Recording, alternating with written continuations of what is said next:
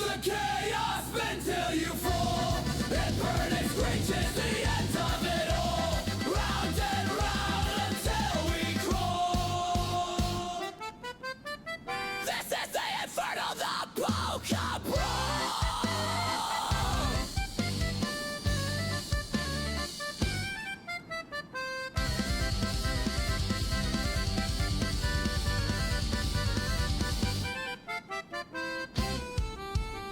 Your lies are balloons, they pop in my face. I'll stop on the floor, leave no empty space. A carnival riot, no room for disgrace. Buttons clicking, hearts are ticking. Heads are flying, skies are splitting. Dance with the chaos, spin till you fall. A bird and screeches the end of it all. Round and round until we crawl. This is the inferno, the Polka Brawl.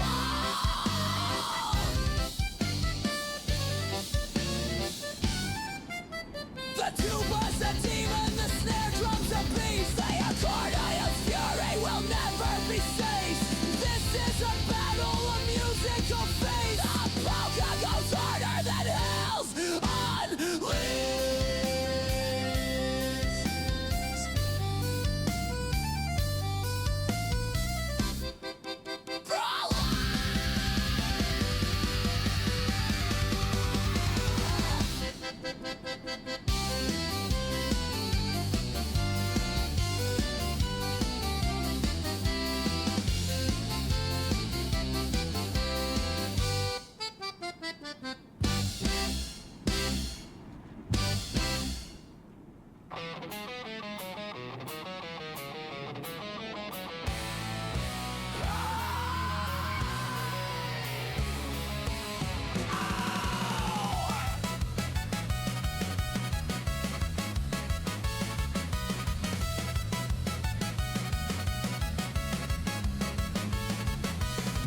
EJ in his rocket chair, blasting curveballs through the air. Space tape, duct tape, pull it tight. Orbital mechanics all night. Wrench in hand, he'll fix a ride. 1995, finish pride. Rusty Discovery, balls, go and throttle up. screaming engines greet the morn. Orbit King, he's on the screen. Polka beats the punk machine. Welding dreams and cosmic streams. EJ's flying through the sea. Vacuum suits and space news chatter. Satellite, they climb the ladder. Black hole, lost gold, and solar flare. He's the captain of these cosmic affairs. Restoration streams at dawn, turning trash to treasure strong. A hubcap here, a piston there. He's the Twitch King with the space age flair.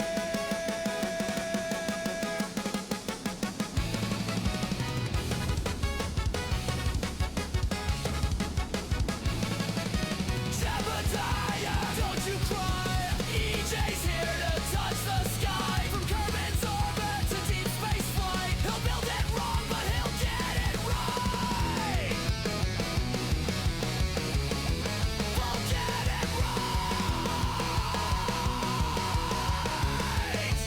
Don't get away.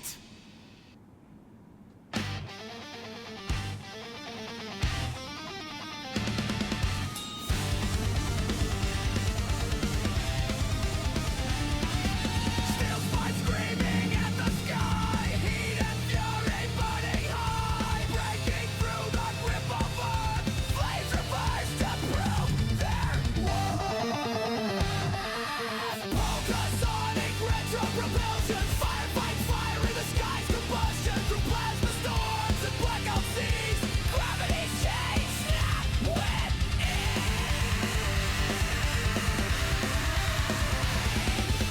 engines roar like ancient beasts. Flames consume but never feast. Metal wings slice the void apart. A funeral pyre, a rocket's heart. Does the air tear or does it yield? What's the cost of the battlefield?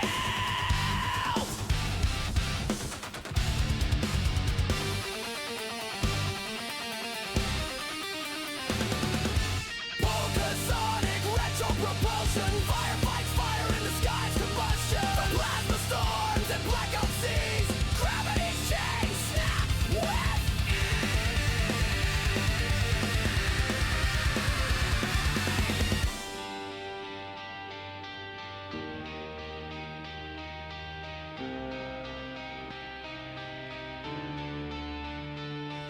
Tumbling rivers, burning trails, echoes scream where silence fails.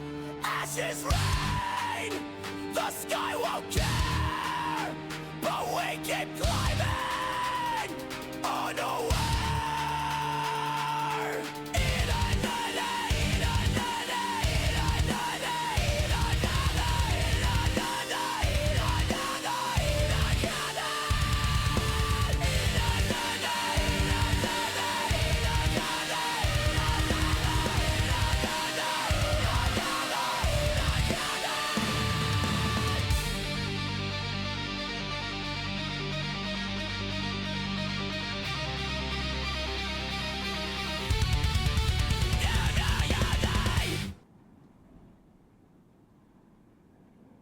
Ooh, it's Monday. What's up, everybody? How you doing?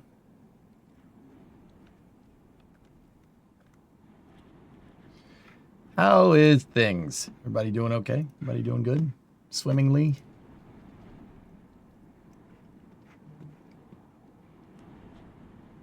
Here, let me bring up the main screen. How's everyone doing? Everyone doing okay?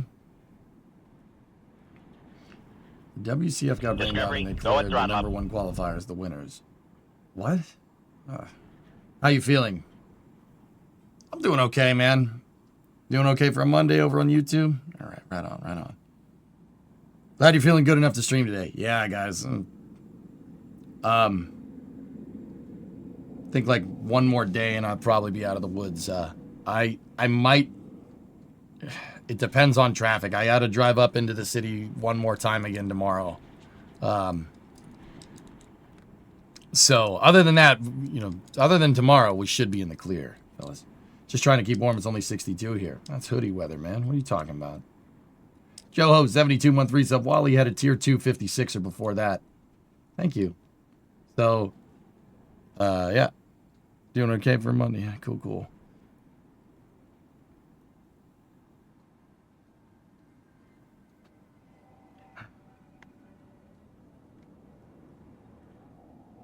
You watched last week's Flame Trench while you're at work, Pash, though. That was a mistake. I couldn't, dude. I called in at the very end because I had some free time. But I feel bad. I feel real bad not showing up for that. But that was out of my control, dudes. Problems are just out of my control, man. So yeah, New Glen is pushed to Wednesday. That's the next opportunity. Apologies if it's been asked, but have you played Mars First Logistics? No, I have not played that. But yeah, New Glen's is on Wednesday, so we should be good in that regard. How you doing? I'm all right. I'm doing okay. Doing okay. I got my mom bought me the Salute to Service Patriots the Salute to Service Patriots hoodie, and I'm actually like super hype on this. Check it out. Look at the back. Here, look.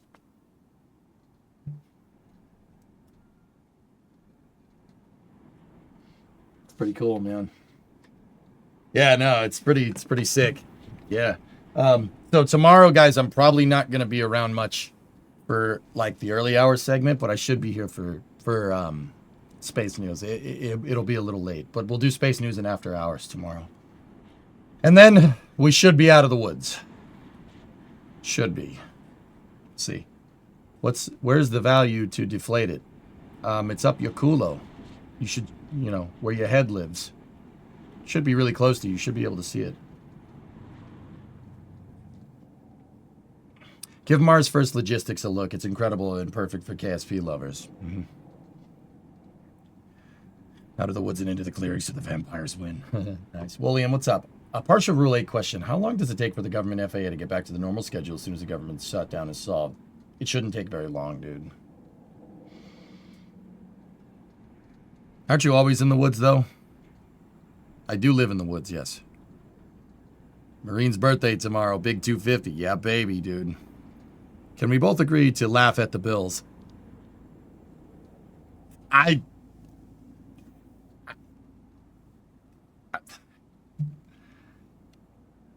Dude, like, here's the thing. like, you know, you'd think as a Patriots fan that I hate the Bills. I don't hate the Bills. My aunt's from Buffalo. Like, I grew up with Bills fans. Like, I don't hate the Bills. I really don't. I actually like Josh Allen. I think Josh Allen's an awesome quarterback. Like, screw me, right? Like, everyone's like, oh, you must hate the Bills. Like, dude, with that being said, I kind of feel bad. Like, yesterday was kind of an embarrassment. I think, fellas, I think Josh Allen is hurt. I think he's hurt. I think he's injured and he's not telling anybody. I was talking with my dad about this. You know, I think he's hurt because they got blown the frick out by the Dolphins, which was kind of feel bad. Like, I like Buffalo. I like Buffalo. I think Sean McDermott's a good coach, and I like Josh Allen. Screw me, right? Like, when he played for the Bills, I liked Stephon Diggs too. He's a disgustingly good receiver. Like, I mean, it's pretty good. But yeah, I don't know enough about Handig to know the rivalries. Just, I mean, Dinkelberg. Generally, for Patriots, everybody hates us. Yeah, that's. I mean, we kind of terrorized the league for like 2 decades. So just the general rule of thumb is that everybody hates the Patriots. Like, that's the general rule of thumb. But, like, I don't... Yeah, I know, Hibbit. That's crazy. I mean, yeah. That's just the general rule of thumb. Here, let me fire up Kerbal while we're talking. Too windy at the Cape today. That front is still coming through. It's not a good day to launch. Patriots are the Yankees of football. I mean, there's a salary cap in football, but yeah. I mean, if you want to look at it that way, I don't think that would be unfair. And like I said, guys, I acknowledge it. Whatever. Like, here's the thing. I ain't no bandwagoner fan. I got brought up a Patriots fan, and I got brought up a Patriots fan in the 90s when they were just dog crap. They were terrible. Like, they were dog crap. Like, I don't know what you want. Like, I didn't grow up that far from the stadium. Hey, Muffin, 75 monthly sub. What's up, dude? Kind of happy blue scrubbed. I fell asleep during the countdown. Yeah, so did I. Wait. The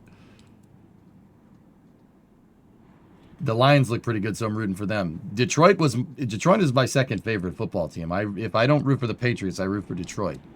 And here's the thing. I've been a Lions fan since probably 08, 09, something like that. I was here for the Jim Caldwell era and the Stafford era and then Matt Patricia and then just,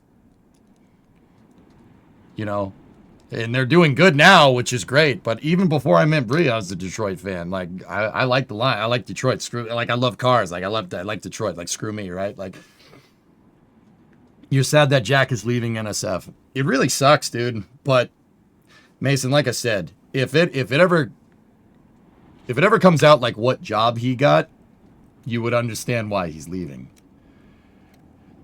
But yeah, dude, I didn't really realize how much of a pillar he is at NSF until after that flame trench. I'm like, oh crap. We just lost a big part of NSF, so he's leaving for quite actually a dream job, Tessa. Like, once again, it's not my place to tell what it is. Is he going to Boom? No. Did you hear the Bengals lost another heartbreaker? Bengals 45, bye week 47. Yeah, guys, he actually got, I can't say. It's not my place to say. I know where it is, but I'm not saying nothing. It'll come out in good time what job he got, and you'll see why we're all like, yeah, that sucks, but also that's pretty cool.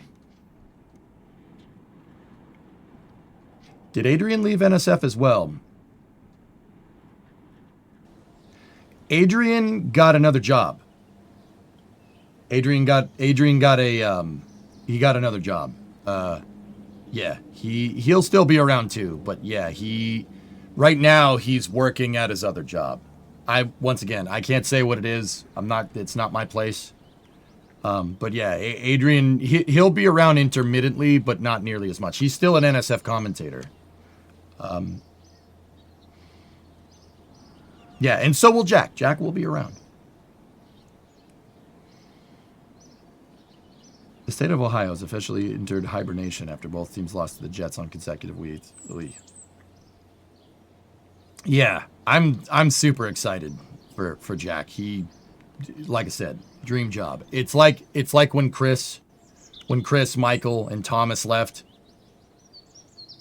Dude, the jobs that they got, like, I can't blame them. I would absolutely leave NSF and probably streaming if I got the jobs that they got. You know, like, I cannot blame them. Dude, NSF is turned into an avenue to basically work in, like, communications in the actual aerospace industry, and I'm here for it, man. That's super cool.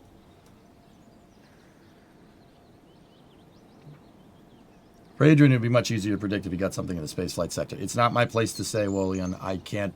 It's not. That's up to him. That's his prerogative to say where he is and what he's doing. Like, I don't speak for other people on the internet. Don't speak for other people, period, you know? NSF lost another OG. Apart from you, they're left with whiny people turning up about to do the jobs. Paul, we're going to have to get in there and right the ship, I think, dude. I think that's what we got to do. Yeah, in terms of sports team, NSF has become the farm team. Yeah, it's fine with me. Blue should poach some. No comment. No comment, dude. When I was growing up north, we knew a lot of guys on the teams. I even have an autograph from Jim McMahon. He was playing with the Bears. Somewhere at my dad's house, he has a signed jersey from Walter Payton. Ho, ho, ho, ho, ho, ho, ho, ho, ho. Look at you. That's pretty cool. Yeah, we gotta step up. Yeah, we gotta right the ship over there. Don't worry, I'll figure it out, man. Figure it out. Walter Payton signatures. Walter Payton signed jersey is pretty sick, man. That guy he's a disgustingly good player. That's when the Bears were hot, man. They were hot. The Bears.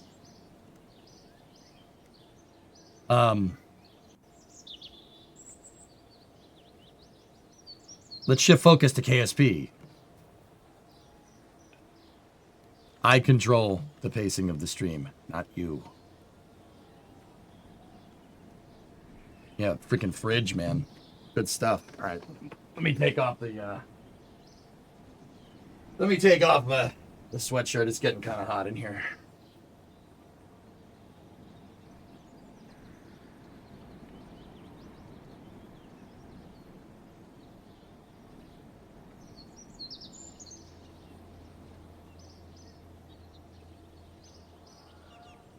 All right, so we need to get the crew back from Minmus. We have a crew out there right now. We got to get them home. Why do you want to fly to the moon in Minmus doing science? Because I feel like it. I don't get the reference. It's Monday, man. Come on, give me a second. Hey, Galax, what's up? All right. Take a look at contracts. We actually completed all of them. We just got to get that crew home. We got a science data from the space around Minmus. We almost have enough to upgrade the VAB. We're almost good to go. We're getting a flat game in Melbourne. What?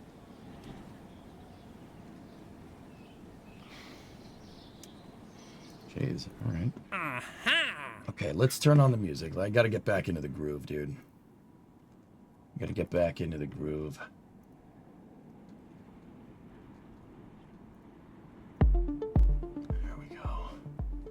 Yeah, I'm gonna need you to come in on Monday. That'd be great. That'd be great. All right.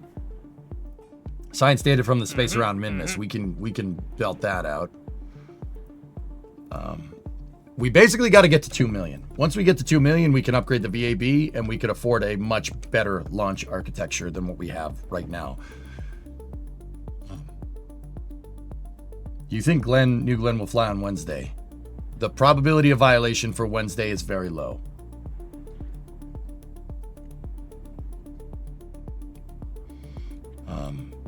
So we should be good. We should be on track. Dude, the more and more I think about it, I'm not trying to dump on Blue, but, and I'll admit, I'm kind of pissed that I missed the hand egg game. I do like watching sports, despite being such a nerd. I don't know. I can't tell you. I don't know why. You know, that weather report that weather guy and I looked at the beginning, I was like, there's no way they're launching today. Like, they ain't gonna do that. You know, this is very much still a test rocket. Like not a test rocket like SpaceX, but this is, you really do not want to launch this thing in anything but ideal conditions.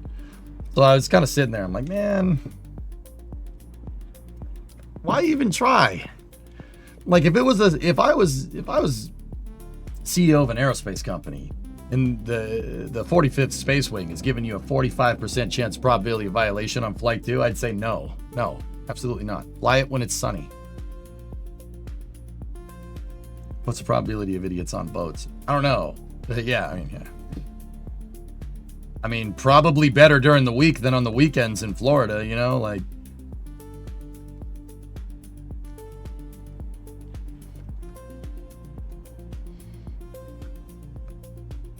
It's important for our drivers to focus on driving and talk less. Oh. Treating it as a wet dress rehearsal. That's fine. Then say that.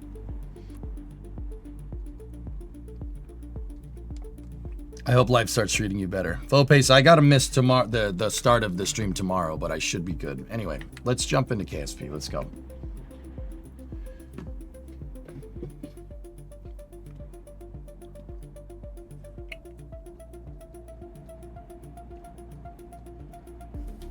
All right, I'm looking through. We actually did all the contracts from the mission that's up there. Let's start by just getting those Kerbals home.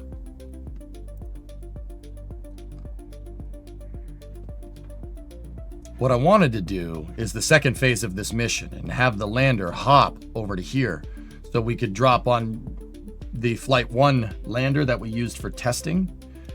I want to be able to drop them over there, but I'm not sure we have the Delta V to do it. Let's take a look. Okay, Hibbit.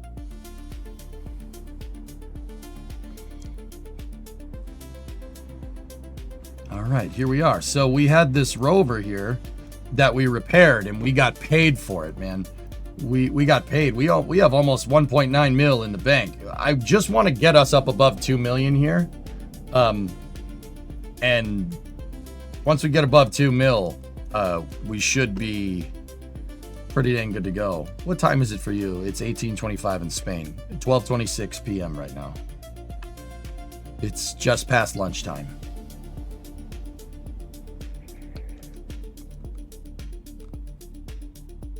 You ready for that snow? No, I gotta take the snowblower out and make sure that works. And my generator. I mean, hopefully I'm near the ocean so we don't get that much. Anyway.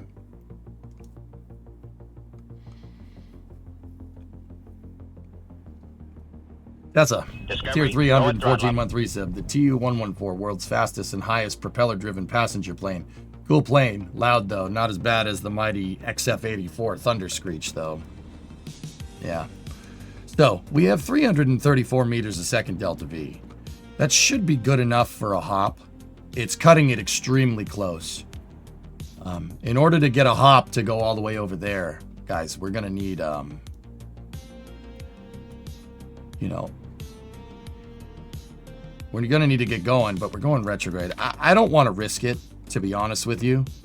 I think I didn't load this down with any science experiments or anything, which kind of blows. That's kind of my own fault, but I'm trying to think what we could do to get over there.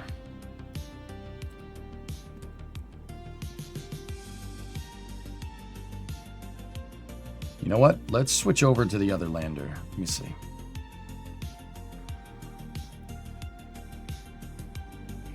No, James. They got an exemption. Blue got an exemption to the nighttime launch thing that's going on here.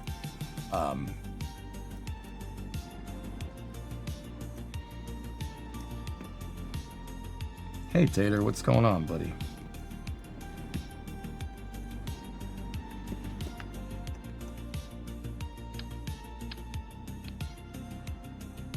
Yeah, that doesn't really have the space to do this. What I want to do is try to get these science experiments over there, the seismometer and the control Discovery, station. go at throttle up.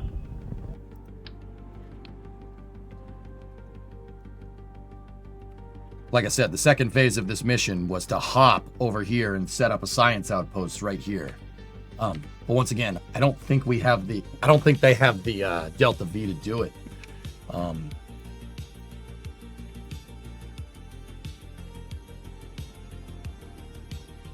It's pretty moot now. I'd expect the limits to be rescinded soon. Yeah. Have they done a hop yet? Who, Clayton? Has who done a hop?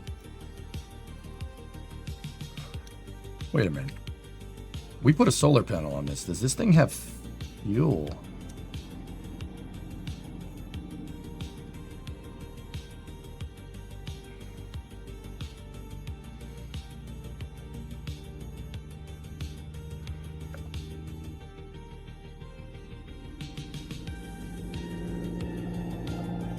Hang on a second. I generally don't like doing this, but if we go to the main decoupler here and we enable cross feed, right? We should be able to squeeze some fuel out of the ascent component here. Now, once again, I generally don't like feeding fuel like this unless we explicitly stated that we can cross feed into mission operations, but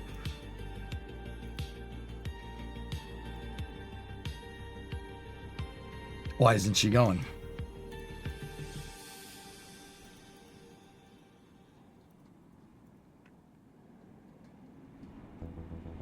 Huh.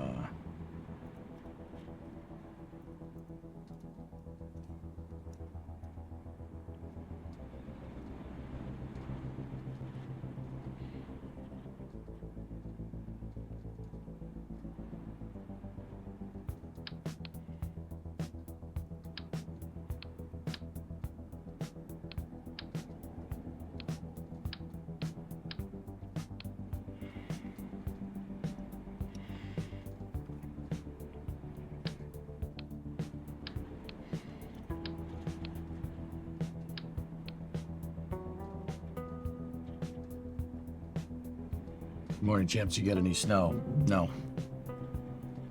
Check out crossfeed rules. Yeah, we can't do it. You can't crossfeed through a decoupler. I set the difficulty high on purpose. All right. If we can pull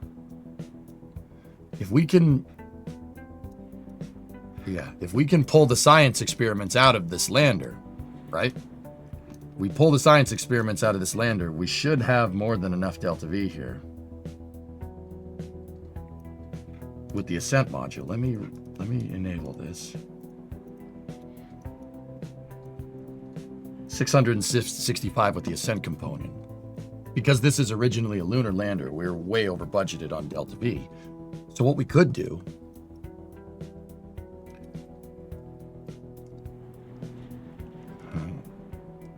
think about the components of this mission. We still got to get back up there.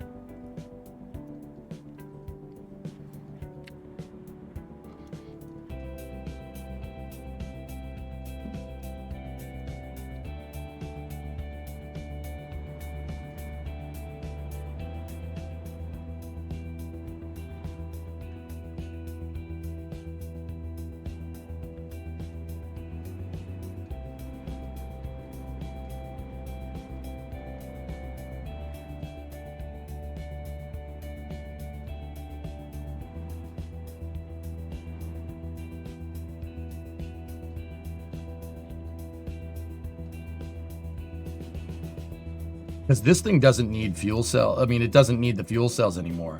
We could find a way to transfer the fuel out of it. We might be able to get what we need here. I could always take apart the rover that I just fixed.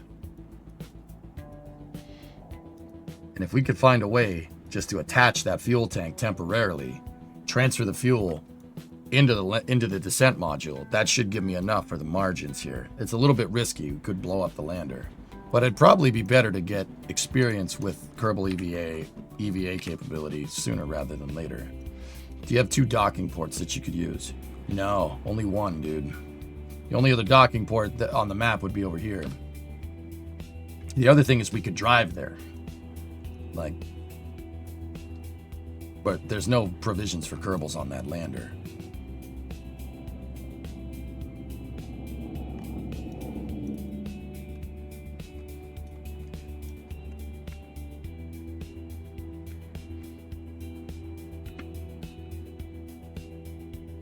Oh.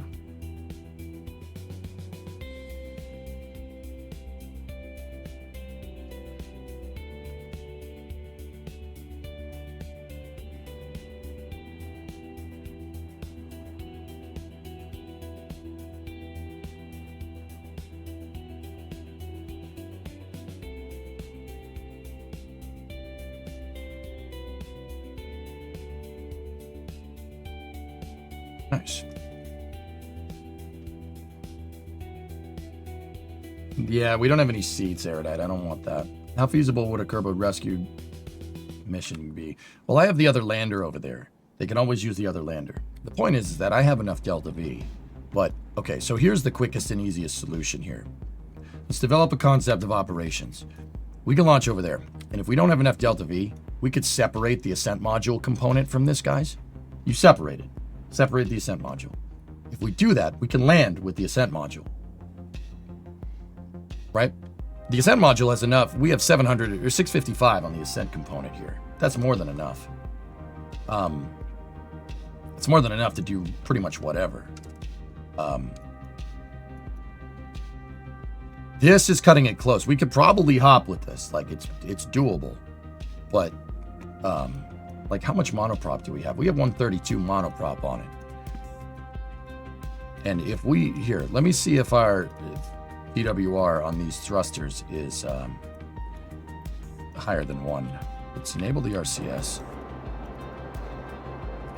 It's not higher than 1. Okay.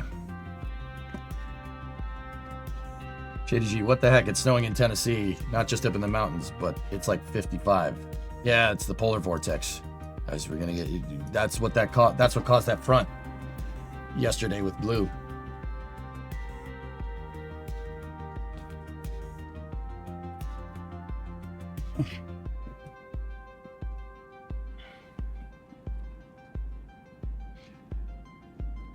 All right, so if we get over there and we use the ascent module to land, I moved all the science experiments into the ascent component. So if we have to jettison this thing, we have to jettison this thing. What they can do is they can use the other lander over there to get back up. That should give them more than enough Delta V to get back to Jeb. Let's just move them a little bit so that lander gets out into the light here.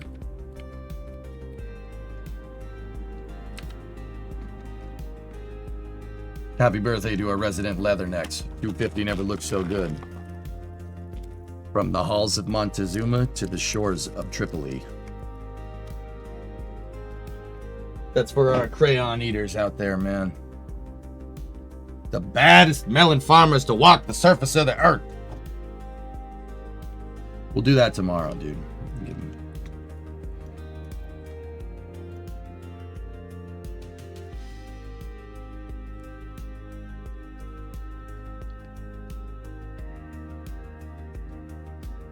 Glenn must launch at night now? Yeah, no.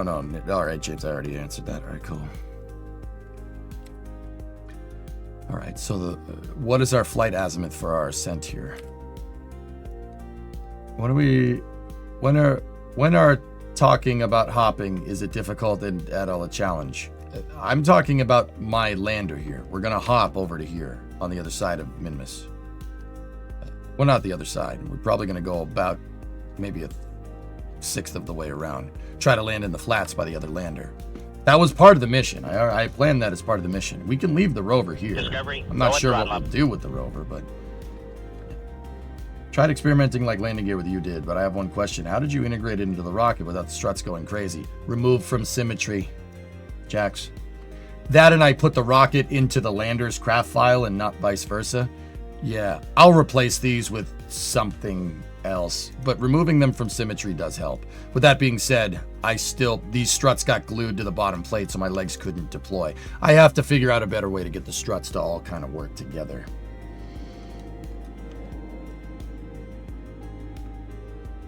Can the small tanks on the Ascent module be removed by the Kerbals? Yeah, but I don't want to compromise the Ascent module's fuel.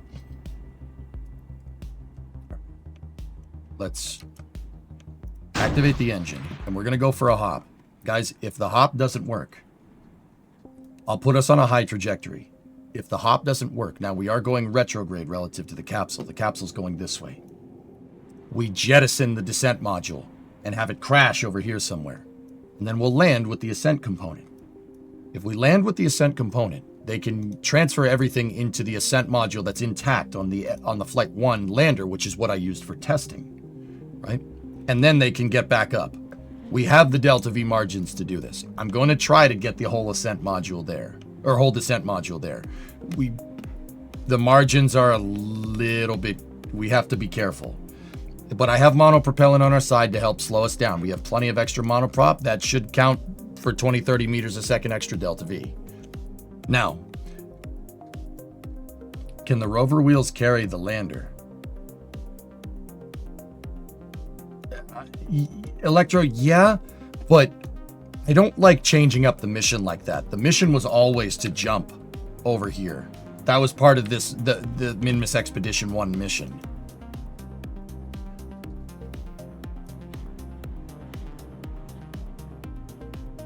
If we have to jettison the descent module, it's no big deal. We'll lose some scientific instrumentation, but the real reason why I planned for them to go over there is for the ALSEP experiments, the surface experiments packages. That would be really good. And then eventually maybe we can come back and grab the lander. Hey, Nazlik, I'm doing just fine. Monoprop's like, I got this. All right. So, our flight azimuth is not due west. We are looking at basically west-southwest. So let's dial in a flight azimuth of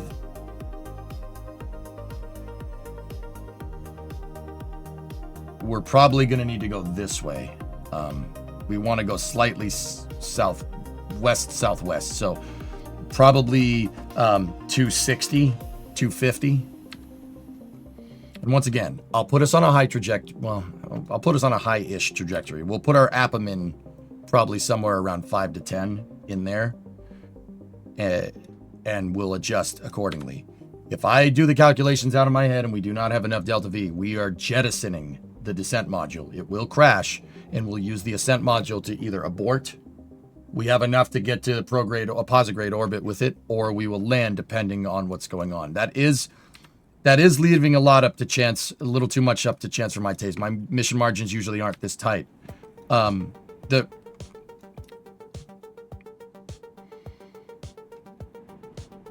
the capsule, I mean, this is a relatively safe thing to do. We got to go this way.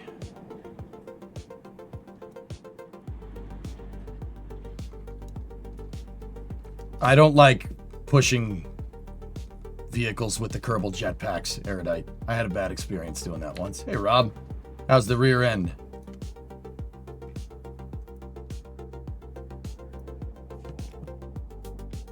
What, that rear end? Doing all right.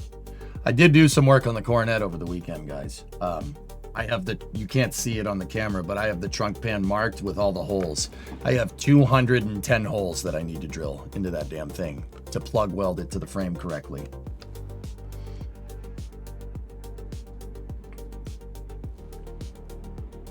Hey, Ish, what's going on? Frank, what's going on? Hello, do you have reduced money science gain? It's on the highest difficulty settings, Murphy, whatever the high difficulty settings are.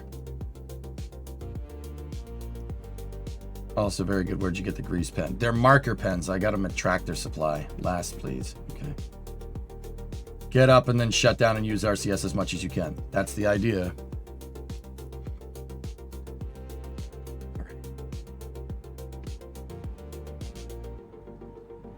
So what the other thing that I'm going to do as an added measure of safety, I'm going to turn on my Ascent module turning thrusters, not necessarily the up-down thrusters. The reason why I'm going to do that is because if we have to jettison, we're going to need to maneuver. We're going to need to be able to pitch, yaw, and roll with the Ascent component here. I won't turn on the forward and back translation controls. Those, the up-down thruster right there, that's just used for docking. So as long as we have our translation controls active on the Ascent component, when we jettison, we'll be able to steer the thing into the right orbit.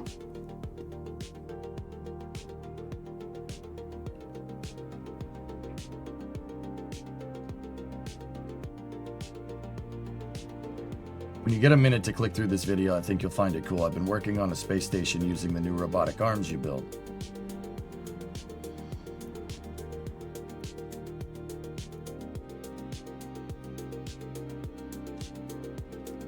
Nice demo. Dude, did you code like inverse kinematics on the arm, or are you just manually adjusting the robotics?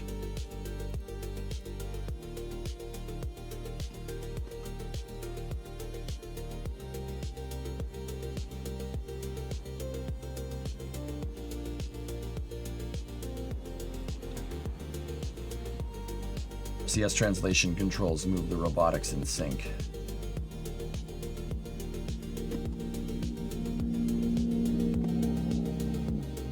Chevy. Sorry.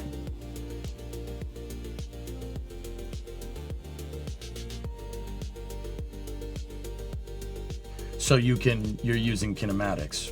Cool. All right. Neat.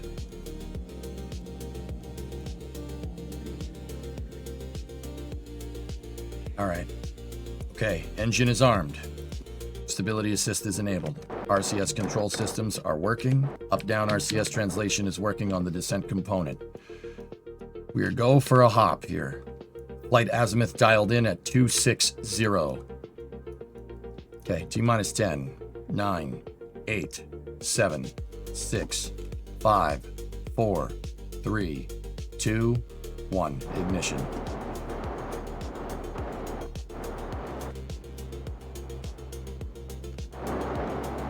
Reorienting. Rates look good.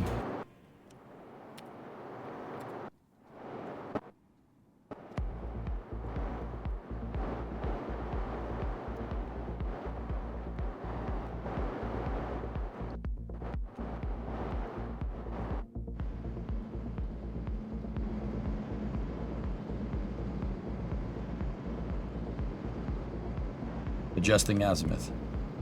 Okay, we're on a principal burn.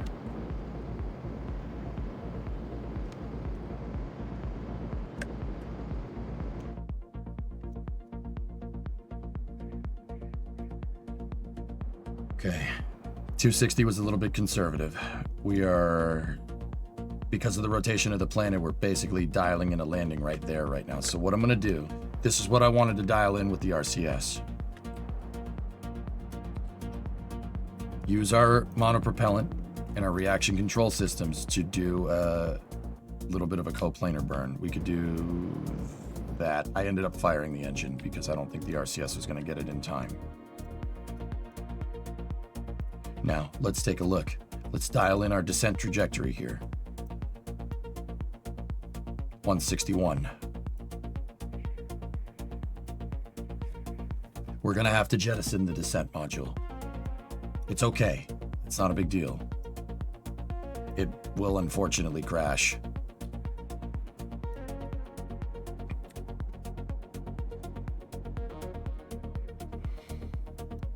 See, because this 161 is going to get us basically where we need to go. It's going to get us over the landing site, right? But even if I hadn't done that, even if I dial in the flight azimuth perfectly, we're still going to have to jettison the module, which kind of blows, but...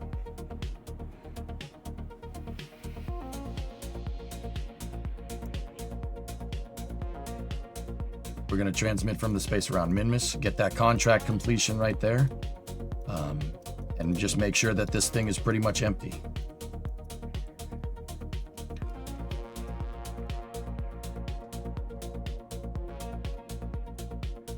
Okay.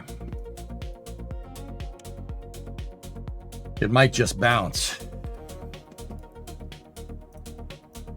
Discovery, go at throttle We'll up. discuss after the burn here. I don't generally like jettisoning a stage and having it landing anywhere near where we're coming down because debris is going to fly. Hey, all systems. What's up? Dons, what's going on? 4-month resub.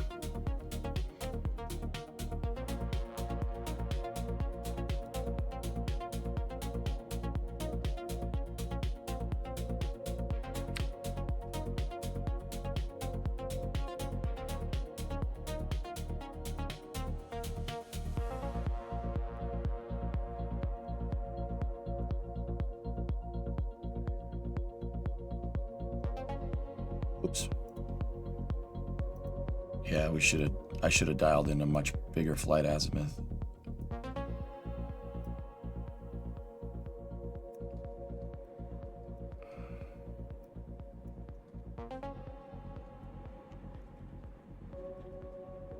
We might, fellas, we might be able to do this. Hold on. It might be enough.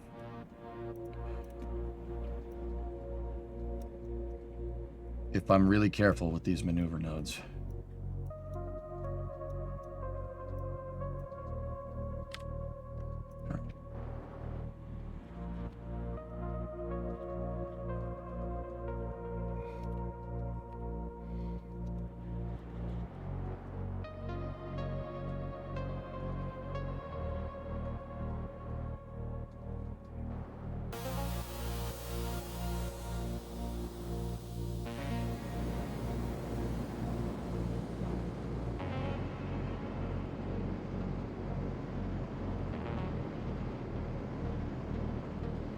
This was a horribly inefficient way to do this, guys. 62 to 75.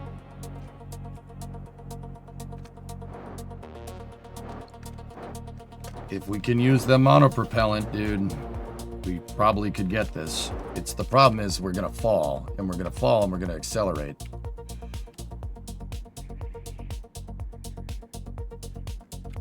Looks like the Giants lost their patience. Well, yeah, they fired the head coach. Fair. See, look, we're at 4,000 above the surface. We have 80 meters a second here. We only have 75 meters a second delta V. I don't want to risk this, so what I'm going to do is burn the rest of this. And the RCS, the downward facing RCS. Oh, hold up. If I can decelerate, we should be able to do this. This is a little bit risky.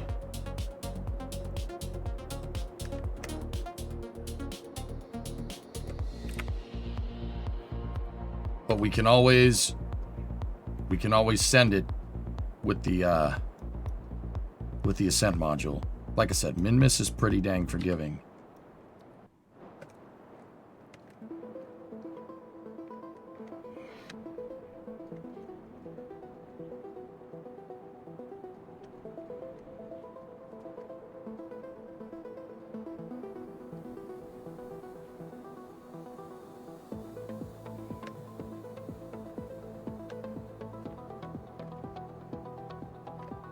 $700. Slow down.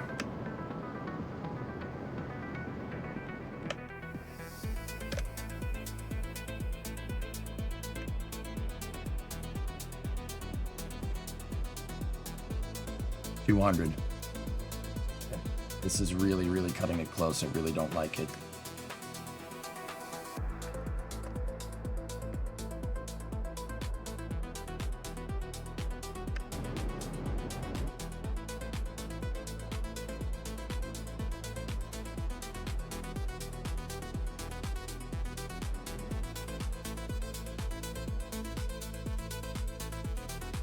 12 meters a second. Where are we?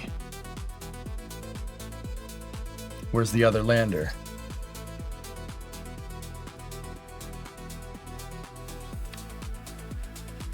Nice. That was good, man. That was really good. Yeah. Just as I thought, the monoprop saved us.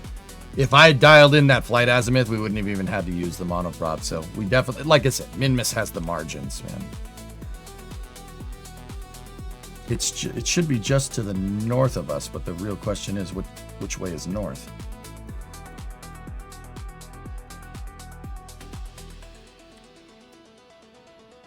Oh, there she is. Oh, dude, no way. Discovery, go at throttle up. Nice. Pop Bull Dust, 13-month resub. Thank you.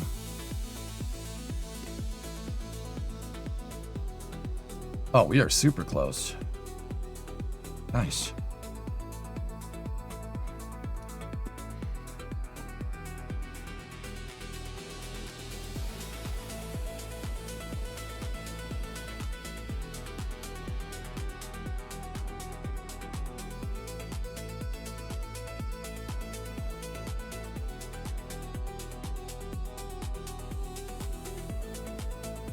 We're out of monopropellant, so unfortunately this is about as close as we're gonna get.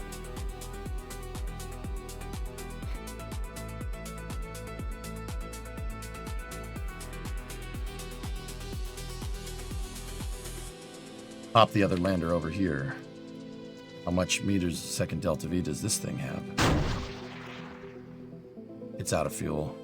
The descent module's out. Okay.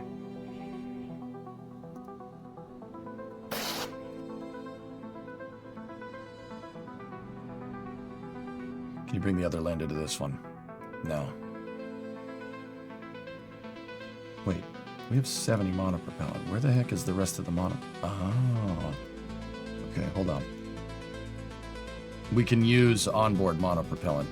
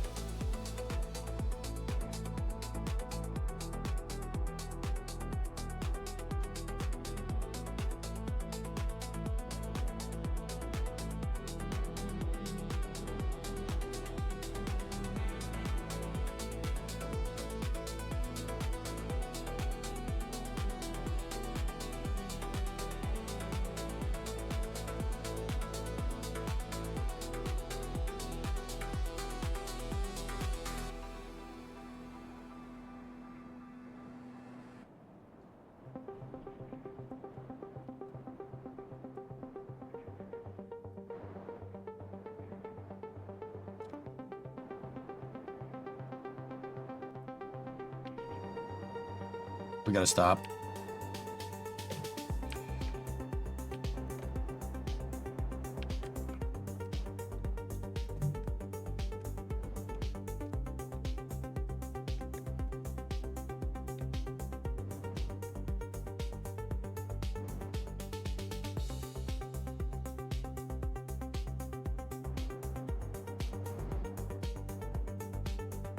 That's as close as we're gonna get, dudes.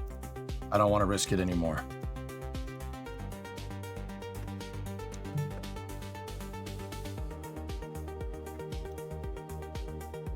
We half the distance. And just to make sure that I don't get any more temptations, we are just going to shut it off. Safe the descent module engine.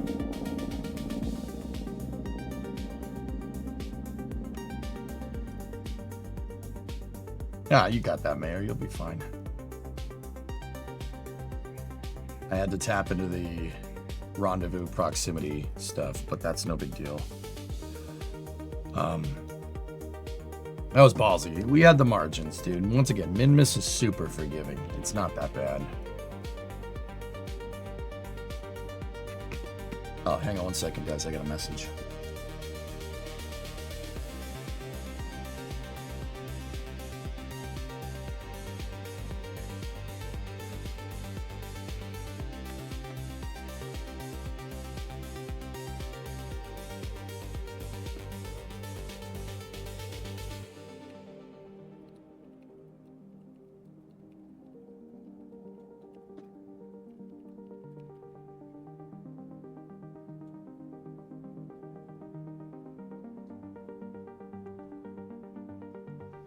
I was talking to Mr. Yak,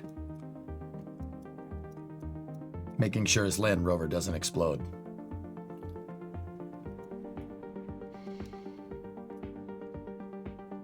We can't transfer, Tessa, or else I would.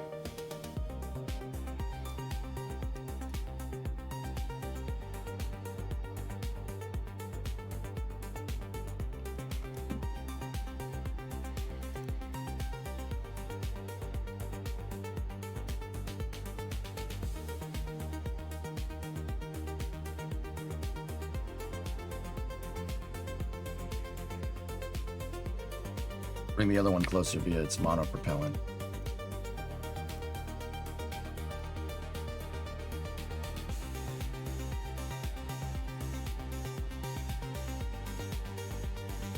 Yeah, dude, no harm, no foul, I suppose. Same design.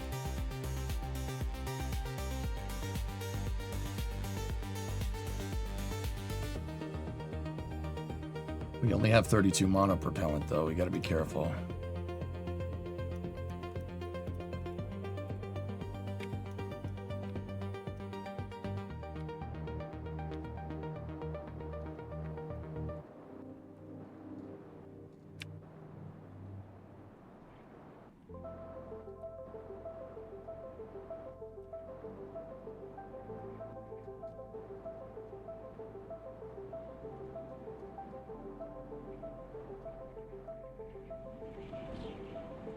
If I could get these things within 180 of each other, I think we'll be all right.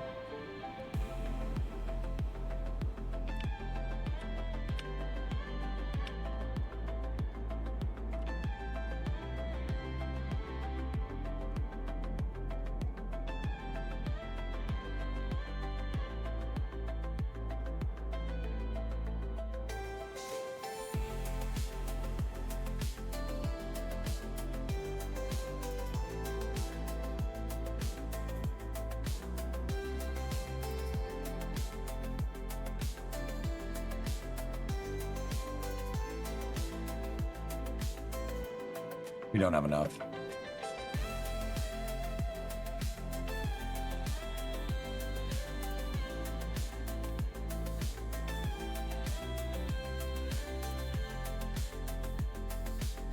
That's it, man. We have exhausted all other options. How far away? 570 meters. All right. We're just gonna have to take trips back and forth, dudes. This ascent module has more everything on it, so we're going to we'll make base camp here. So I need Bart bro to go and grab the experiments.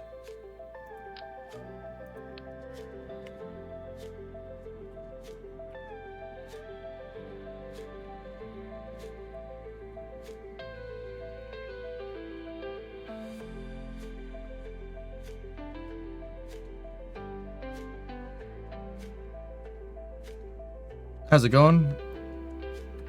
You're studying the American Revolution now. Cool. If you want to know history about that, Ator, I can teach you about that if you want. That's the American Revolution happened on my back doorstep. I didn't grow up far from Lexington and Concord, which is like, yeah, that's where it started.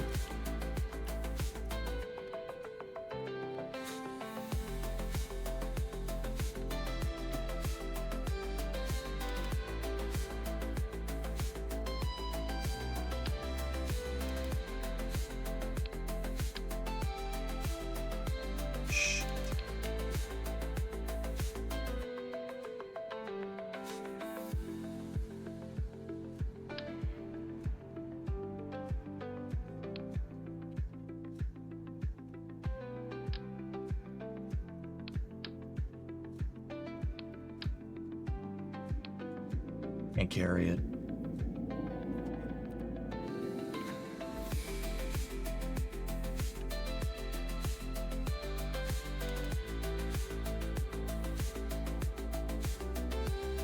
Is it too late for us to apologize about that? No.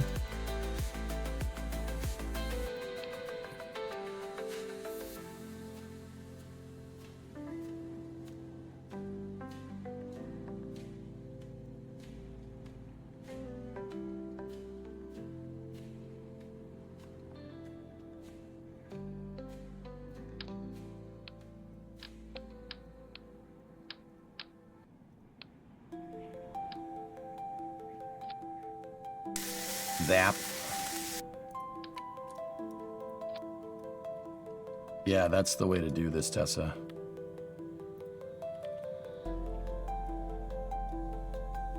Apology accepted, Captain Nita. Yeah, you can apologize if you want. I mean...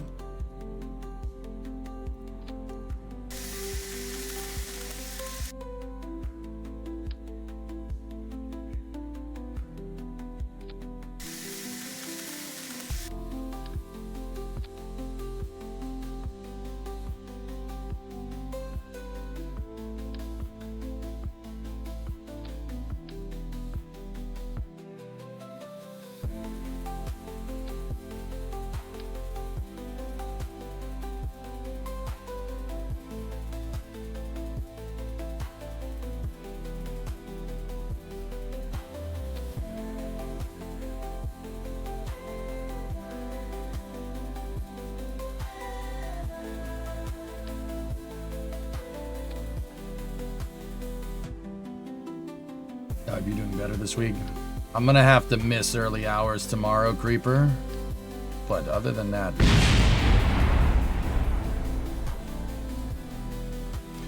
We just lost some science experiments. The Kraken ate it.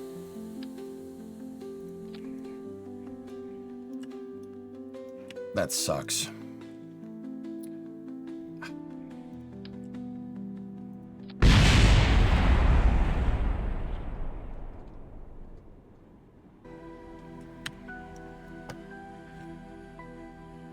Grab the boxes, they said. Move them across the surface, they said. It'll be fine, they said. Well, that pretty much made this useless. Damn, all the science experiments were in there.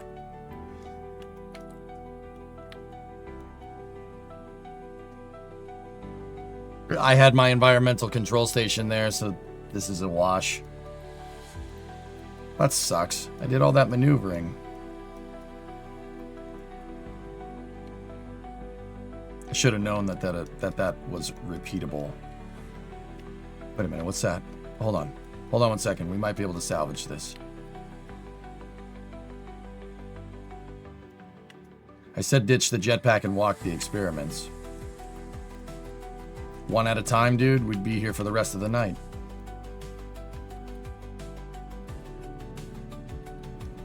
Looks like we got some green stone over there. Hold on. Oh, you gotta be kidding me. Come on, you landed on your feet. Not with Fizz Warp. You want a Fizz Warp on Minmus. What are you, dense? What's wrong with you? That would tempt the Kraken more than what I just did. Looks like we got some greenstone over there. Before we do that, though, guys, what I'm going to do is I'm going to go to the Space Center. I'm going to see if there's a mission to bring back some greenstone from Minmus. If there is, we'll grab it.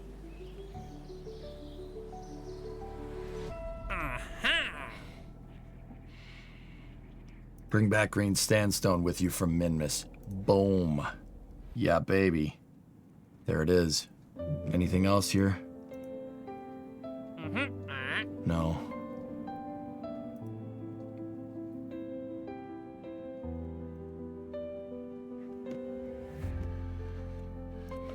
Alright, we got the green sandstone. That sucks, man. All the science experiments were in there. I purposely didn't load up the MF2 lander with like the ECS so we could bring the solar panels up.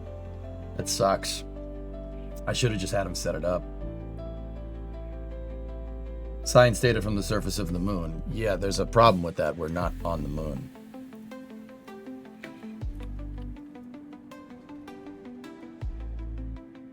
How much science points did you lose? Not much. They're passive experiments, Pigeon, so it's more like we lost science over time, which sucks, but it is what it is. Maybe next time I land the landers next to each other instead of, you know, not.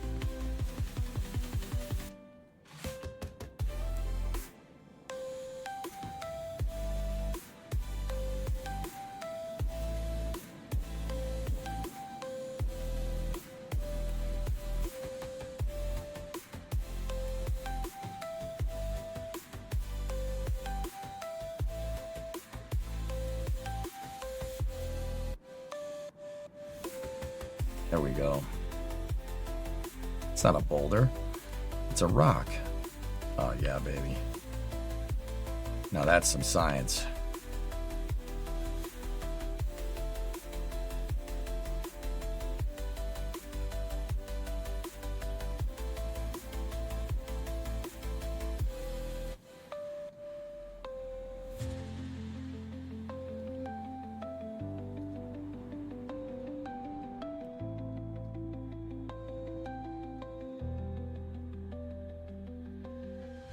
It's mint flavored, obviously.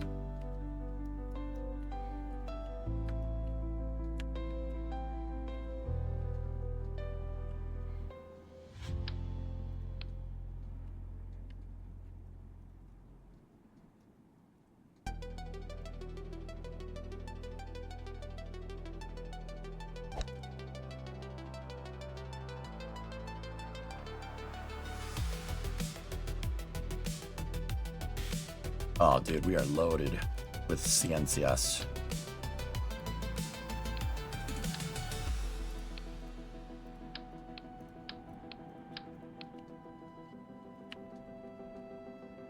Well, I suppose we'll put the solars out. Doesn't really make a difference at this point. They're not going to be generating power for anything, but...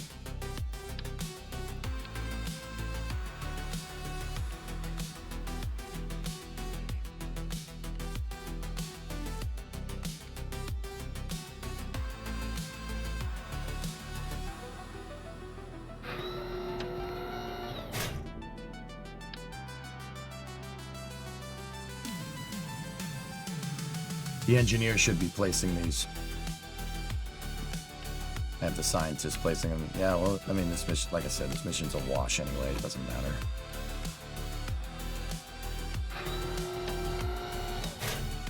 Have you ever discovered the green monoliths in Kerbal? Yeah, of course.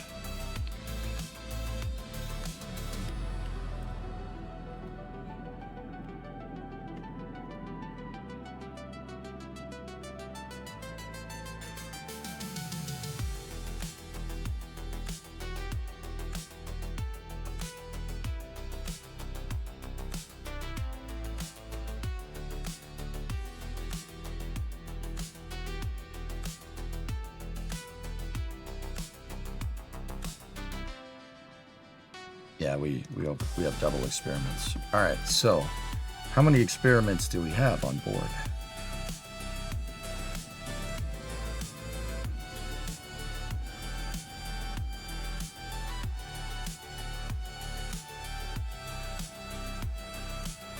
$90, $75.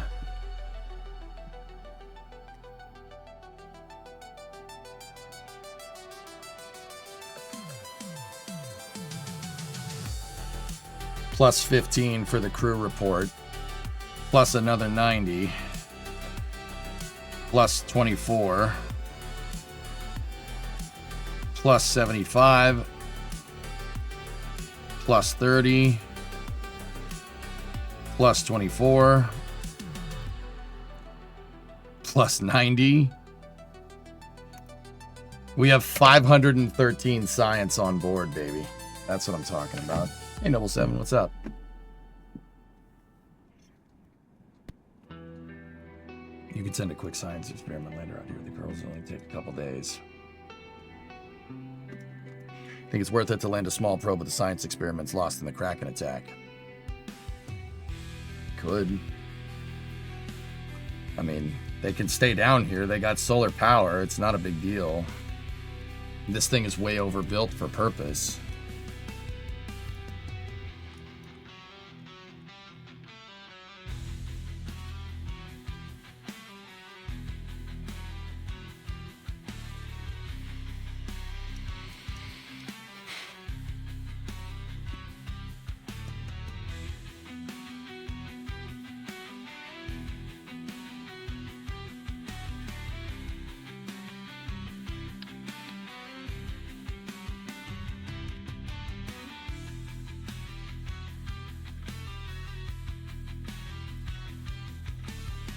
Could just use my target vehicle lander, Tessa. Is it really worth the extra, like, I mean, we're trying to save money here. No, I think we'll just complete the mission. We'll do this on the next one. The problem is we gotta wait till we're in phase with the capsule again. Jeb just up there, oh crap, I went too far. Jeb's just up there losing his freaking mind.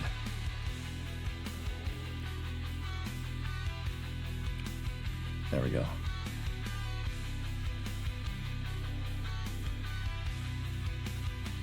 All right. The next one we'll send down here. Okay, let's do this. 5 days down here. Pretty cool. All right. Make sure the descent module is completely safed out. We do not have any extra monopropellant on this thing. I believe the monoprop tanks are completely empty. Yep. Okay.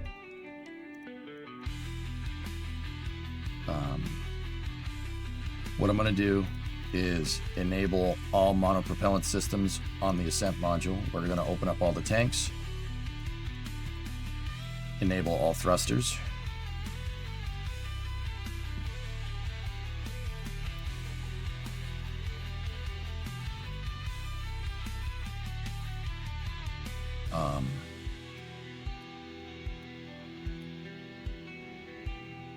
yeah, these need to, yeah, those are, yeah, that's set to what they need to be set to.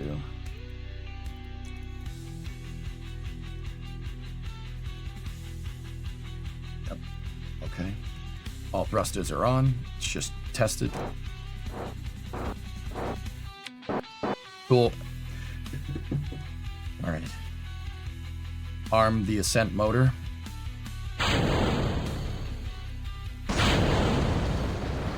Ascent motor is armed. Okay. We are going to launch with a flight azimuth of 80. 80 should put us in the right orbit. And we're aiming for a 10-kilometer circular. So I'm going to bring this up over here. Okay. T-minus 10, 9, 8, 7, 6, 5, 4, 3, 2, 1. Okay, we got a good lift.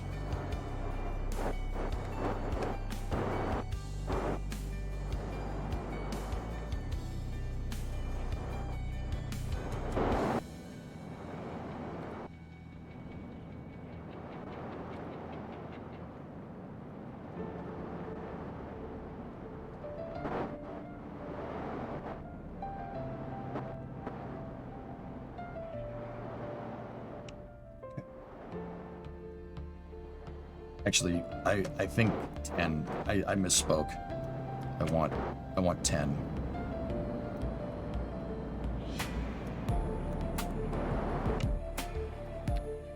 What the hell's going on?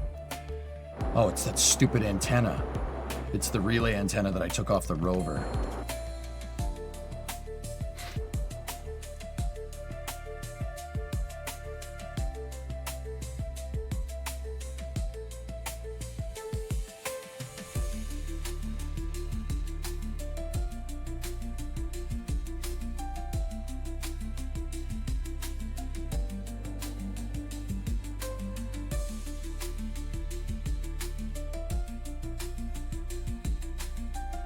Got to be careful. I mean, we got plenty of Delta V. It's not that big of a deal.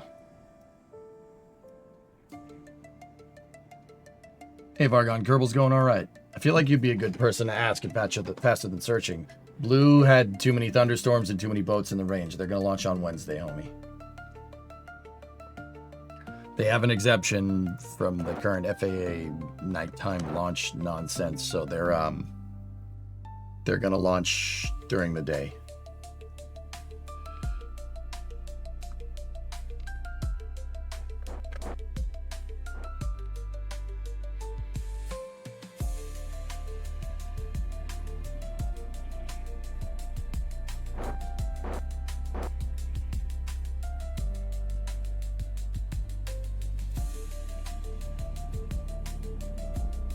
Okay, we're going to circularize here in a moment.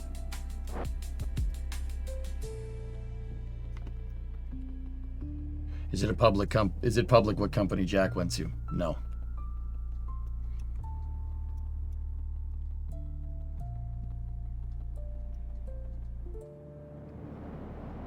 Discovery, go at throttle up.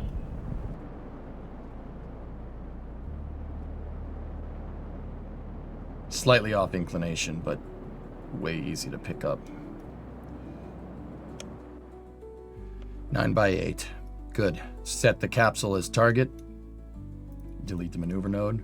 We're off inclination by about 4 degrees. A 4 degree plane change up here is not a big deal.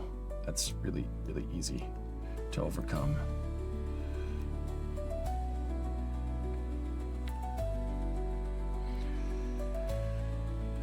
Hey, Vind. We just got to be careful with our monopropellant here, guys. We did dip into it a little bit, and we still need to do a rendezvous proximity operation with the capsule. What's with the night launches? Why launch at night when people are trying to sleep? Orbital mechanics is the answer to that question. For night launches in general, Death. The reason why they're only doing night launches right now is because of the, long story short, the government shutdown. But that should, I have a feeling that's going to end sooner rather than later, so I wouldn't worry about it too much.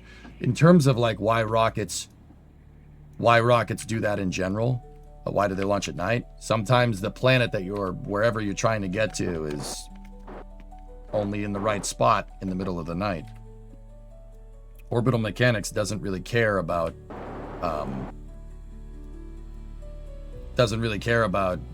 day, night, whatever. It's just physics.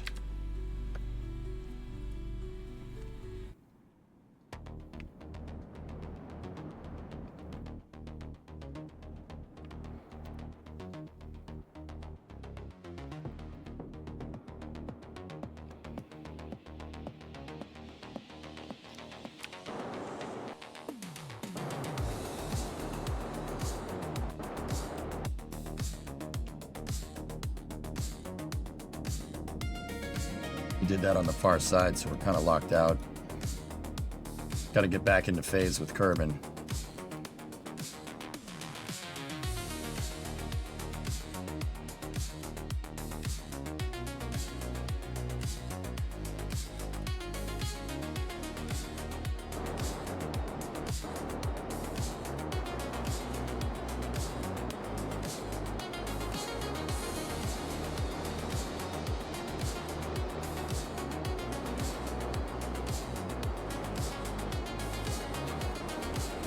Good.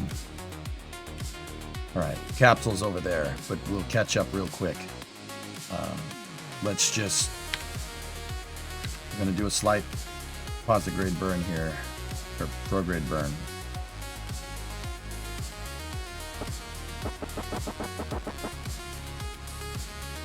Monopropellant levels are still good. Got to be careful with that electrical charge here. We only have one solar panel. PJ, if you fly near the sun, do you need special heat protection? What do you think, dude? If the sun is extremely far away from Earth, Pigeon, and we need to wear sunblock, what do you think it's going to do to a computer if it gets close to it? Oh yeah, you absolutely need a thermal protection system.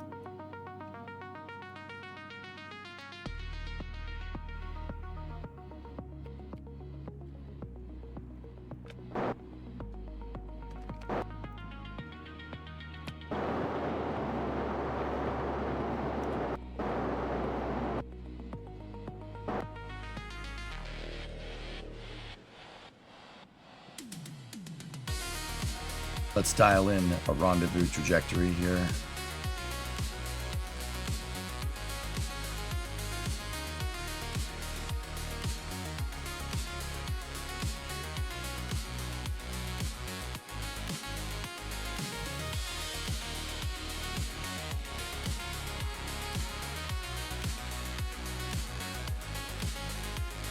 It's actually pretty good. 6 meters a second in an hour and 40 minutes. Just got to catch up here. There we go.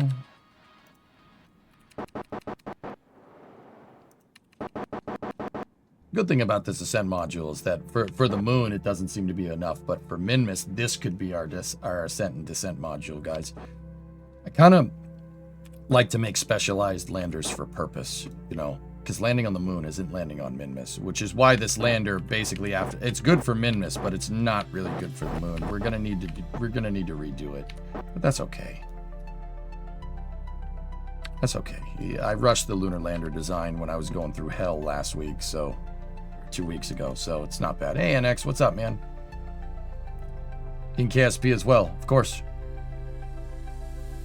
Question.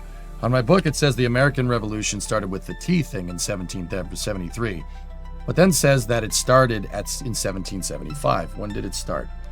Okay, let me do this burn, Ator, and while we're coasting, I'll tell you. So,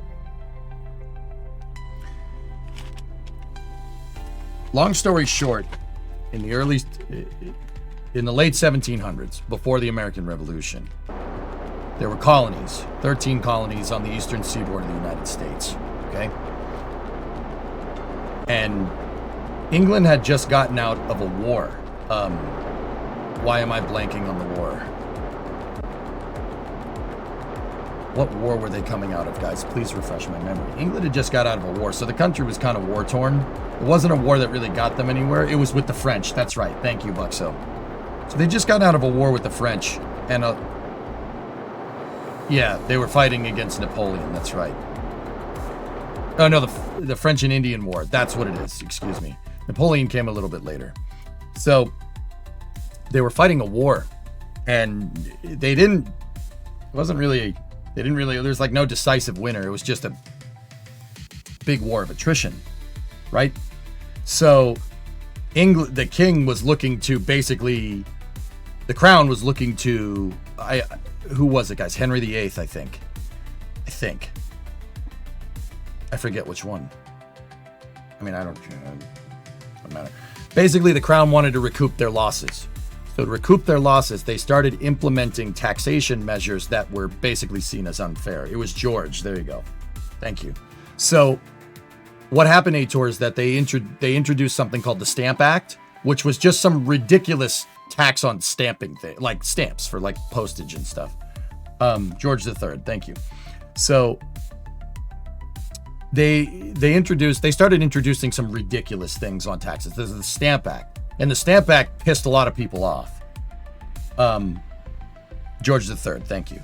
So it started pissing a lot of people off because, you know, that's not fair. Because interestingly enough, a lot of the people in the colonies in North America fought in the French and Indian War. A lot of founding fathers, they're not necessarily founding fathers, but people would later serve on the American side in the American Revolution, were veterans of these wars, all these wars that England fought, right? And they were like, wait a minute, wait, what the heck is this? Like, I fought for this country, and now you're just going to tax the crap out of me? This is ridiculous, right? What the heck's going on here? And fearing that England would do what England did to Ireland decades prior, they started getting a little worried. All right, you got stuff like the Stamp Act, right? You got stuff like, read about the Stamp Act. That was a big turning point. And then they put that, they started putting in taxation on tea and stuff. And interestingly enough, a lot of the people that fought in these wars were like, what the hell is this? This is stupid. Why are we getting penalized for serving you? This is dumb, right? This is really stupid. Now, keep in mind, guys, this is a little bit of a condensed version, and it's been a while since I've taught it on stream. So HR, fears of England basically clamping down on the colonies, right? And doing basically what they did to Ireland, and they wrung Ireland dry, right? Colonists around Massachusetts, my state, and the other 13 colonies started arming themselves. They started buying guns.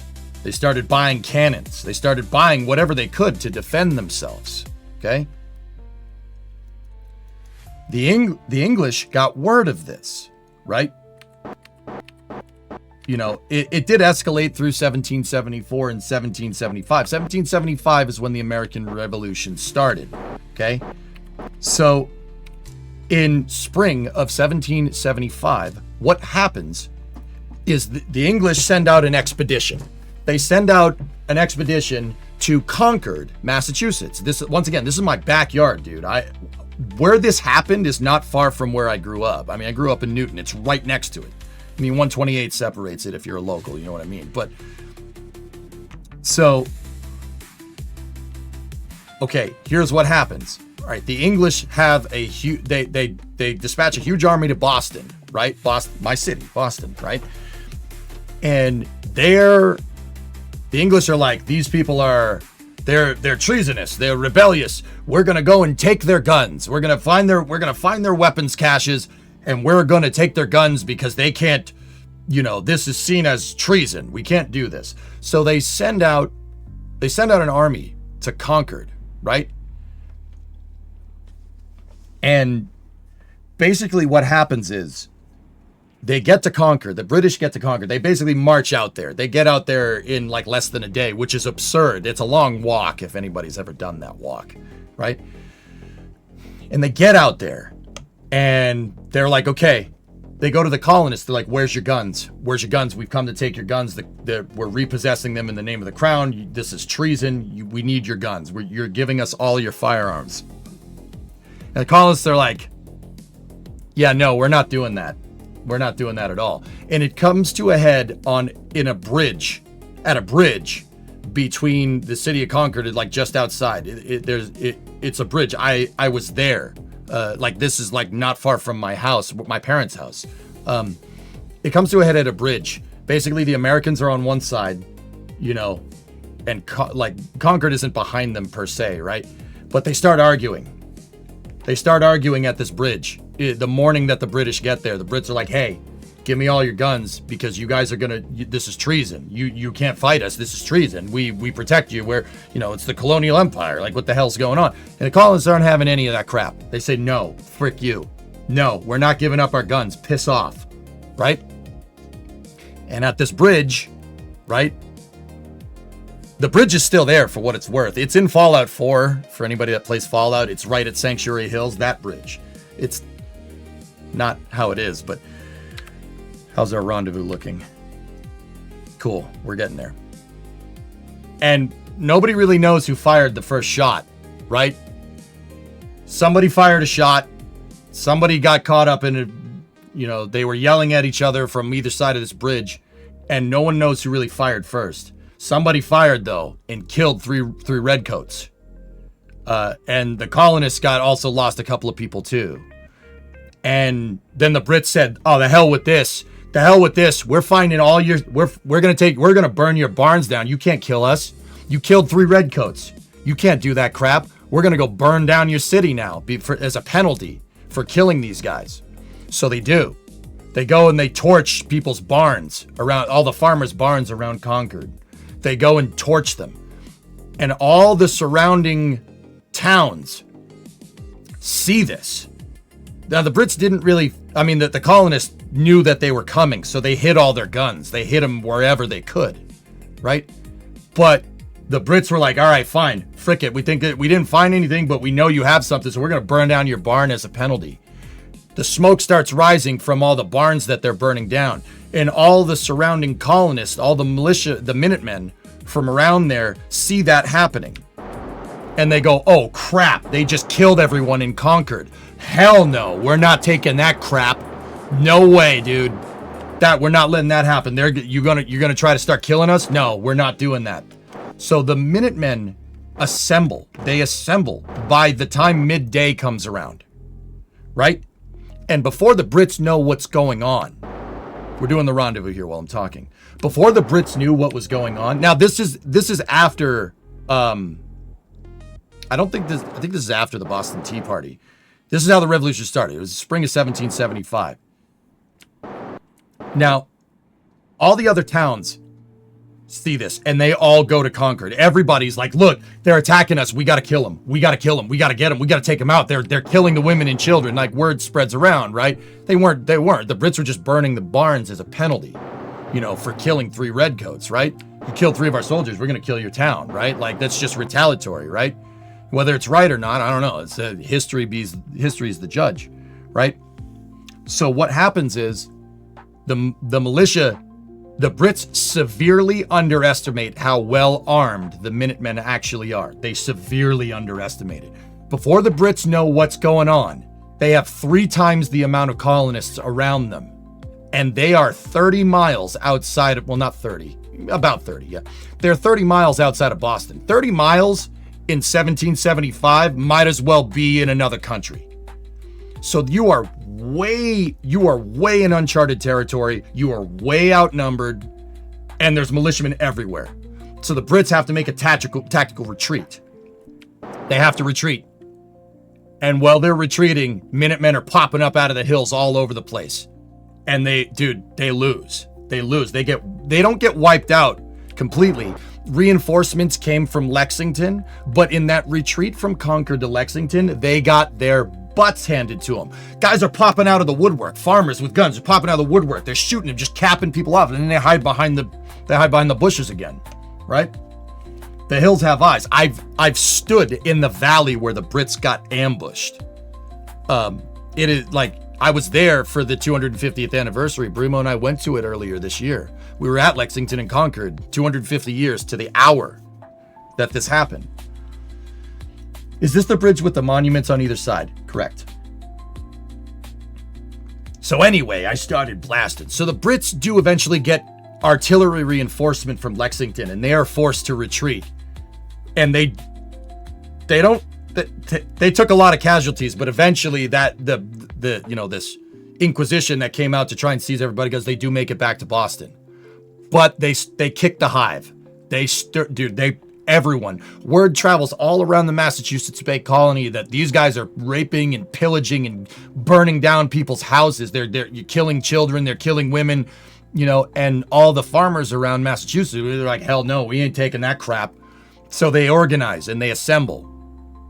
And that's when George Washington comes along and he commands the Continental Army. He takes control of the Continental Army, I believe, a little ways after that in Concord, and that's when the American Revolution starts. The Tea Party and the Boston, I think the Tea Party was before that. It's a little fuzzy, but the Boston Massacre happened before that. Basically, these people had enough. They had enough. The Brits were basically terrorizing them, like what they did to Ireland, and what they're still kind of doing to Ireland. Sorry, English people, you know what I mean. Yeah. It's super interesting, Aitor. Like, dude, these people had enough. They were pissed. So they fought, right? Well, they were basically pissed off because taxes. They armed themselves and then argued and fought. But then didn't it start with the tea thing? The Tea Party did happen. Yeah, a bunch of patriots. They're called patriots, not the football team. The football team is their namesake, right? My hand egg team.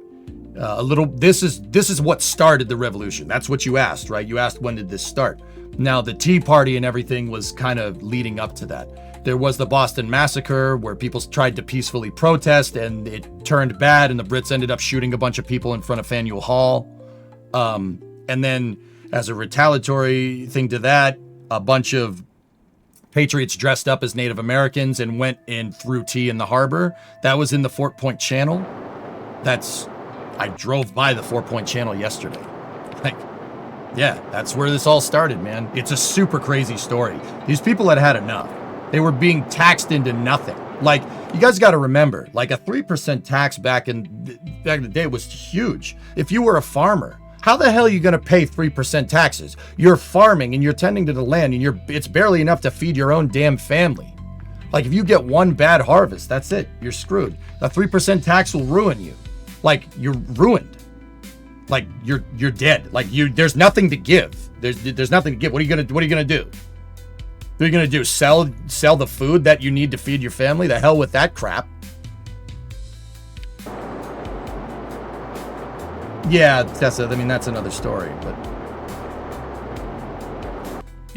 nobody had a 3% margin. Most of the people in the colonies were farmers. There wasn't, this place was not as urbanized as it is now. Not the Tea Party, the Tea Rebellion. Yeah, it's called the Boston Tea Party, Aitor, in English. I don't know if the translation to Spanish probably doesn't get it exactly right, but...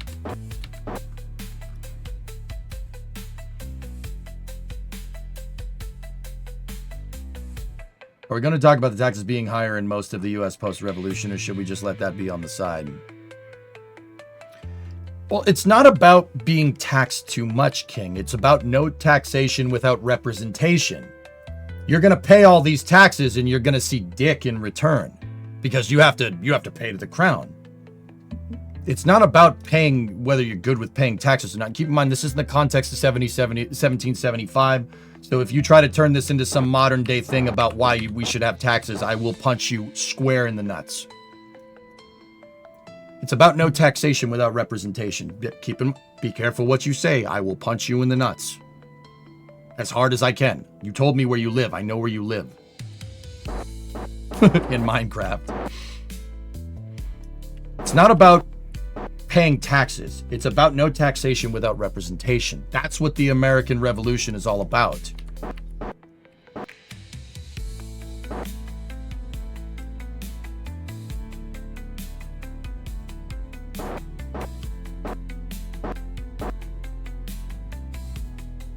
Tax this, dude. Founding fathers. Yeah, it's democracy versus representative democracy. Because now, the interesting thing, guys, is that if you look at British history, you look at the history of the United Kingdom.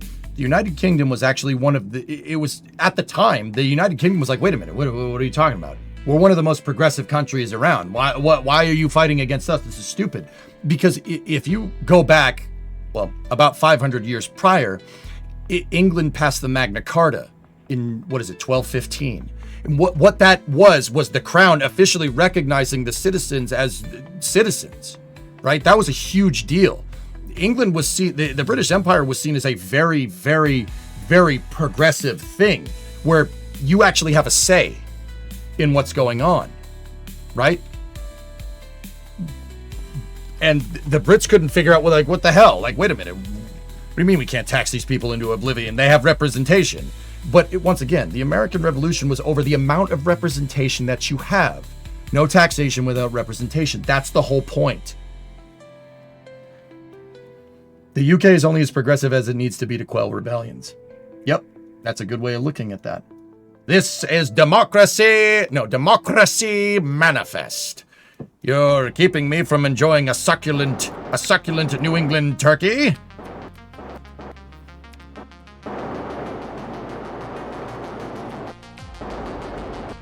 Heck, England was I believe they were one of the first countries to outlaw slavery. They did that well before the United States did. I see you know your judo well. Are you ready to receive my unfueled rocket? Are you sure it was 3%? Yes.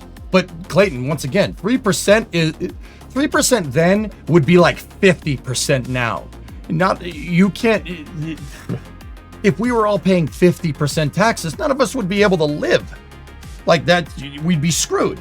Like totally screwed. Remember, these are rural farmers. They're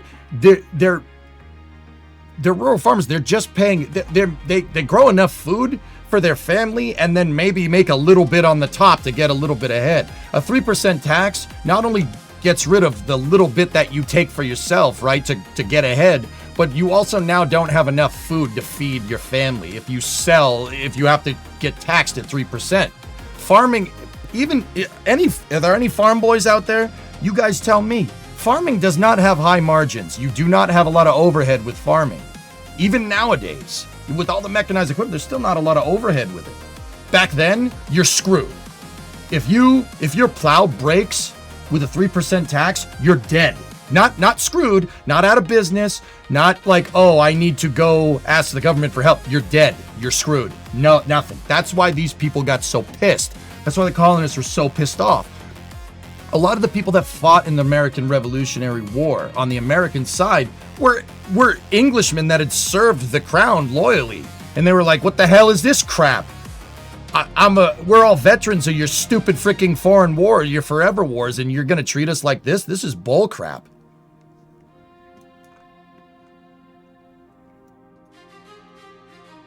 They didn't want to deal with that crap, and I don't blame them.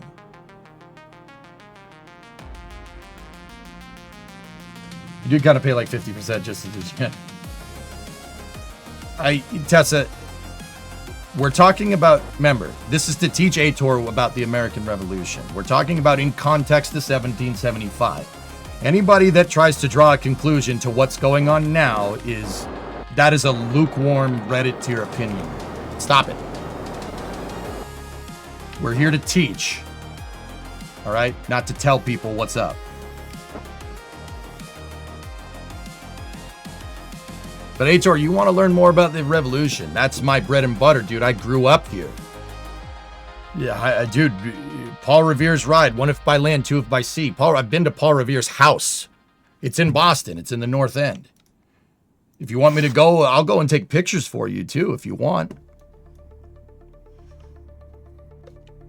Boston is awesome for Revolutionary War history, man. This is the birthplace of freaking representative republics. It's the birthplace of individualistic freedom. I love this. The U.S. started here, man. This is where it started. I've been to the place where the U.S. started. That bridge at Concord, I've walked across it. And that makes me so happy, dude. That's so cool. It's a direct link to the founding of this country. That's awesome. It makes me so happy.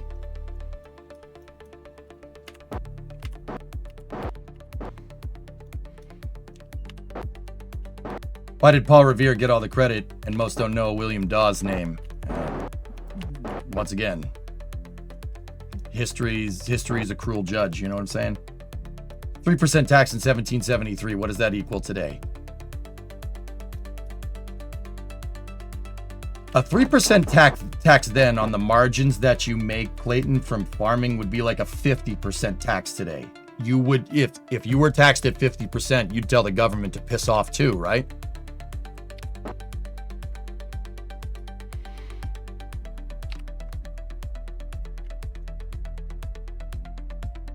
All right. Let's enable the pod monopropellant systems. We got 2 good indicator lights. Set the lander as the target.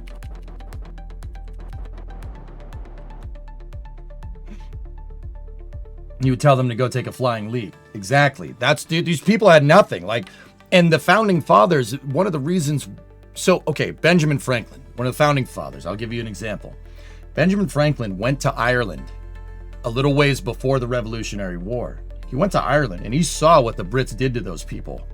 And he was like, after the Stamp Act and the Boston Massacre, he was like, oh crap, they're going to try to wring us dry. They're going to try to wring us dry to pay for their stupid war that we don't care about. The hell with that, dude. And that's when the colonists started arming themselves.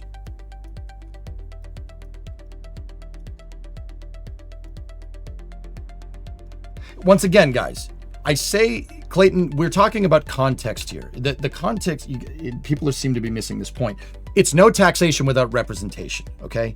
If you were being taxed 50%, Clayton, and you went in your car and you went to drive down the highway and the highway was a dirt road, you'd be pissed. Because why are you paying all that? What are you paying all this money for?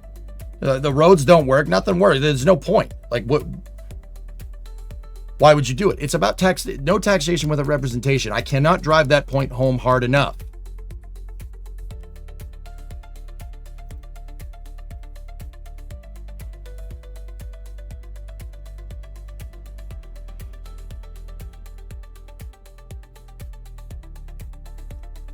Yeah, Baramus, What you said, a 3% tax rate is a rate of taxation, not a fixed amount of money. So it does not have a direct equivalent of value in today's currency through inflation. The impact of such a tax would depend entirely on the total amount being taxed in the economic context of the time. That's what I'm trying to say. It's all about the context. A 3% margin for a rural farmer, dude, you can't pay that. You can't pay it. It's either feed your family or pay the tax. That's why these people took up arms. That's why they were so damn pissed. Because they're like, you're taxing us into oblivion. Like, do you even care? You even care? We served in wars for you. In fact, a lot of the people that served in wars were given property in the colonies as a reward for their service. That's what the crown did. So these guys are like, what's the point of having all this land if I can't if I can't raise a family? We're dead. Like, we're screwed.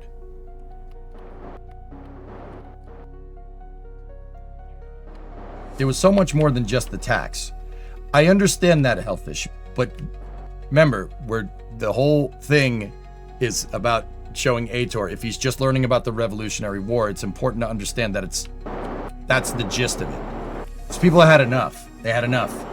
It's too much, man. They were getting taxed basically to the point where it was tough to live, right? And they didn't see any return for this. Like, what's the return on investment? Why am I paying into the crown? That's stupid. If one visited Boston to see the sights, is there a science museum you'd recommend? Science museum? Yeah, the Museum of Science in Boston. It's in Beacon Hill.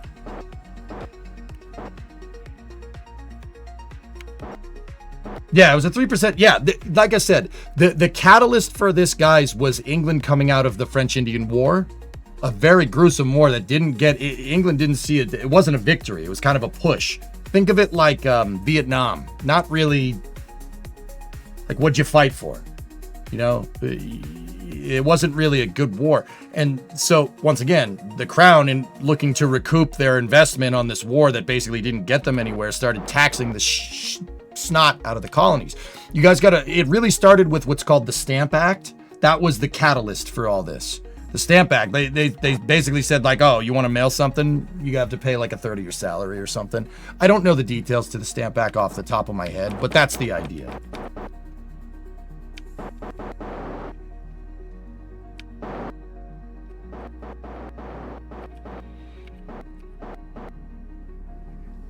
All right, I'm rendezvousing the two craft together.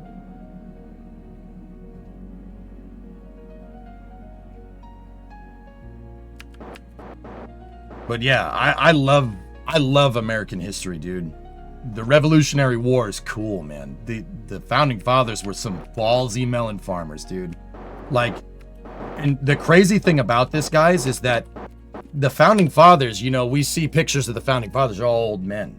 They weren't old when this happened, guys. A lot of the people that signed the American Declaration of Independence were 20, 25, 26. Dude, they were just kids, which is bananas to me. Can you think about that? Taking on the crown as a bunch of kids? That's crazy. Hamilton was 18. That's nuts, dude.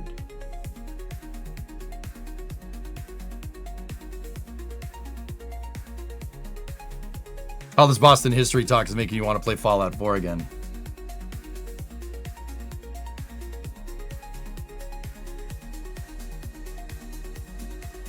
Last. You need to visit Scotland. You see where your boy Andrew Carnegie came from in Dunfermline and gave his fortune back to. He was the Elon Musk of his Carnegie. Yeah, Carnegie, Westinghouse, Edison. Good stuff, dude. Visit Edinburgh Castle. See the other side of the Civil War stuff. Yeah. The funny thing is that as well is that the Revolutionary War also led to the fall of the French crown. Yep. Dude, that shot. And that's why I think that bridge is so cool in Concord. It's still there. That shot changed the course of history. Completely. Like, whoever decided to pull the trigger that day knew there's no way they could have known the repercussions of this. The modern world is shaped from that shot. Whoever shot first at that bridge. We don't know because it was chaos. right? Shot heard, exactly. There's a reason why it's called the shot heard round the world, because it led to toppling the French crown. It led to Napoleon. Like it led to the succession of the 13 colonies. Like it's the founding of the United States, which that has a little bit of effect on modern history, don't you think? It's absolutely insane. Like that's what's so damn cool to me.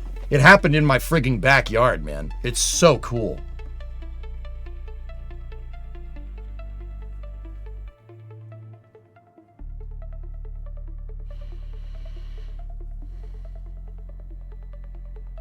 It was the butterfly effect bullet. It really is, dude. It's crazy. Like the repercussions of that shot, dude, is nuts. It's absolutely. I'm here because that person chose to shoot. You know, like that's why I exist, which is pretty cool. I think that's super neat. Us landing on the moon is a direct result. The U.S. the freaking space race is a direct result of that shot. You could trace the lineage right to it, man. That's cool. I think that's fascinating, man.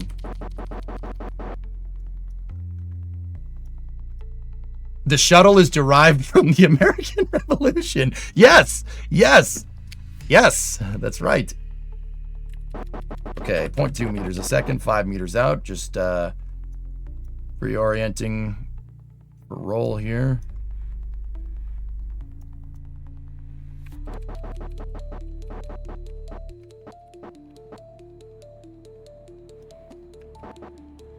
Okay.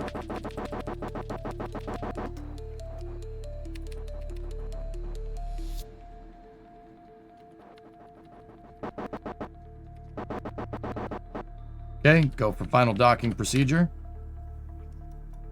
Oh, nope, stop. We're a little crooked.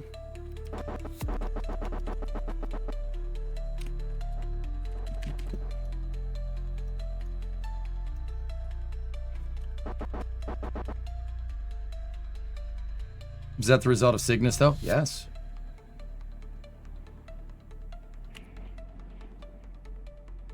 Like, guys, I didn't really realize until I went and, you know, Rio and I went, I mean, we took field trips to these museums when I was a lot younger, but I didn't really realize the gravity of that chain of events until Bree and I went there. Bree and I were at the 250th anniversary of Lexington and Concord, and it was nuts. Like, you know, we went through all the museums there. We saw where, you know, the Minutemen organized and fought against the British. Like, and we saw there was a reenactment and stuff too. It is, these people had enough, dude. It really kind of came into clear context. These people had enough. They were gonna get taxed into nothing. They wouldn't have had anything left. There was nothing left.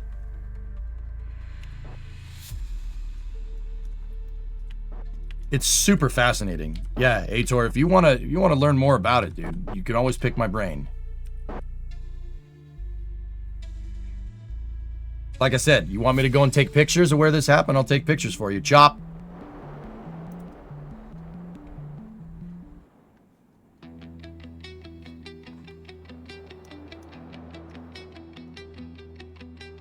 We have soft capture.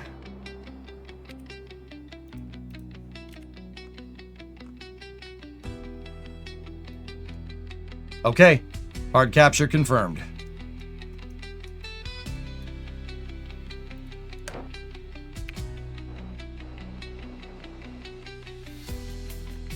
Okay, first thing we'll do, transfer all the experiments here.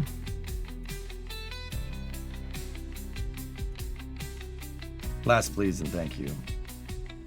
That's right. And have you ever heard of the time slips? The reason I ask is if you ever had a time slip experience and went back to 1773, they had 3 minutes to witness what it was like back then. How would that affect you when you came back to the present? I haven't had to punch a time card in a long time, dude, if that's what you're talking about.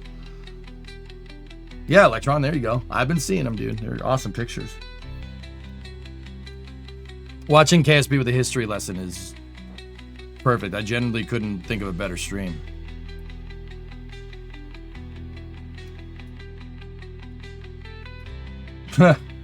Interesting, Tessa. Luckily for the colonists, the British didn't do very well early on countering guerrilla warfare. The colonists perfected against the natives and the French. That's right. Yep. Yeah, guys, they had Boston basically in a couple of months. And like, once again, you got to think about context of history here. Spring of 1775 is when this happened. By summer of 1775, I'm pretty sure they captured Boston. I just got to double check myself.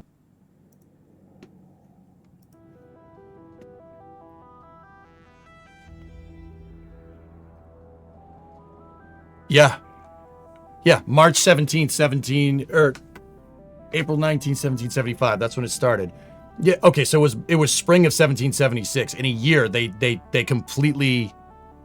basically bled the Brits out of Boston. The Minutemen never invaded. They never actually invaded Boston. They took the surrounding territory and basically choked them out. The British had to leave. They had no supplies because they got the supplies from the militia, right?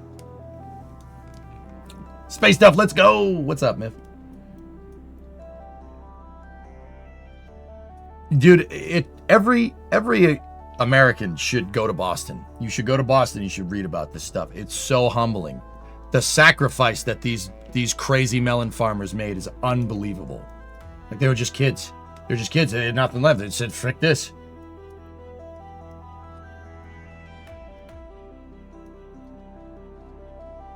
Why did you not put the older docking alignment helper built from the iron frames we used back in the day? This is better. These are flags. And they do the exact same thing. Way better. Much better alignment system.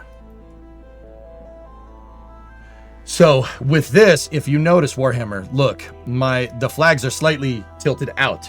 So what happens is, with this mechanism, the docking port magnetization pulls you together, and the only way you can get the docking ports to snap together is if the pedals are aligned. So as long as you get it close, the docking ports will actually twist and turn during soft capture, and then they'll perfectly align every time. This is a better version of that.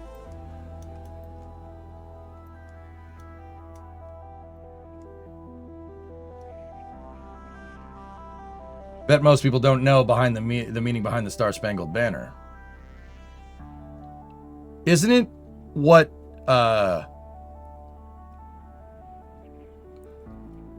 Francis Scott Key was in prison and he saw a battle going on? That was off the top of my head, Mutter. I'd have to look. Have you tried re-entry a space flight simulator on stream? No.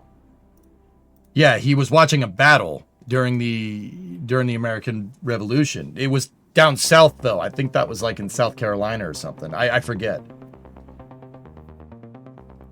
That was the War of 1812. That's right. You're right. You're right. Fort McHenry, War of 1812. There you go.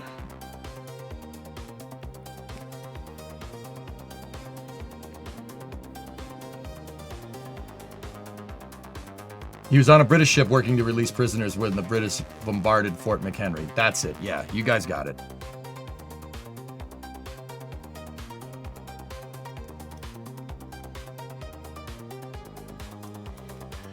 I'm a little rusty on my history about Paul Revere. He put 2 lanterns up. So there was Paul Revere's ride out to Lexington and Concord was the night before the events that I told you. I'm remembering it now. I think it was the night before, right? So the Old North Church in Boston, Clayton, it's still there. The Old North Church is still there. Same church. What happened? This is the night before this kind of detachment of British troops went out to Concord looking for the guns. Paul Revere and William Dawes' ride was to warn people to put their guns away, hide everything, because the British are coming, right? It was an early warning for that the British army was coming, the Redcoats were coming. Now, the way he did that was the Old North Church is in a part of Boston called the North End.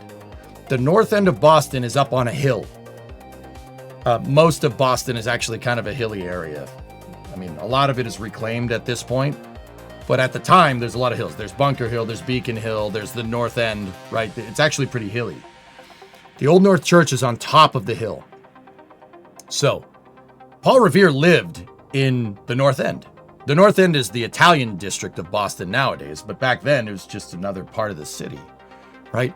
So, Paul Revere and William Doss got word that this expedition is going out to take everybody's guns, so there's no rebellion. He said, the hell with that, right? So what they did was they put lanterns up in the Old North Church. 1 if by land, 2 if by sea, okay? And the Old North Church was there because everybody could see it for miles. That's around Boston. I mean, if all the tall buildings weren't there, you'd still be able to see it, right? Everybody could see it because it was the tallest thing around.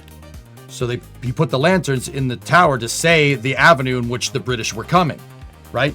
Are they going to sail up the Mystic River, or are they going to march out there? And they marched out there. Hey, Plus, what's going on, man? So what they did was, so the British started marching.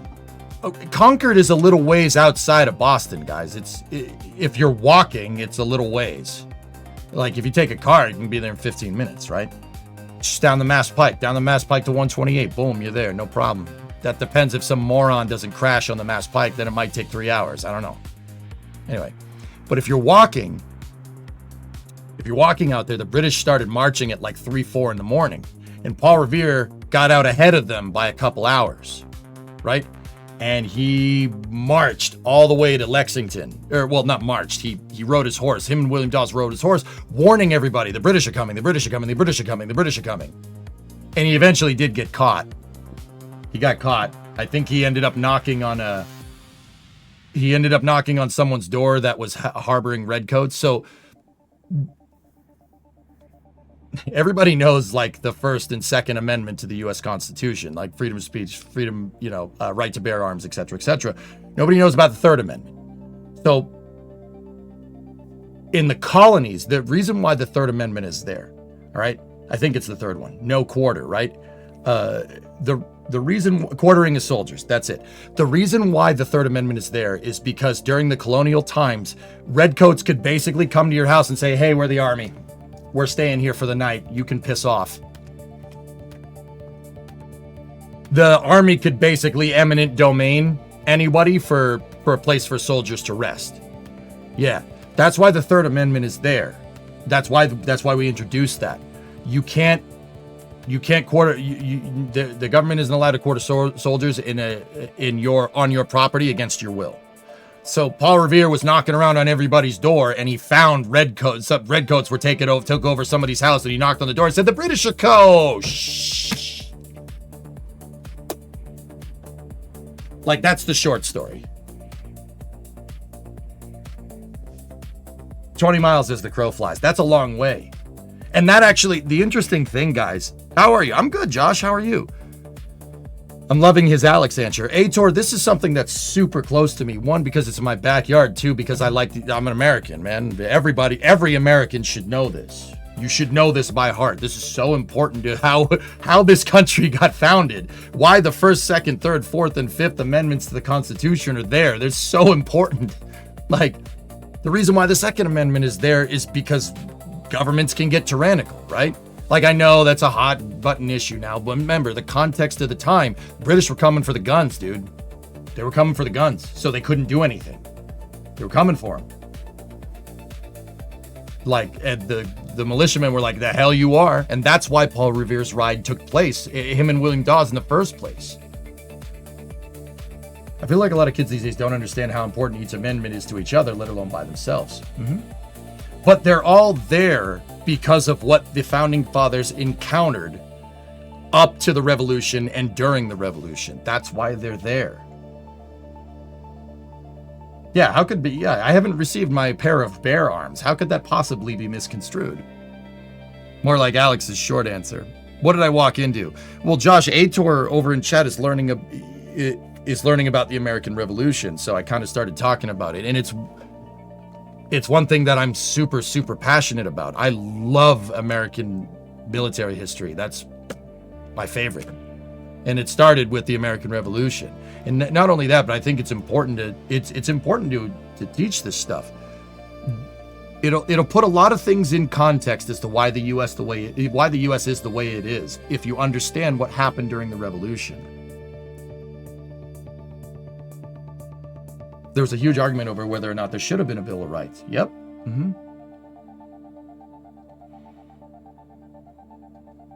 The first 5 amendments were responses to issues with the British Army government pre-revolution. Bingo. Yep. Like implicating others in court. The Brits had kangaroo courts. If they thought you were guilty, frick you, dude. Guilty until proven innocent, right? If they wanted to chalk you up on some kangaroo charge, you're screwed. There's nothing you could do about it. That's why the Fifth Amendment exists. It's really important to understand that. I mean, I say Fifth Amendment and people just think Chappelle's show nowadays. 1, 2, 3, 4, 5. You know, like, still funny. The fourth and the fifth. That's right, Hellfish, yeah.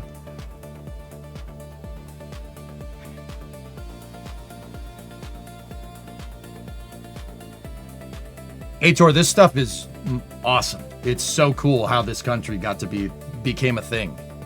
You know, it's Paul Revere was a silversmith. That's correct. Yep. I plead the fifth.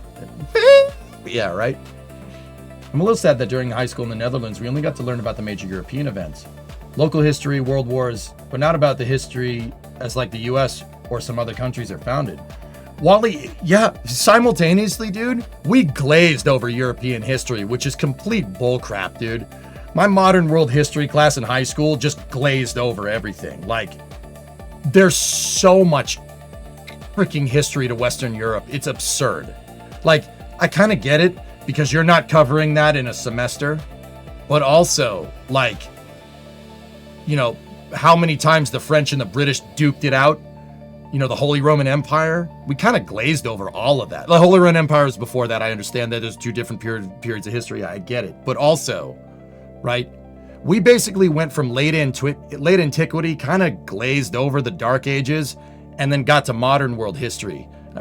I was like, modern world history for us, basically, in American class, basically started with World War I. I mean, there's the, well, Revolutionary War, Civil War, World War I, World War II, you know?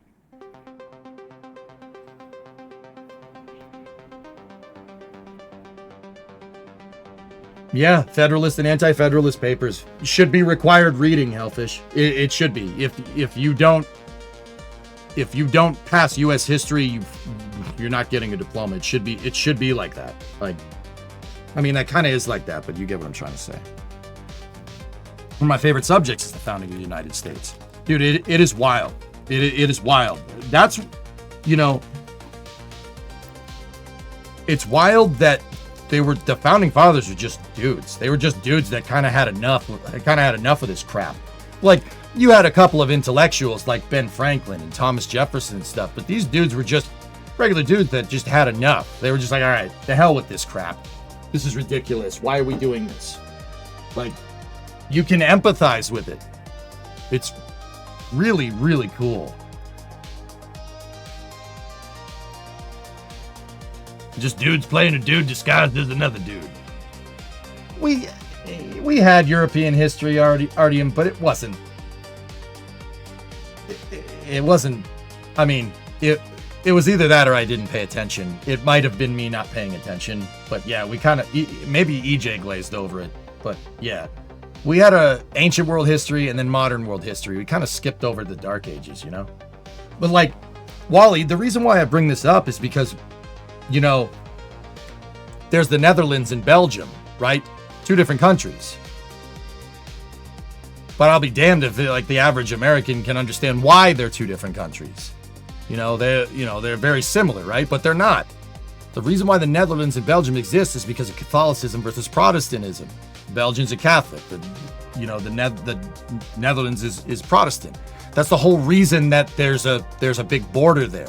I didn't know any of that until when the Kerbal developers flew us out to Amsterdam, and I went, dude. When I go to a museum, I go to town. I go to town in that damn museum. And I read every single freaking exhibit. And I absorb all that information. I didn't know that. Had no idea. Yeah, the Napoleonic War, the French moving north plays a bit. Yeah, exactly, dude. I have a copy of the Declaration, Constitution, Bill of Rights, and the Federalist Papers on a book in your nightstand. That's awesome, Tikani. Everybody should know this.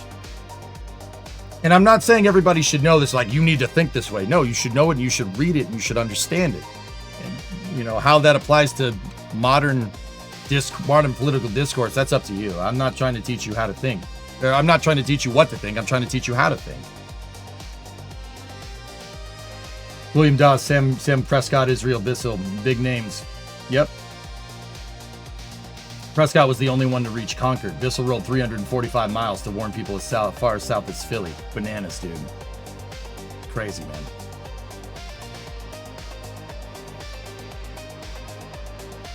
Like, U.S. history should be a whole thing. Like, every American should take in high school should take a field trip to Boston. Like, you should have to. It should be mandatory because we kept a lot of the places where this happened intact.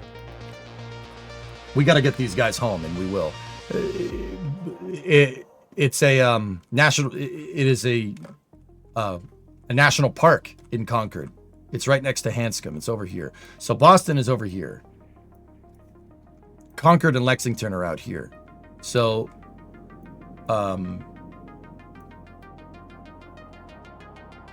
yeah, see, this is where the American Revolution started, right here. It's a national park. You can't, like, we purposely didn't build anything there. The bridge is over here.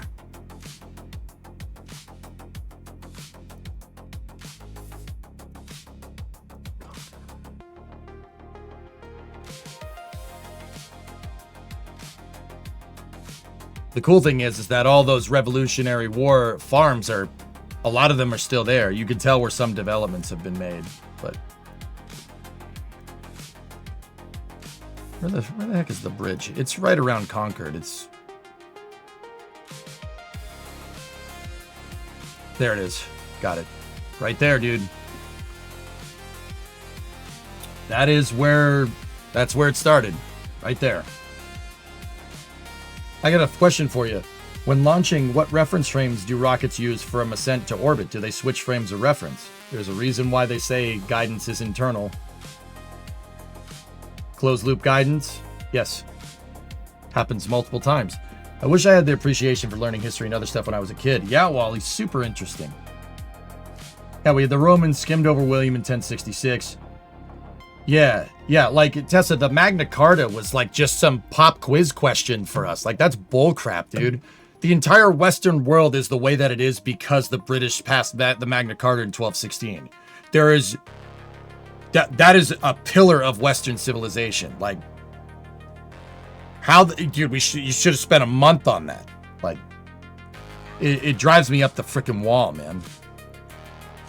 Have you ever learned about the Fenian raids? Many of them were from your area, but it's rarely discussed even in Canada. I don't know what that is, dude. Yeah, Magna Carta was the foundation for individualism, which is a Western principle. That's individualism versus collectivism, right? That is the Magna Carta basically put in place the framework for you to be an individual person and have a say in your government. And the Brits did it almost 1,000 years ago. Read your last. What's up, Warhammer? In Switzerland, we learned a lot about how the USA got founded, but we took your democratic rules as a blueprint. The funny thing was, I knew most of the stuff already from playing Assassin's Creed 3. Hey, whatever, man. Video games are a good teacher, and you're not going to convince me otherwise.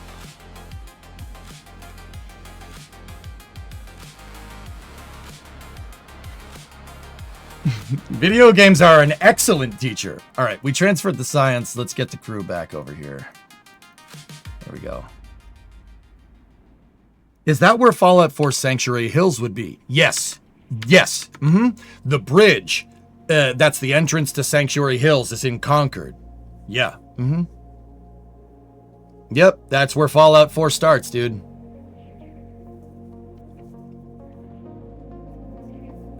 You know, it'd be interesting to like find out how many times a single person's actions truly change the entire course of the world. Noble, I could do entire history lessons on this stuff. Maybe we should. Screw it. We want to go into history, teaching history. I don't mind that. I love history. History's badass. It's important to learn from it. Like, what kills me is that somebody that loves history, to see people make the same mistakes out of naivety to history. Like that, dude, human behavior is human behavior. It's almost predictable to an extent, I'm in space. right? But if you don't know your history, you're doomed to repeat it, right? I forget who said that, but that's true.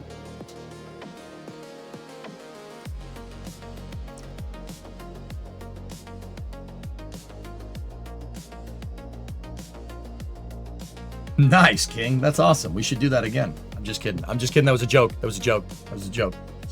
Relax. Oh, that's cool, Tessa. Only if you wear a tricorn hat while doing it. I'd do that. I'll dress up like Paul Revere. I don't care. History J.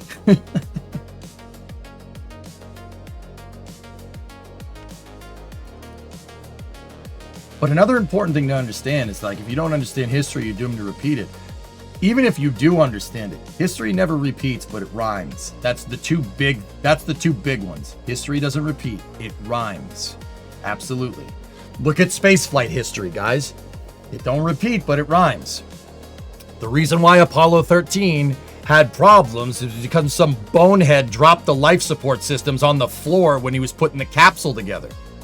And then installed the damn thing anyway, cracked the Teflon seal in the tank. And then proof testing it made it worse, and then when they went to stir the tanks on Apollo 13, it blew up. Look at the Delta II. The Delta II launching the GPS-2R satellite in 1997. It failed miserably because someone dropped an SRB and cracked the casing, and then decided to be like, yeah, no, it's good. It's fine. I inspected it. It's good. Same bullcrap, different flavor. History doesn't repeat, it rhymes. That's very important to understand. Ship 36, someone dropped the COPV and it failed. It failed because it cracked the casing. That's what I mean. Dude. It happens, dude, even with spaceflight. Yeah, pounding the IMU in upside down. There you go, and having the Proton launch and turn upside down and crash into the ground. So what does bullcrap taste like? Bad. No, I didn't, Tessa. It doesn't matter.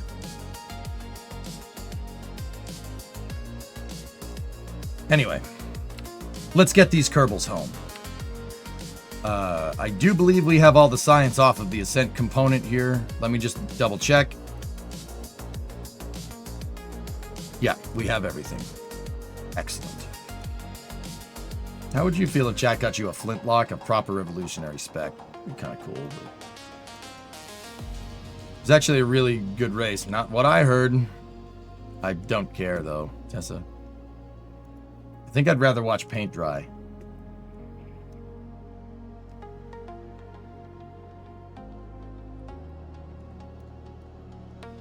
Can be difficult to learn in mass. Yeah. It'd be crazy that someone tripped inside a Ship 36 and banged their head onto a COPV, and that's why it exploded. Nah. Your head isn't hard enough to crack a COPV, Aitor. Alright.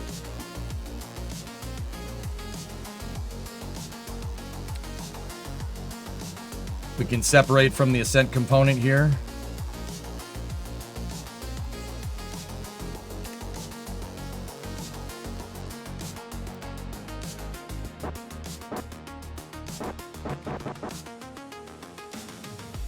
And we will deorbit this.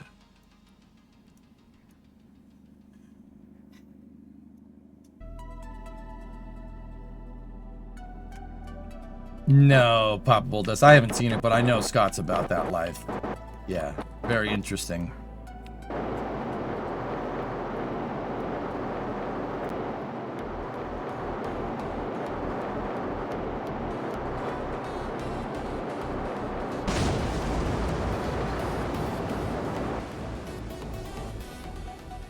Okay, so long Ascent component, you're on suborbital. We do not need you anymore. Okay, cool. Let's get this capsule home. We have 1013 Delta V.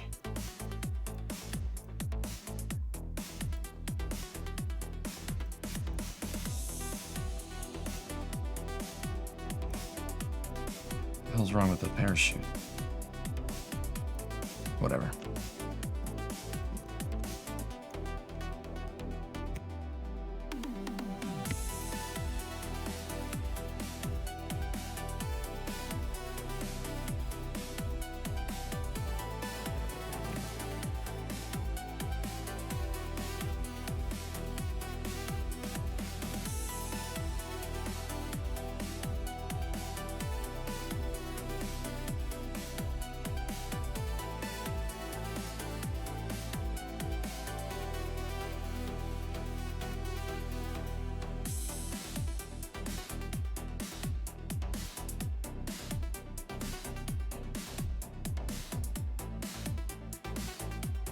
So first thing we'll do is dial in 300 meters a second, because that's generally what it, actually, no, not 300, that's the moon.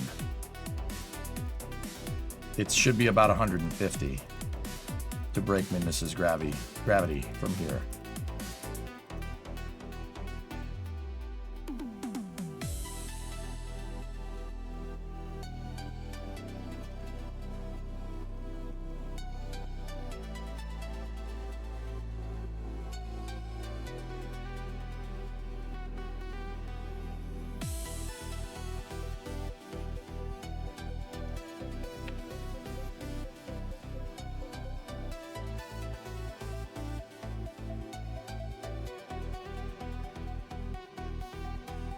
I'm going to redial in that ejection angle.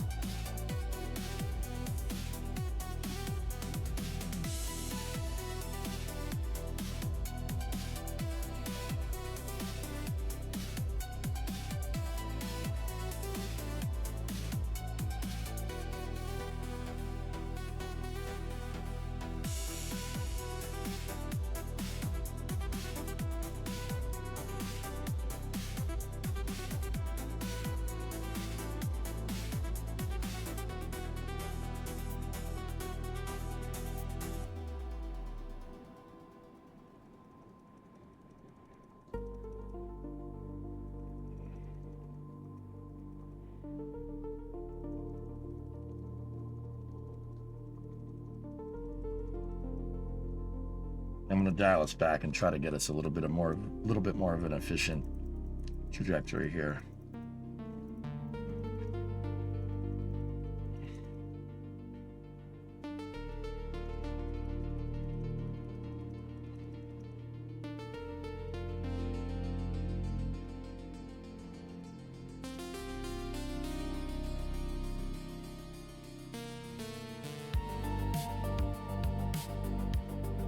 I don't like it.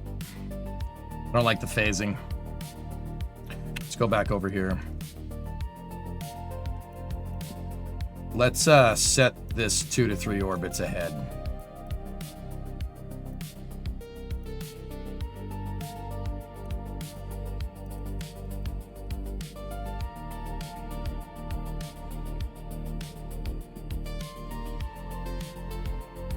Discovery, go at throttle up.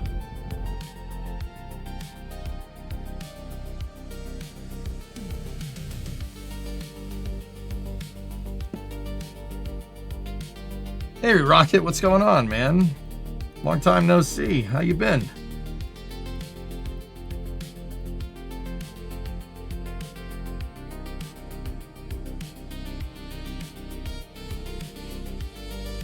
Little stuff.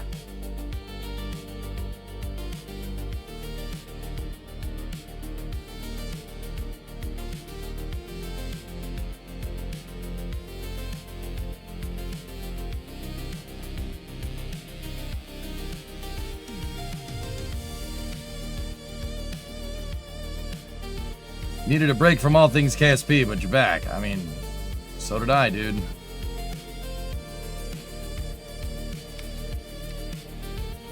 I know what you mean. We might hear the explosion of the MF2 lander hitting. Nope, didn't hear it.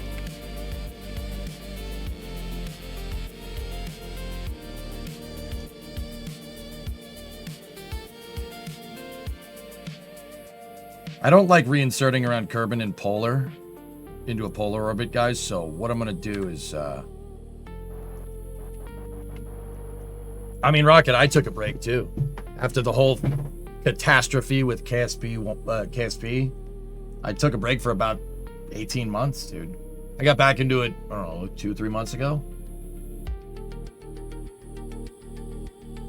Why against Polar? You're not going to get really a precise return.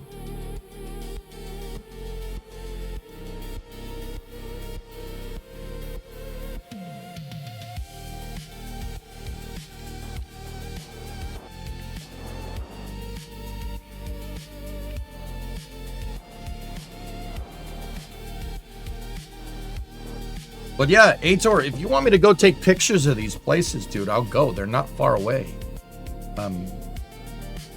You know, if you have a report to do on the American Revolution, I can get you pictures. Get you pictures of where all this stuff happened. It'd be, I think, I don't know. If you want, it's up to you. Yeah, exactly, Rocket. Coming back from... I'm going to change my orbit around Minmus into a 0-degree inclination. I don't like trying to reinsert from a 15-degree inclined orbit around Minmus, which is 6 degrees inclined relative to Kerbin's equator. It's going to get you a polar insertion, and I don't really want that. I'm trying to...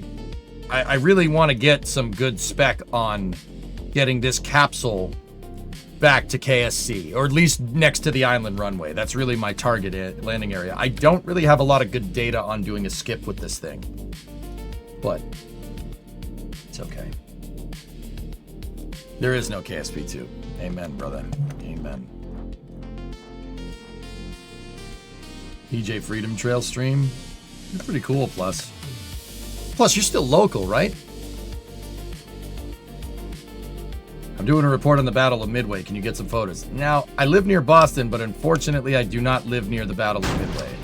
I don't think anyone lives near the Battle of Midway.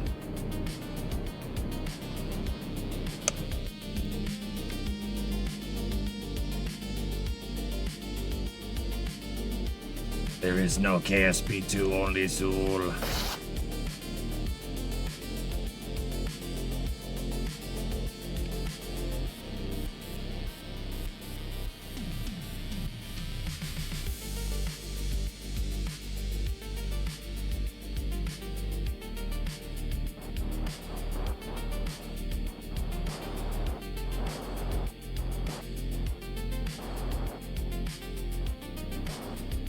No, Sawyer's awesome, man.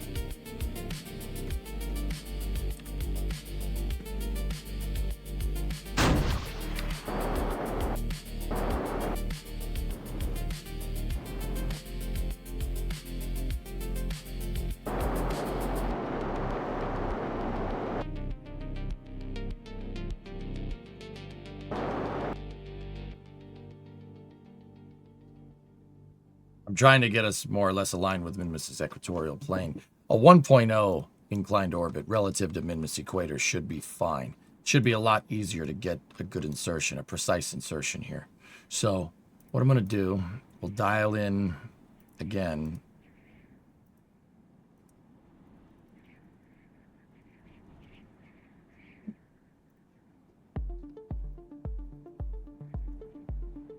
I don't think it needs to, I mean... I think we can go forward with this thing.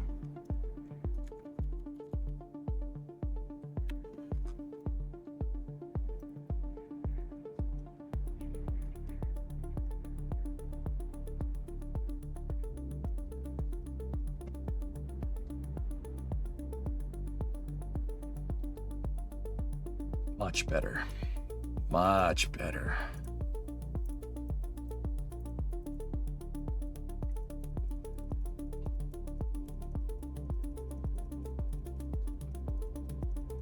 See what I'm talking about?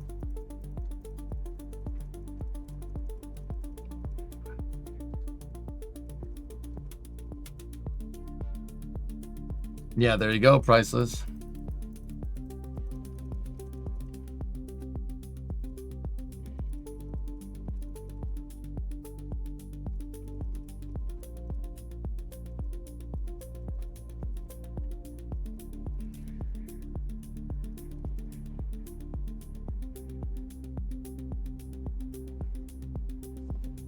Can you do a museum stream back together the days with us? Yeah, the pandemic killed that.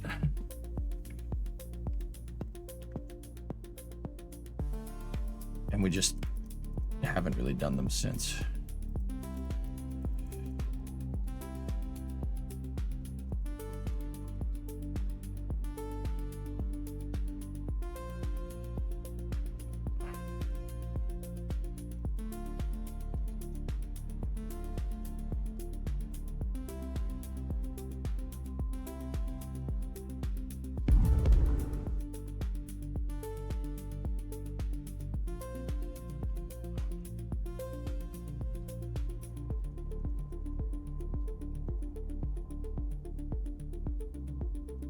Trying to be as efficient as possible here so we could do a more precise reinsertion. Hey, Airborne, what's going on? God, what's going on? Streamerman still needs to do the U.S. Air Force Museum. I know.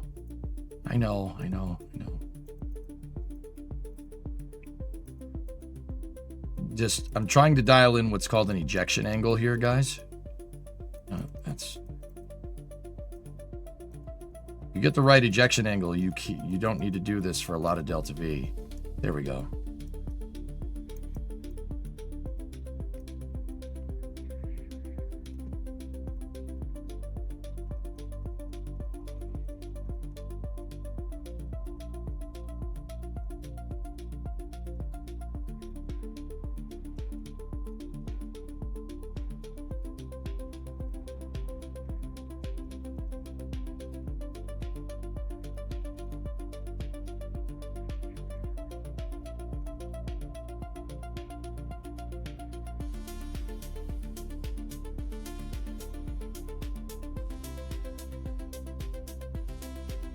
$158. That should give us enough to recircularize, guys. Yeah, we can use the service module to recircularize and do a precise deorbit. I designed the SM to do stuff like this just in case, to make up for the fact that it's going to be tough to get a proper trajectory for coming back from Minmus. We're years past the pandemic.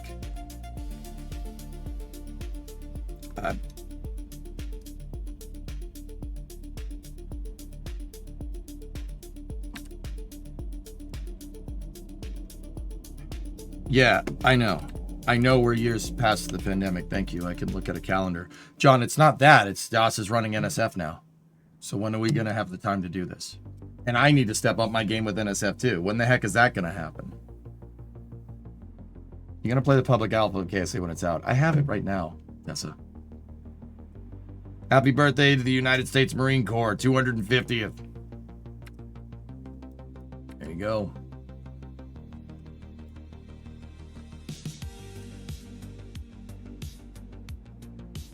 Roll VFTs into NSF. Oh, yes, just do that. That's going to take time, and it's going to take planning. I'm not saying no for what it's worth, guys, but that should be able to give you guys some context as to why we haven't done them. But, I mean, you guys are playing dense on purpose because, no, we just want you to do VFTs. I get it. Okay.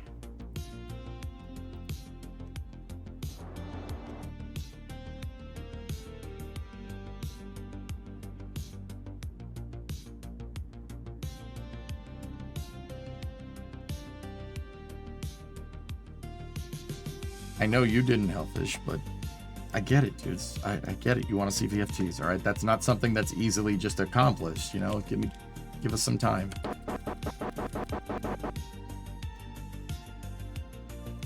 All right, moving the Taurus capsule into position.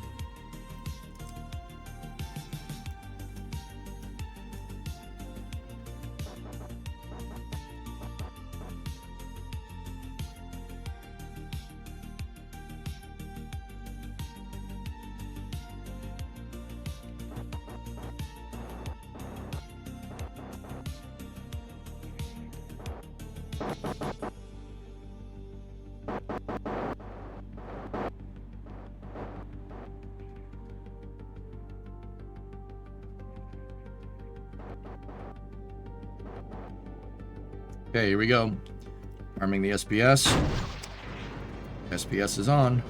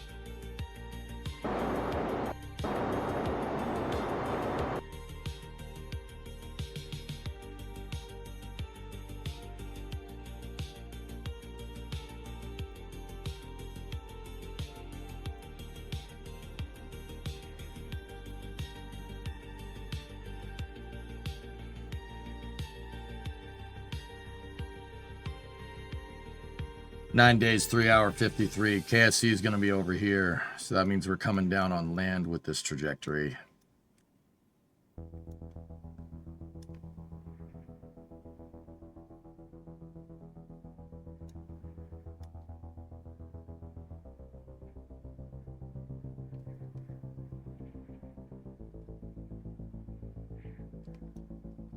Yeah, I mean, Fat Electrician kind of does that. It's kind of his thing, dude.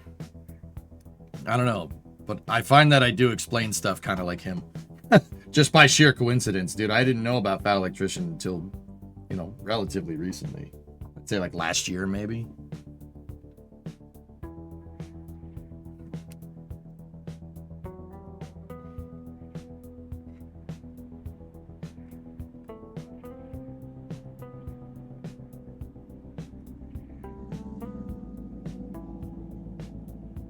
Yeah, we could. I mean, I'll think about it, dude. 895 meters a second. We're about 60. No, a little more than 60. About 70 short.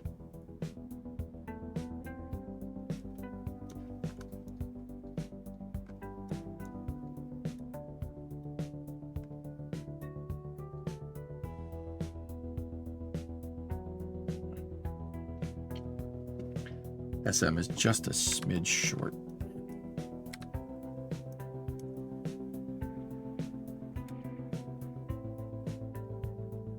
I'm thinking we're gonna have to skip. So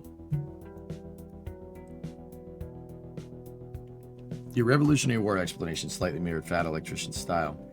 It's just the way I explain things similar to how Nick does, dude. I don't know him, dude, but yeah, he's a good dude. I like Fat Electrician a lot. Awesome channel, dude. His video about Chosen Reservoir the other day, I did not know about that. I didn't know about that. Those guys went through hell and back. It's pretty messed up.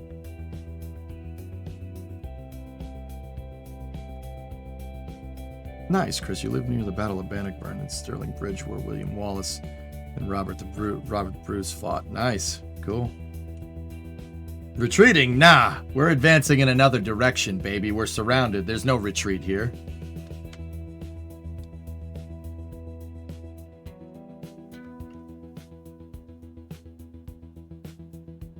Freaking chesty puller, dude. Unbelievable.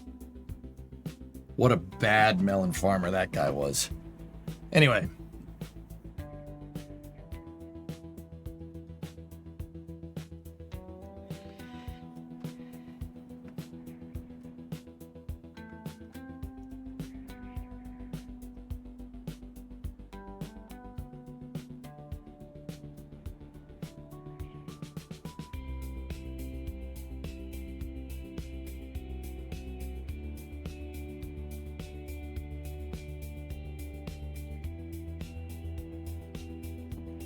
thinking. Yeah, Rugark, right? Yeah, dude, that's it, man. Those guys, unfreaking real, dude. How did they live? How did they live? How did they live? How is that possible? Like, it's like minus 40 degrees out, and just I don't know. It's just fighting that. Discovery, go and Just throttle. fighting that. It's fine. You'll be fine. Surrounded? No. Target-rich environment. Yeah. Anyway, I'm thinking about what I want to do with this, guys. So, look. One rotation of Kerbin is 6 hours. Or a 6 hour rotation is 1 day on Kerbin. So we're 9 days, 3 hours out. Our node is over KSC. So 9 days, 3 hour, 49 minutes means KSC is going to be 9.5 rotations. So we could get rid of the 9.5 rotations, right? If it was just 9 rotations, we'd be over KSC when we were coming back, right? Straightforward stuff. But it's 9 hour 3 minute 49. There 9 days to 3 hour 49 minutes. So that means KSC is going to be almost 4/6 or 2/3 of the way from its position right now. That means KSC is going to be over here. And that will put us, I don't like the idea of re-entering this capsule over land. So we kind of got a little bit of a problem here. Now, we have 813 meters a second delta V left with our service propulsion system, and a little bit more with monopropellant.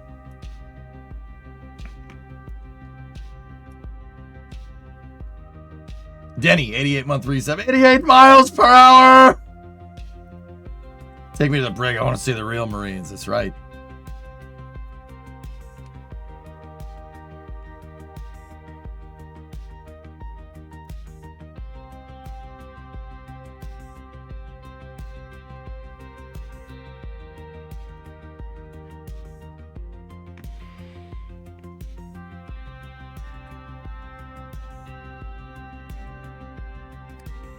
So 895 is what we'd need for a recircularization here. So, and then if I recircularized at 100 by 100, we would need to do a 60 meters a second deorbit burn to do the precise trajectory that we're looking for. So we got to think, there's some stuff to think about here. We have enough to come back down, but do we have enough to come back down in the right place?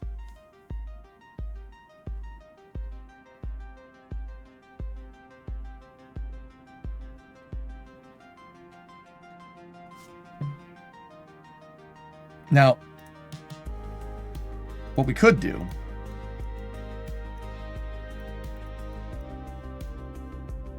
we have 813 meters a second left. We need 60 to come back down in a more or less equal spot. Right? What's 813 minus 60? That would give us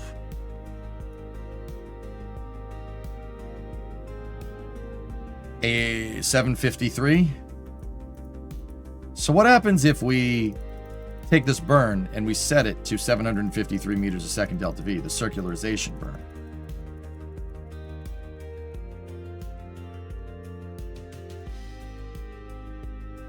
Right there, give or take. That puts our apoapsis up at 337. From there, we could use, if we burn at AP and we time it right, we might have to do 2 to 3 orbits, but we have the consumables in the service module, right?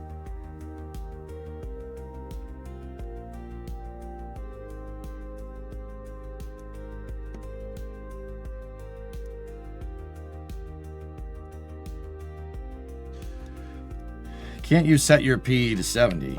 Yes, Discovery, we go can and do throttle that. up. It won't take that much.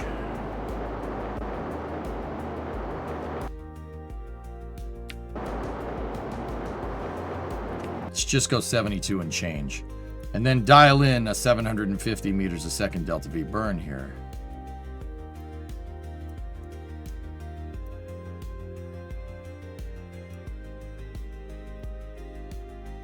And that with the monopropellant will still give us a way down, and we could afford to be a little bit more precise. We might have to do 1 to 2 orbits here.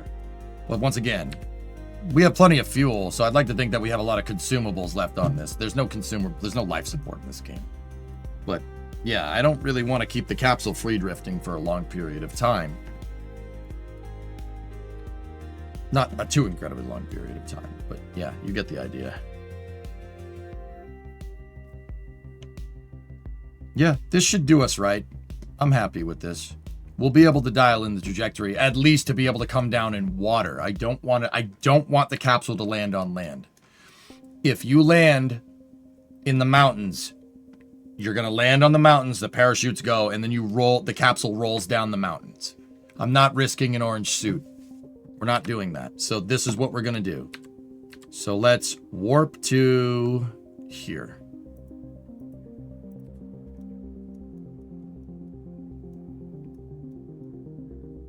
There's the moon.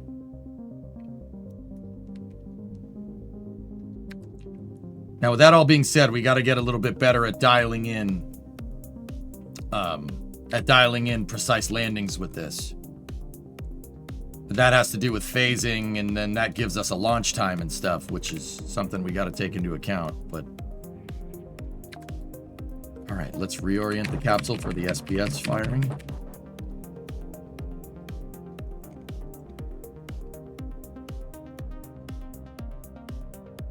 Redbeard, your back hurts so bad today, and I have no idea why. I woke up sounding like an old man. I'm only 25. Get an inversion table, dude. Hang upside down. Or, Redbeard, sit in a chair. Sit in a chair. Put your hands on the armrests and do this. It decompresses your spine. Oh, feels so good.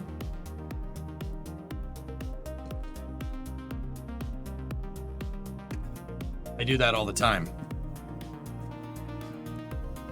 Because I have back problems. Lift with your legs, guys.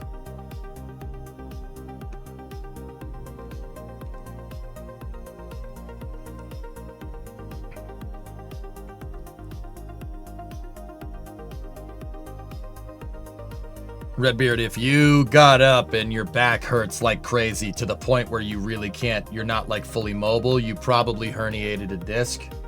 Don't screw around with that. Also, enjoy back pain for the rest of your life. Could you use your desk if it's strong enough to hold you?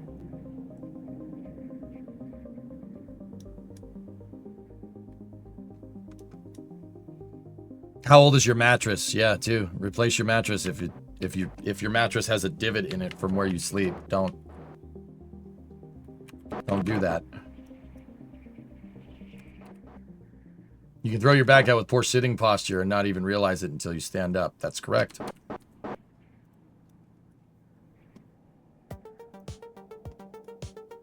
Yeah, herniated discs suck. Okay.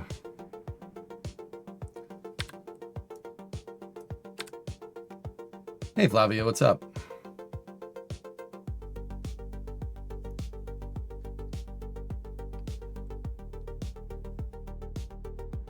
Okay. We are 40 seconds to surface propulsion system firing here. It's a relatively new mattress with memory foam built in. I don't know if it's... Yeah, you probably just slept wrong, dude. But seriously, though, if that pain keeps happening, go see a doctor. You do not want to screw around with a herniated disc. Because if it fully herniates, it could pinch a nerve in your spine. Gonna have a bad day. Take it... Don't screw around with back pain.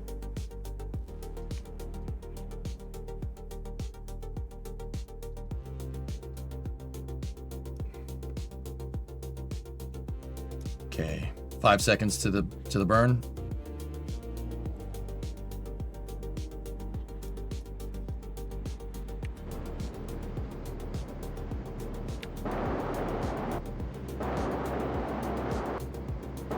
Yeah, we're coming back from Min, Miss Flavia.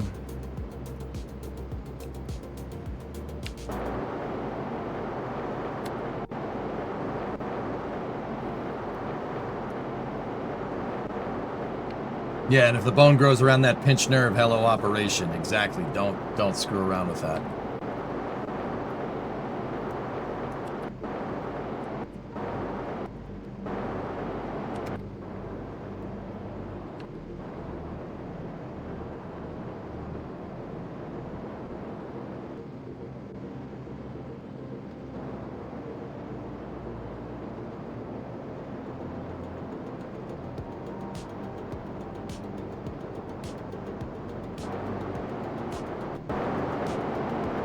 Nice haircut, looks good. Thanks, man. What do you think this word means? Bazin is kids. You're playing a banjo on a park bench. I have no idea, dude.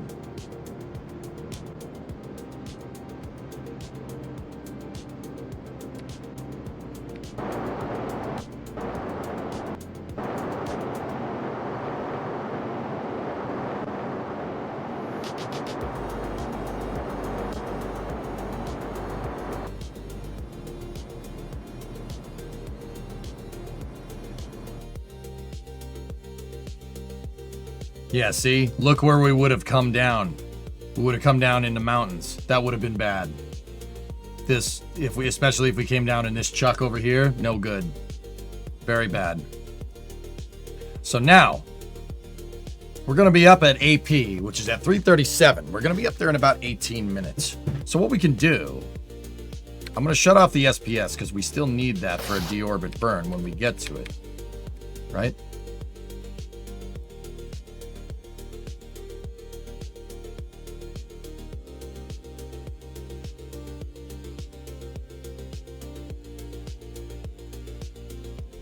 We should be able to use the O-berth effect here to dial in a more or less right trajectory.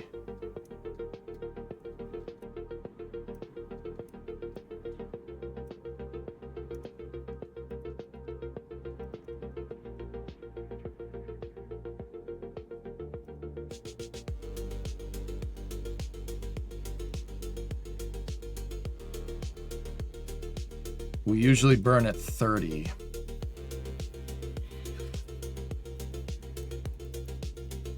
You know what? I'll just dial in 30. That way I absolutely know we're coming down in the ocean right here. I'm good with that. Cool. And with that being said, let's maneuver our capsule into position to do this deorbit burn. We're just deorbiting from a slightly higher altitude here, which means we're going to be a little bit steeper. I'm not worried about stress on the heat shield. We have a full ablator on board on purpose because this capsule is designed to come back from wherever. How do you like this chair? A viewer actually gave this to me, Rocket. Yeah, this is a great chair. Good lumbar support, speaking about your back. I haven't had back problems in a good while. Except that one time. But that's another story.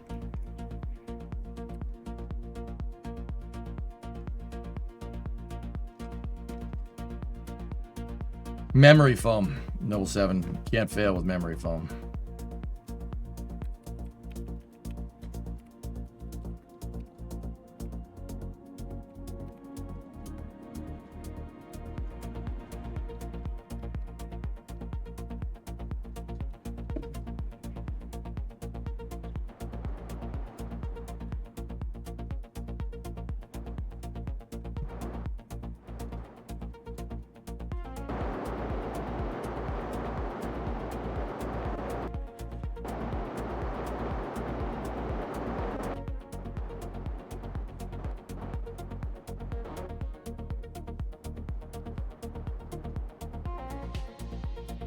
Okay. Minus Expedition 1 year. Go for deorbit burn. Yeah, this is probably gonna land us. Yeah. This should be okay.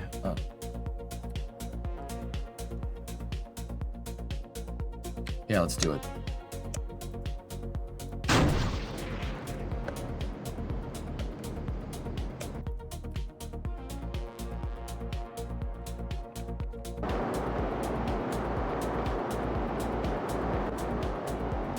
I'm going to set this to 25. We need, because we're coming back from a slightly higher apogee. 26 should be good. Okay.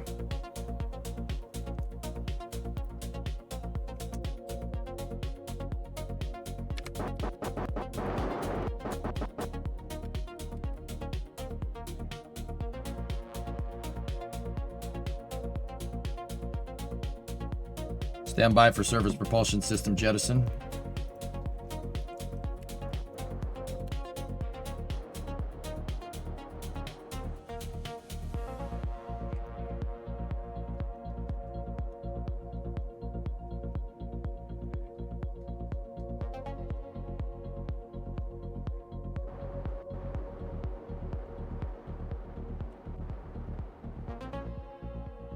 Enabling the capsule tanks.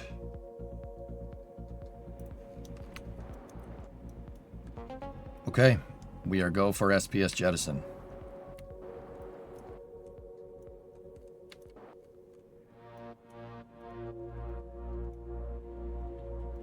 SPS jettison confirmed on time.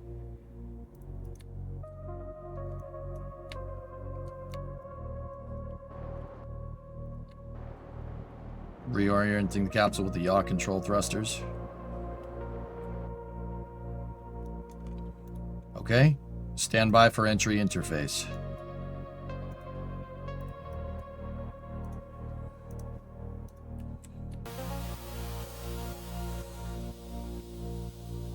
We have entry interface. Roll control thruster systems are operable.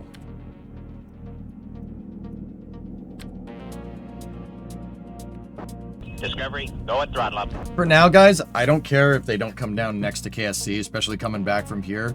There's KSC right there. I really only care if they come down in the water. That's all I want.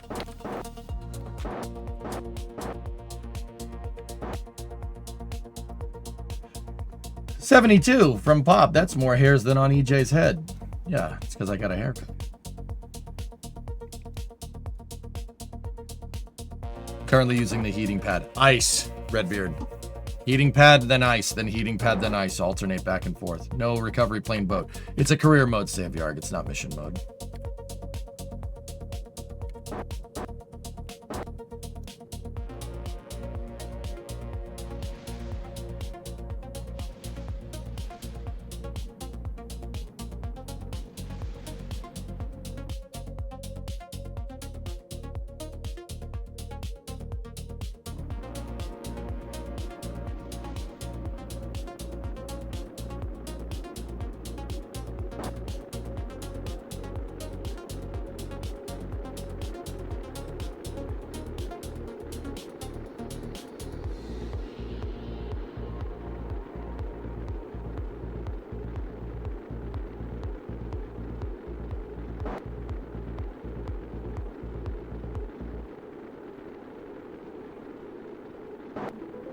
I'm not sure if we do, Penta.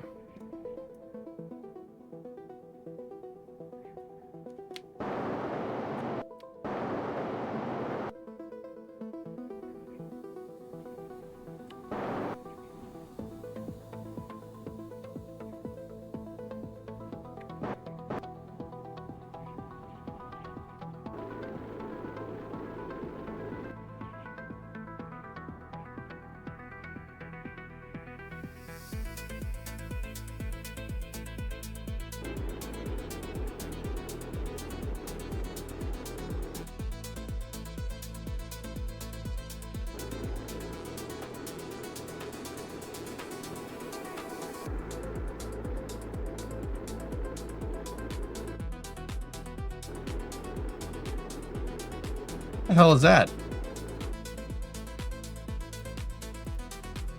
Oh, it's a service module. I was like, what the hell did it? Well, how did it get in front of us?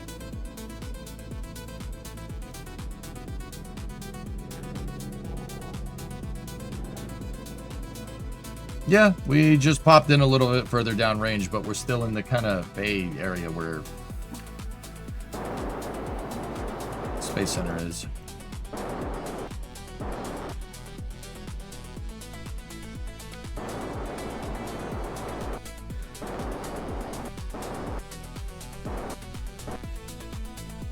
Oh crap, we changed the jelly water. We changed the water effects. I never tested the capsule after we changed the water effects, guys. Do you remember? We changed it so it's back to regular water.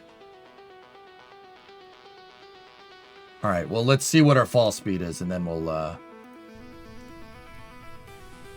it should be okay, but I don't like should be okay. Should be okay isn't good enough.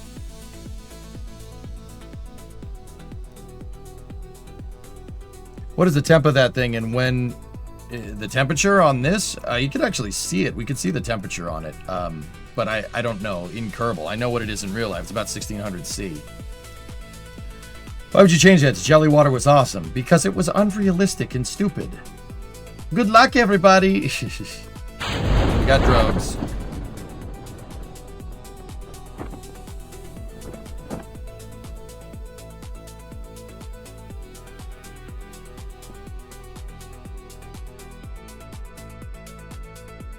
I won't cut the drogue shoots like I usually do, guys.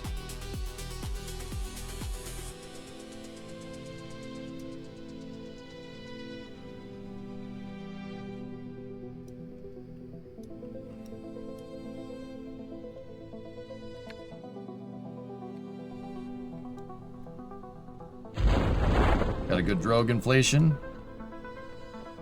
Mains.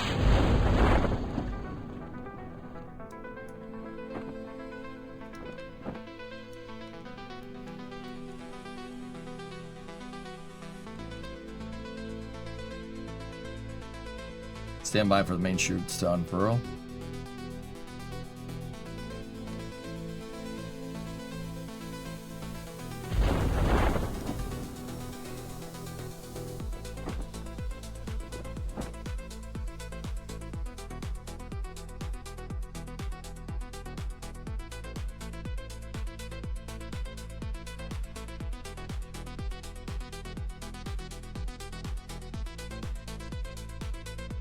Everything's looking good, man.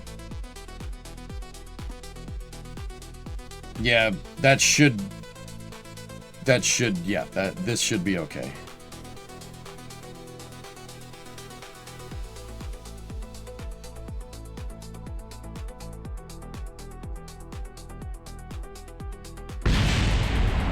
I'm gonna jettison the heat shield. We'd never tested that, but I'm still gonna do it just to be absolutely 100% sure. It blew off the docking port. That's what that explosion was. We lost the docking port. But it's okay. We're not reusing the capsule anyway. Hey, there's the moon. Nice. 6-8. Yeah, we're good now.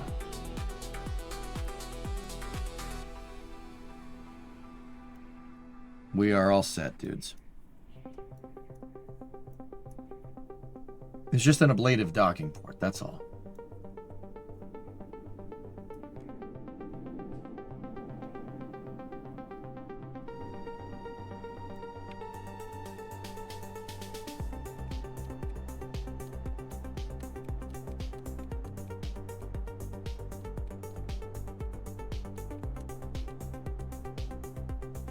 $6.7.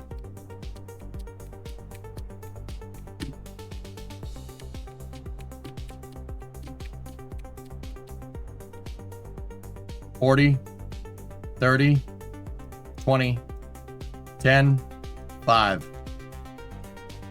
Got a good splashdown. Minmus Expedition 1 crew is home.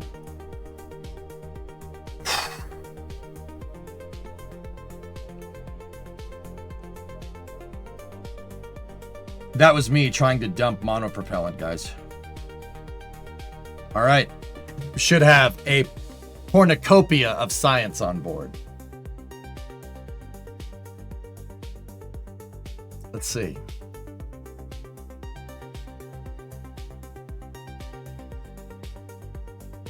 It's the science missions do suck. That sucks that happened, but it's just a plethora. Efe, what is a plethora? 616 total. Beautiful. Beautiful. Perfect. That's what I'm talking about. Yo, let's go. Val didn't get the star. Oh no.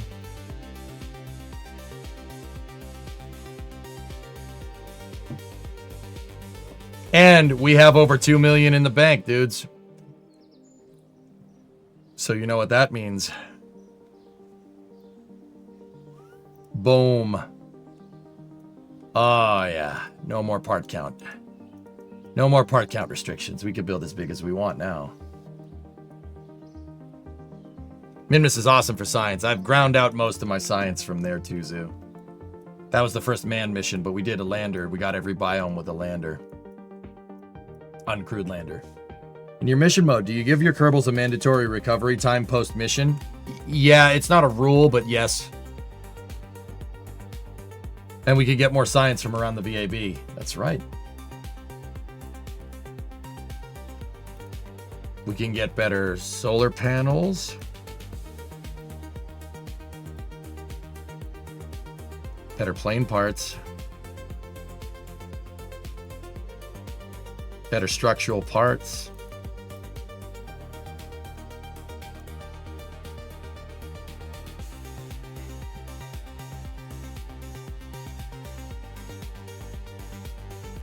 Pad is fully upgraded, yep.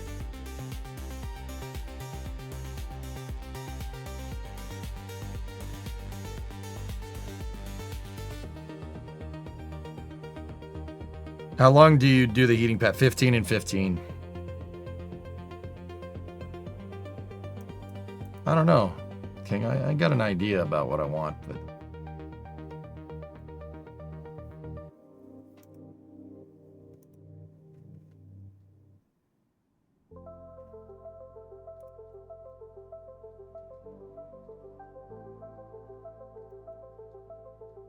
get the science experiments first, then see if you can get the landing feet. What? I already have all the... We can't go any further unless we upgrade the R&D, dude. That's 3.38 mil.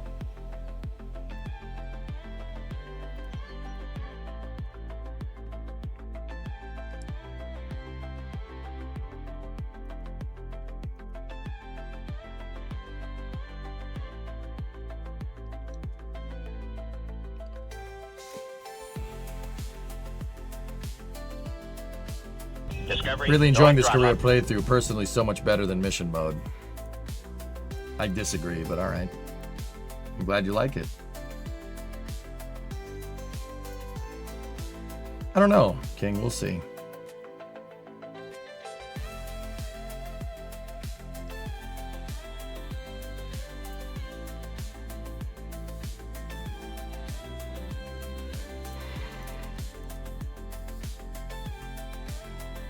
Have you done any interplanetary missions yet? No. My comms network is not built out good enough to do something like that. Upgrading, getting plane parts, guys. Better plane parts might not be the worst idea.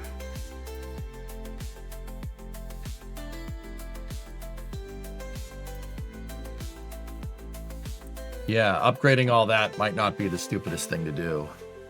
Then we could get planes and fly around and go get our build out better tracking stations.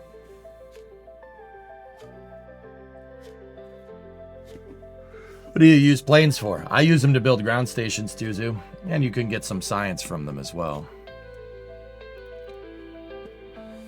It would probably be a good idea to unlock the burner engines too.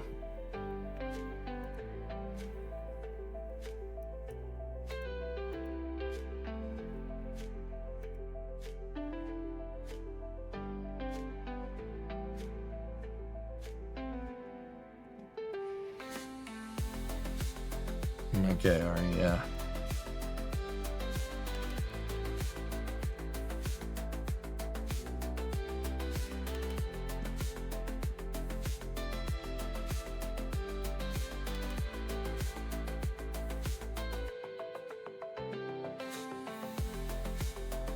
I'm thinking about what I want to do with the architecture. Nuclear engine would be good, but we really don't have a big enough rocket to be able to really take advantage of that. We need a super heavy launch vehicle to launch the nuclear transfer stage. So I don't want to do that. Having the 375 tanks, not a bad idea. That's actually super useful. We could do stuff with that. We could start building out a bigger launch vehicle. But I really want to wait until we get the 5-meter tanks. The 5-meter stuff is really what I want for the big guy, you know? This one is just the inflatable airlock and shielded docking port. The only good thing that has is the modular girder segment, so that's low on my priorities. This has my hinges and bigger fairings, along with all the structural pieces, and the flat flag. That's high on my priorities. I would like that, so you could build out some better architecture. Building out an airplane for better research around KSC and better ground stations, probably a good idea too. Rover wheels, I mean, that's just the inflatable heat shield and the big landing gear. I'm not really, whatever. That's low on my priorities. these rover wheels here with the Rove Mate, not a bad thing to do. This one is only worth it for the Verners. That one's not really high on my priorities. This has better solar panels. It has the circular solar panels, so I might want to utilize that. Our big thing, guys, is we really need to redesign the lander. I am not happy with the descent module that we made. I'm really not too keen on it, especially with what happened after the last lunar mission that we did 2 weeks ago. Don't like it. The ascent module did not have enough to go back up, so I'm scrapping that service module derived design, and I'm going to do something else. I don't like it. The SM derived design is great for Minmus. It's not great for the moon. And there's still plenty of science we can farm off the moon there. Do you know when the KSA public pre-alpha build is releasing? I have no idea. Soon. It's soon. Hang on one second.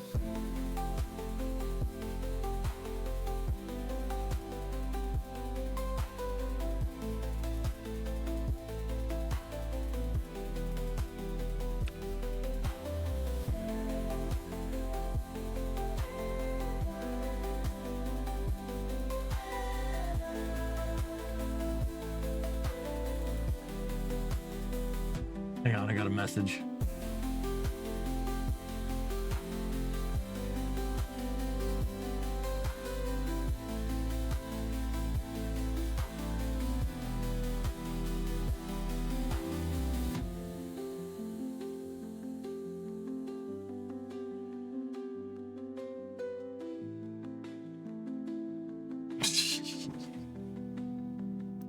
Anyway, links up in Discord. Yeah, I saw it, dude. I just saw it. Let's see. The solars are high on my priorities. I want my capsule to have the circular solar panels because that looks cool.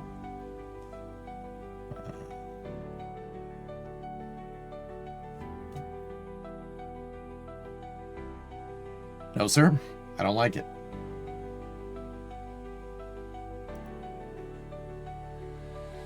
The Werner engines are going to be...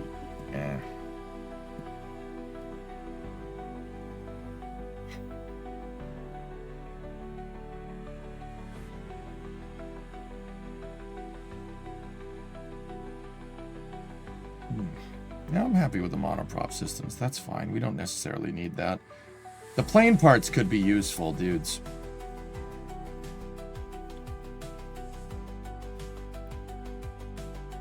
But if we were going to do it, I would want to unlock this, this, and this. You know? That'll get us what we're looking for. Gets us pretty much everything but like the really high level stuff, like the pre-cooler, aero spike, cone intake, the trash can, and the whiplash. And then the shuttle parts are over here.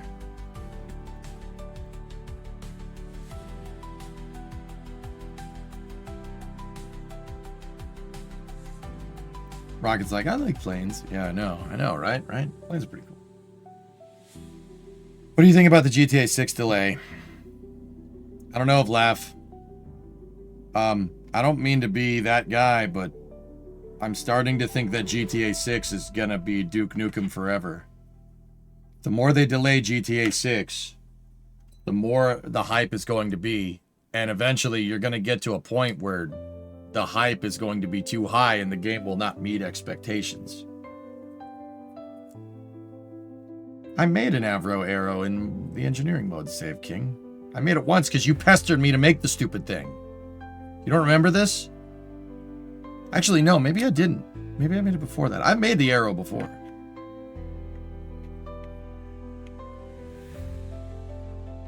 Rockstar just canned a bunch of their senior development team for GTA 6 as well. So, not a good sign, I will say. I don't know how it's going to transpire from here.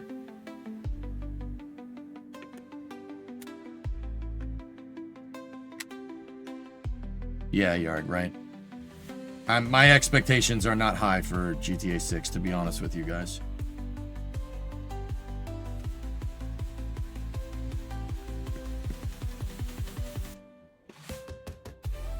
Canning a lot of senior, canning 30, they canned 34 people at Rockstar North, 34 of the developers, a lot of them in senior development positions from what I understand. I don't know what the hell happened there. I don't want to know. Not a good sign though. Maybe it was somebody else named King pestering me, King. I don't remember.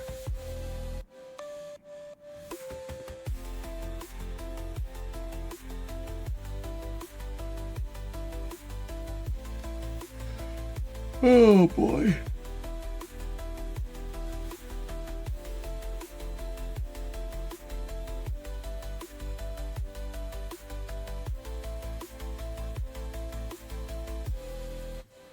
All right, let's see. I think I want the better solar panels.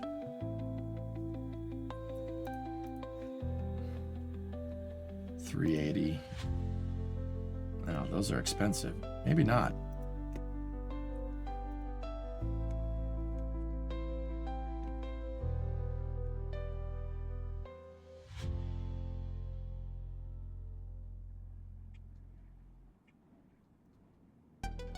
This tech tree makes no sense. Sometimes.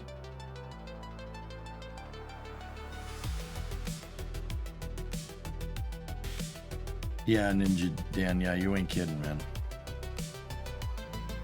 It's not time for interplanetary. I don't have better tracking stations. We don't have good tracking stations.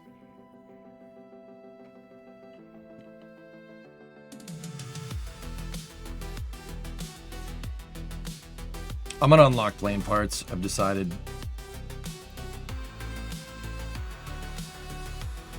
Yep. There we go. I made the decision. A better communication's an option. Yes. No, they're not an option. Yeah, of course, dude. I have the K92 loaded here. Can we...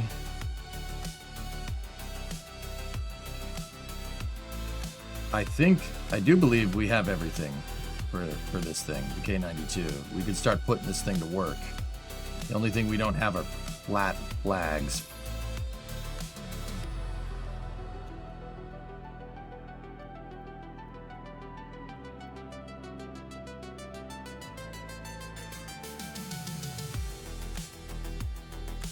I would really like to use this thing. I never used it in any mission modes or career modes or anything. It's a great recovery vehicle.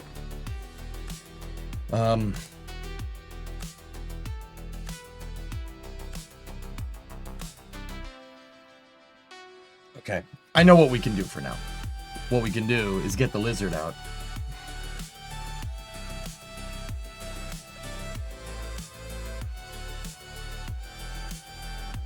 Yeah, I know, Nathan. The tech tree is kind of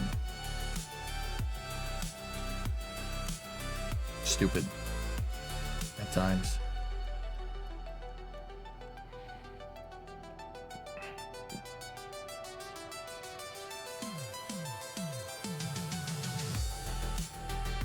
It doesn't need a runway test, so we can take off from the launch pad.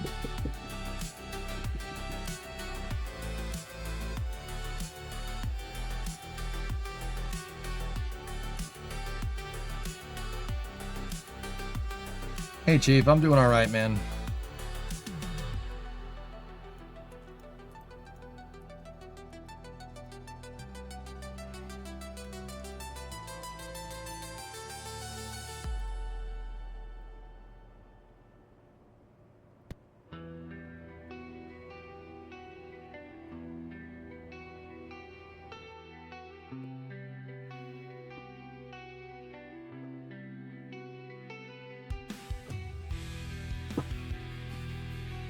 Let's get the lizard out and we can explore. There's different biomes. There's the tanks around the VAB and whatnot. We can get some science from that.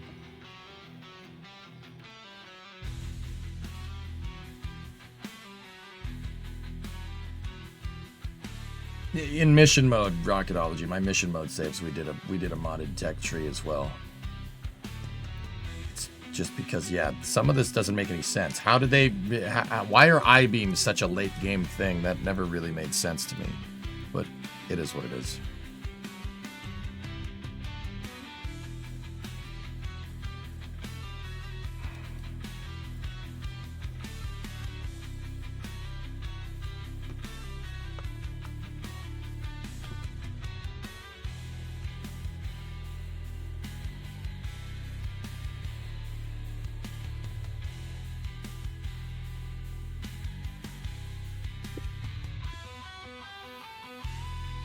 What was that aviation museum that you gave us a tour through a few months back or so? Pima. That was the Pima Air and Space Museum. It's in Tucson. It's one of the most legendary museums around, dude. You'd be hard-pressed to find a better museum in the U.S. There's only two that are better, in my opinion. The Smithsonian and the U.S. Air Force Museum.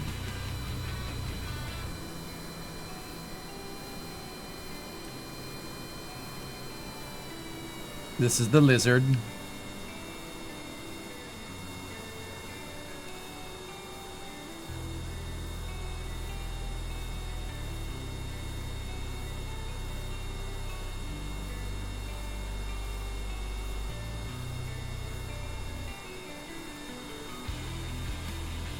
The Museum of Flight is in my top 5, but it's not the top 3. Pima, Air Force Museum, and the Smithsonian are my top 3 aviation museums in the country. Museum of Flight is definitely right after that, and then Evergreen's right after that. How was your weekend? It was alright, man. Is there going to be space news Going tonight? throttle up. Yes.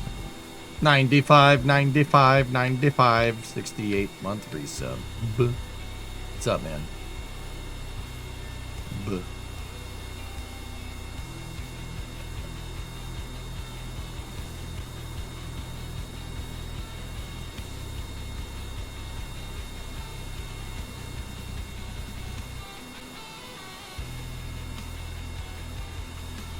Yeah, we got a Falcon 9 launch at 10 tonight. Yep. It's the Starlink 6-87 out of Slick 40. I have not played Reentry 1.0. Many of people have linked me to it today already. I'm good.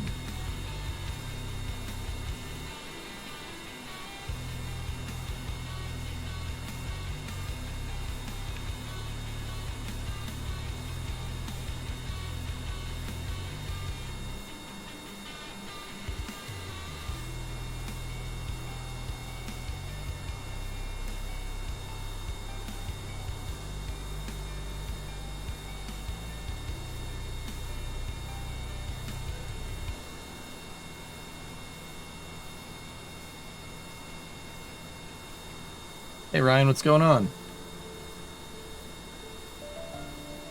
The Warbird Museum is a pretty good time too, yeah.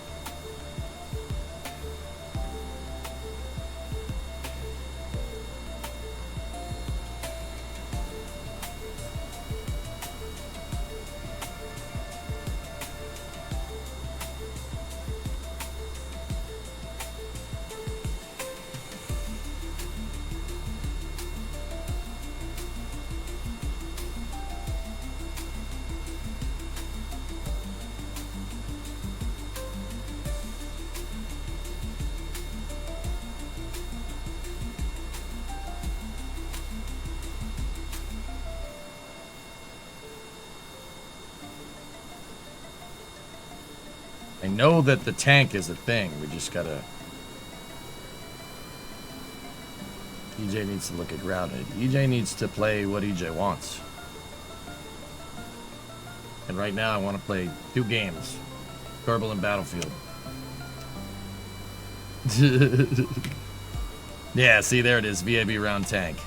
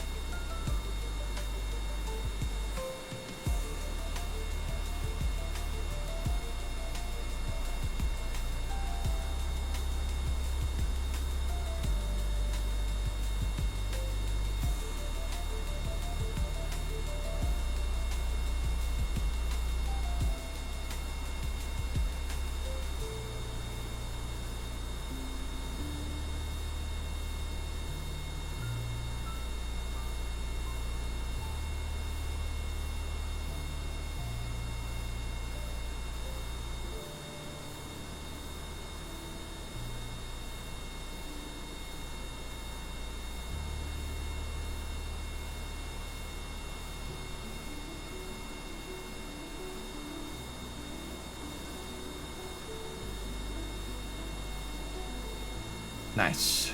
Oh, he's got to reset the experiments.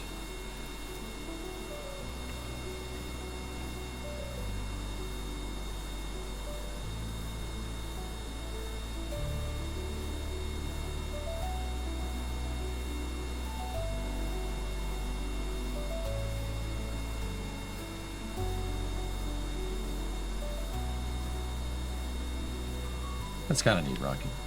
But yeah, I'm good. I'm just gonna play the game.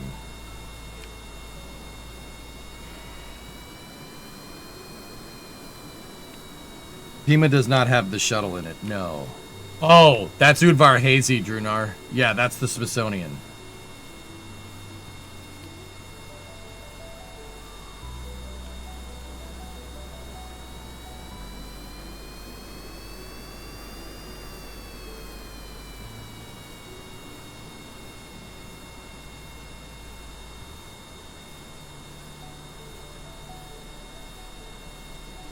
I remember the Mark 1 pod.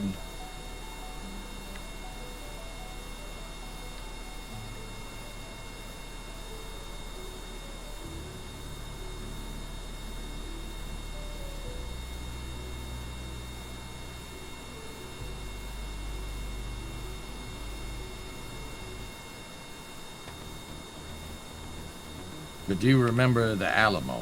Yes.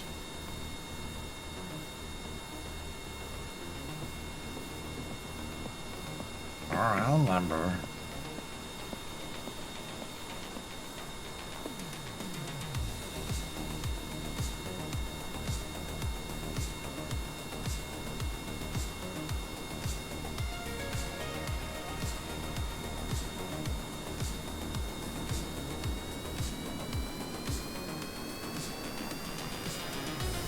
All right, where else can we go? Hey, Javo. Hope you're doing better. I gotta miss early hours tomorrow, guys, but I'll be around for space news. After that, I gotta make one last trip up into Boston. And then after that, we should be good. Yeah, it should be good. Schedule should be open pretty much until Thanksgiving. Thanksgiving vacation. The last week of November, I'm going to be away. Late November is when we visit Primo's family. So we should, barring tomorrow, we should have a solid 2 weeks of stream up until the holiday. And then December, 3 more weeks of solid stream, barring no bull crap. And then I'll take some time off for Christmas. And yeah, pretty much we'll be here. Bring you back some turkey. Okay.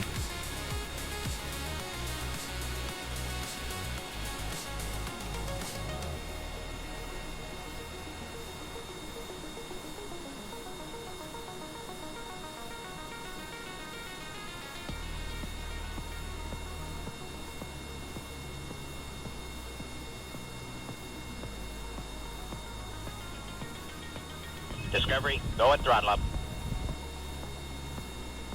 Hey, Ren, what's up, man? Whoa, holy poo, 127-month resub.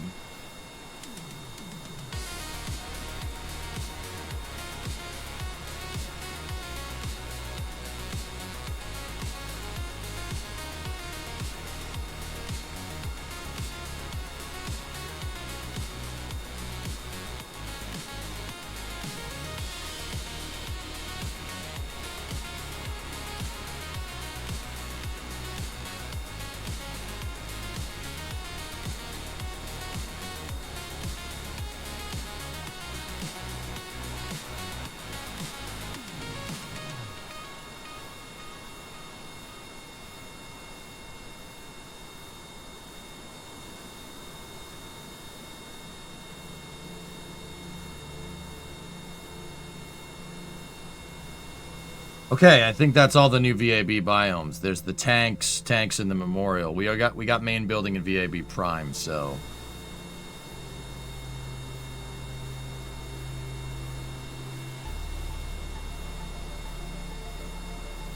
you got laid off work though. Got to start working on your resume. I'm sorry, man. All right, how much science did that give us? Like I said last week, don't need details because it's none of our business, but I hope you and Primo and Titan are all fine. Should be okay post tomorrow, dude. Yeah, everything should be fine. That 2 weeks was probably the worst 2 weeks of my life. Yeah, I'd say the worst. By a long shot. Yeah, it was not fun, dude. It takes a lot to get me to not stream, dude. It takes a lot. It's the worst 2 weeks of your life so far. I forget, Pigeon. Yeah, Tessa, it was awful. Just awful. Yeah, awful.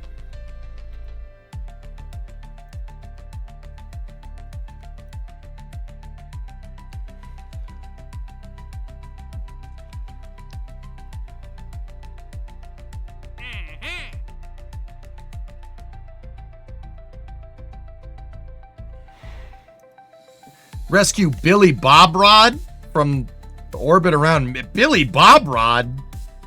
That's a name?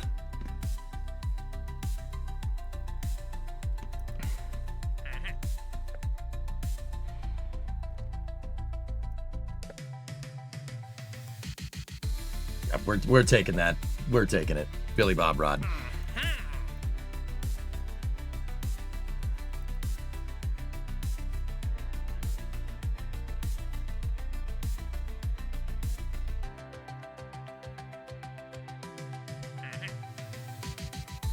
Joe's distant cousin. Yeah, right.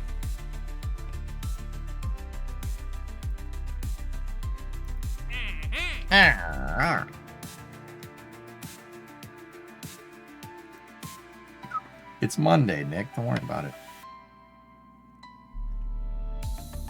Yeah, Stuart, it should be okay.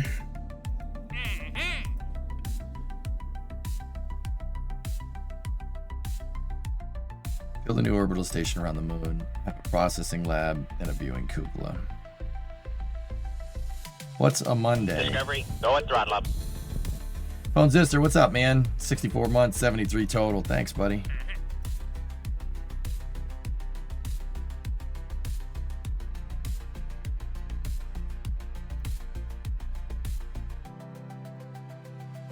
All right, that's the only mission I'm going to take for now. So we got to think about this. So we got to redo that lander. That lander is caca.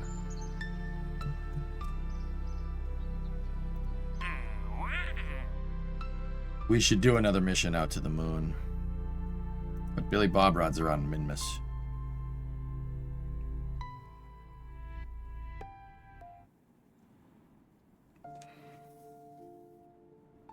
Nice, Fun Sister. That's neat.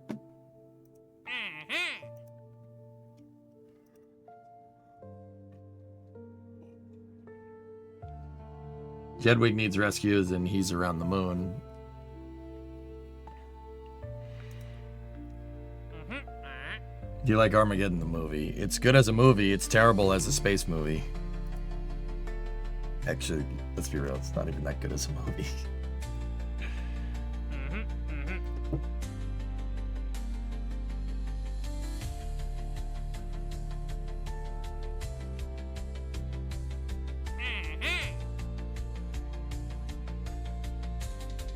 Rescue Elibles and Elibles craft from orbit around Minmus. Don't even know what to say. What's up, Goalie?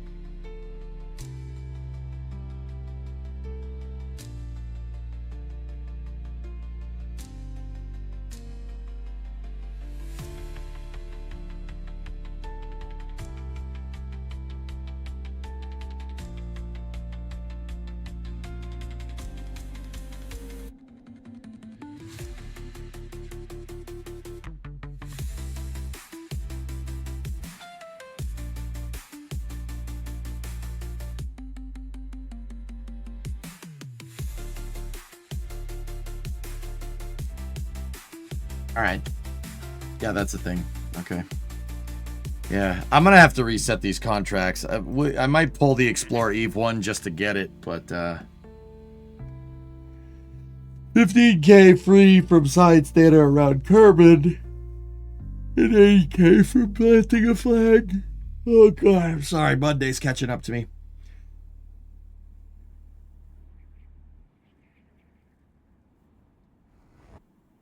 You could land by the last moon lander and add solar to the experiments. Yeah, we'll send out another mission to the moon, but I gotta redesign the descent module, dude. I don't like it. I have to redo it. Was Stroll driving? No, it's Ericsson's fault. Plant flag on the moon. I'll take Explorer Eve. Science data from space around Kerbin. Might as well get Jedwig while we're there. I kind of have to see what kind of orbit he's in.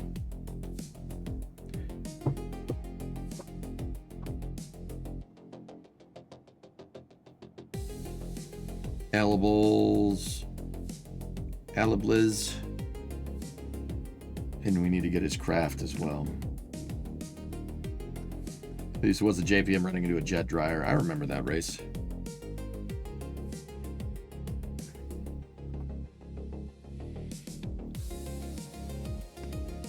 Need a payload bay for that one. Open fairing with a heat shield on it, Tessa. And a claw inside of the open fairing. Shouldn't be too hard.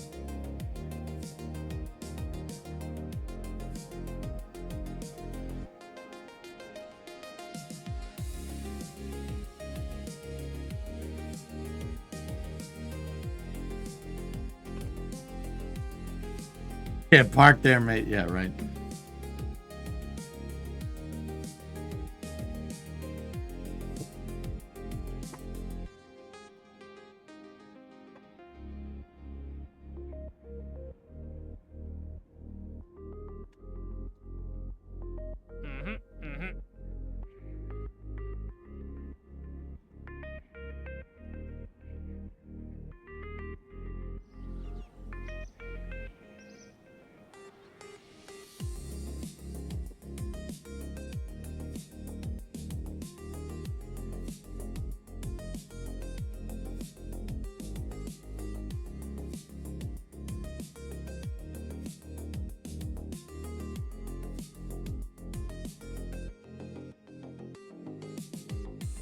Oh, that's not going to be bad at all.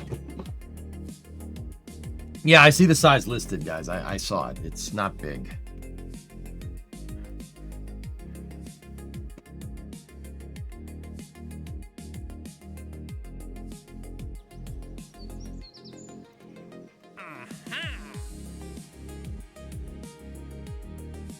Yeah, we'll do that. Okay. So we're gonna do a crewed mission out to the moon, and we're gonna do a crewed mission out to Minmus as well. But each one of these missions, let me think about how we're gonna do this.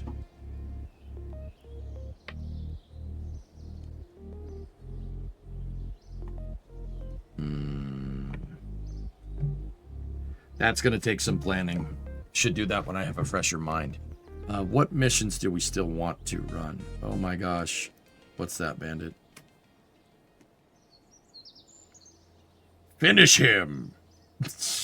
Nice.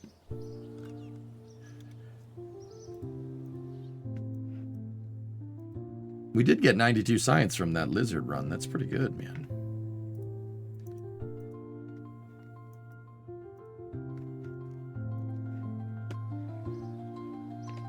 Did he get driving back on the track after that? No.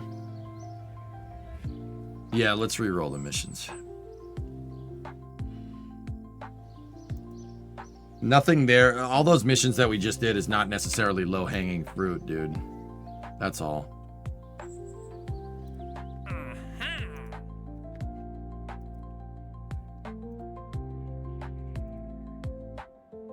With the new orbital station around the moon. Facility supporting 14 Kerbals.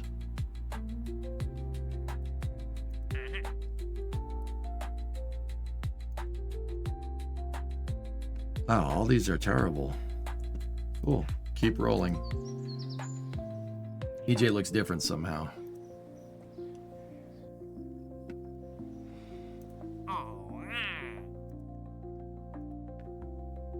Build a new surface outpost on Minmus. Processing lab. Facility for 11 Kerbals. Processing lab. Viewing cupola. Have 3 pilots on the outpost.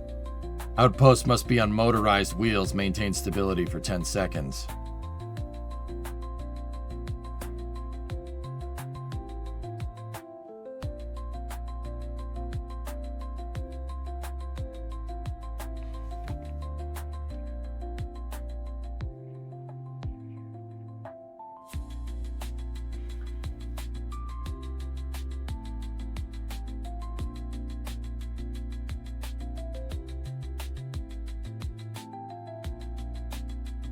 All right.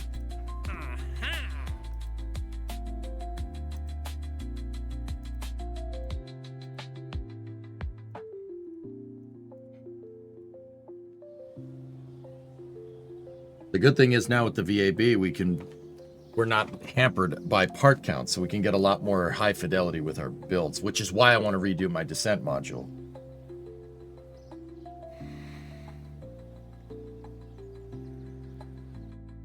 Oh yeah, science data from surface, from our space around Kerbin. Yeah, we should probably get that figured out.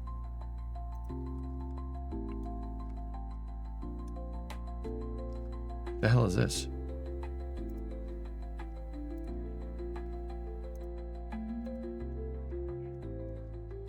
Okay. Those are all upper stages.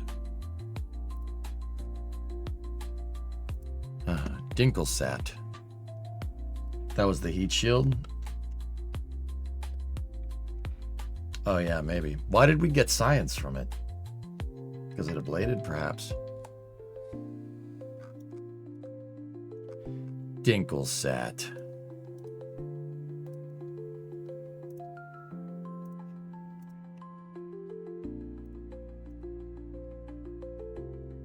Oh, green sandstone retrieved from Minmus. We got that one too. Sweet. Dinklesat.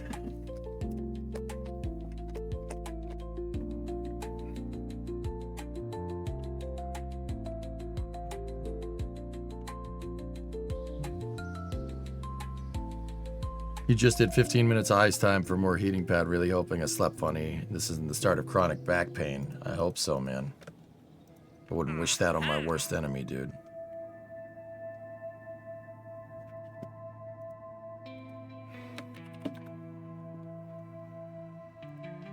How cold is it getting up there? It was warm today, but it should go down to 30 this week.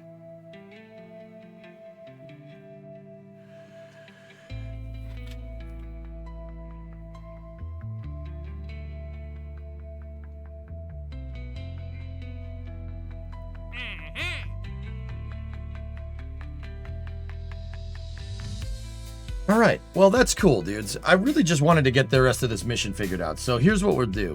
It's almost 4 o'clock here. You know what? No, let's go a little bit longer. I think I'll redesign the descent module, the ascent and descent module for the moon now that we have a little bit more part count. We hit the mid-60s yesterday here in November. It was crazy warm. That's about how warm it was here over the weekend. Yeah. That's about how warm it was over the weekend here, Yard. Yeah. Dude, I live near the ocean. We don't get much snow. Cal, what's going on, man?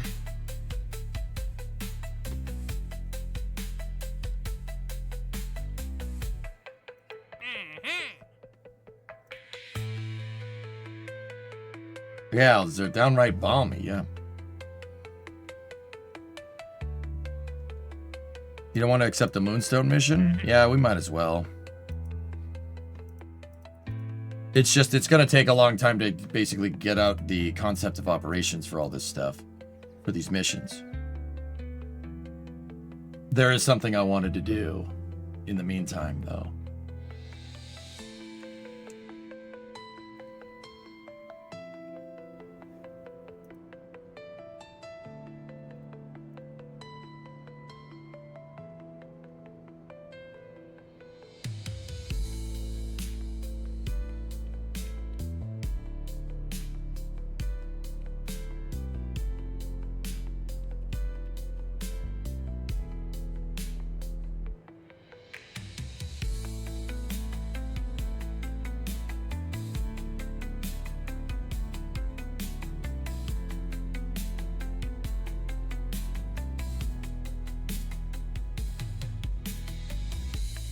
All right, here's what I found. I figured out something we could do before we go and run those missions.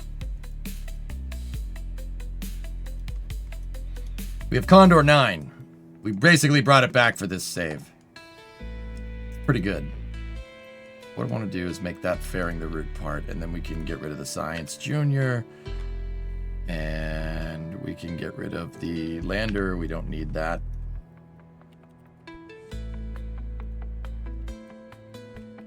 This is the payload attachment fitting.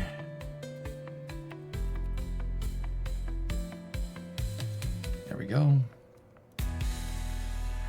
Have you finished those errands, Aaron? No, I have not finished with those errands. I will never be finished with those errands. Don't you understand that? Don't you get it, you crustaceous cheapskate? I know that's a different, but you get the idea. All right, let's muck around with Condor 9 here.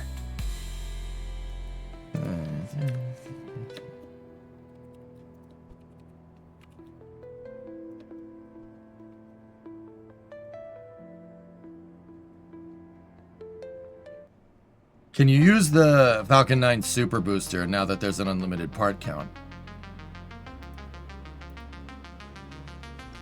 MLV? Oh,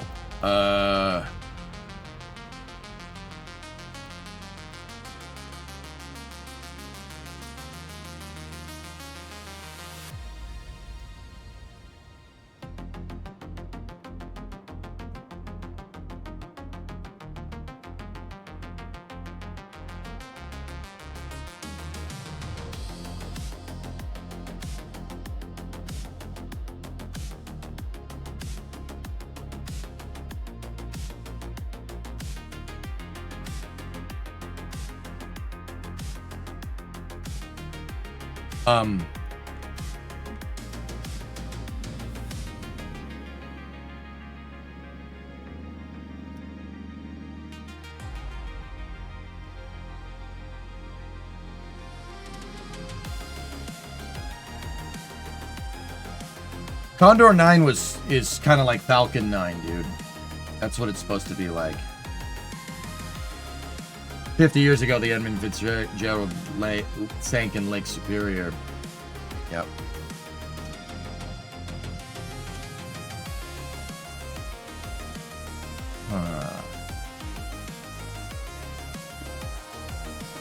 Hold on a second.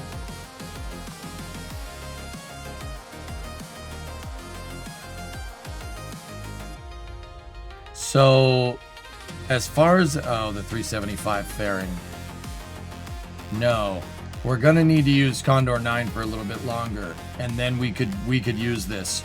The big parts are the 375 fairing and the panel right there. Other than that, everything here should be unlocked.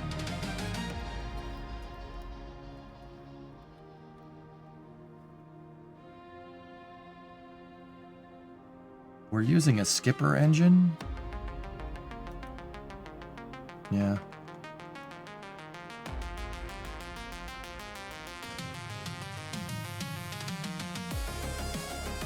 The panels are the only things that I'm really seeing that we don't have unlocked. That's it.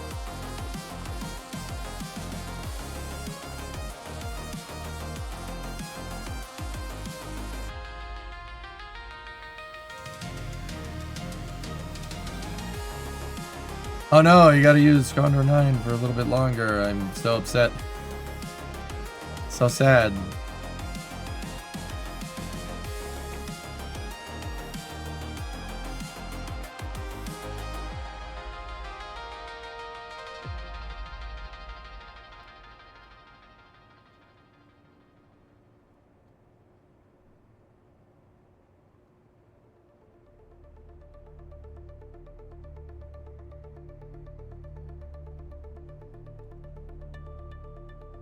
Yeah, if we could get MLV up and running for this save, this thing is nuts. It's got Falcon 9 landing legs, dudes. Like straight Falcon 9 landing. They work exactly like Falcon 9s. It's the same exact thing. It's just Kerbalized. What we could do Yeah, that might be hard to do with Condor. Hold on. Let me see.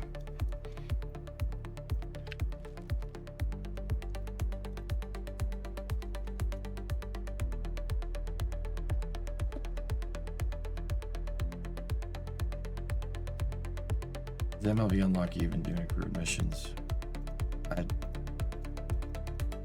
Not really. It's the ground stations that are going to be the big issue here, man.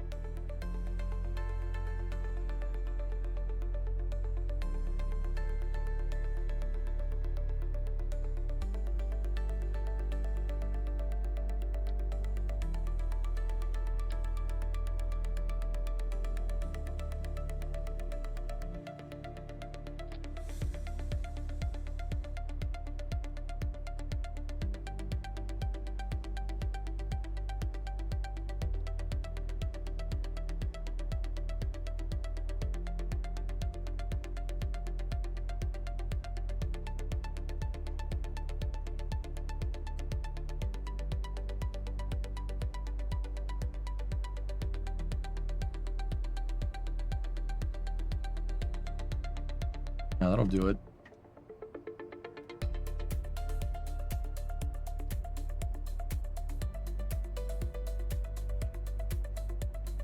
I mean, the other thing we could do is, well, now we need the 375 plate, so we're gonna have to use this for, yeah, we gotta use this for a little bit longer.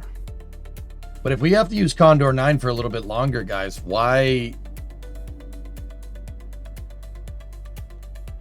design the landing legs for it, man? Why do it?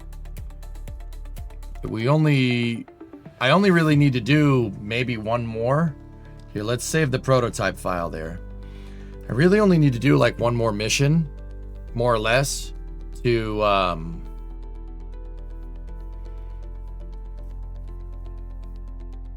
do this. Like this.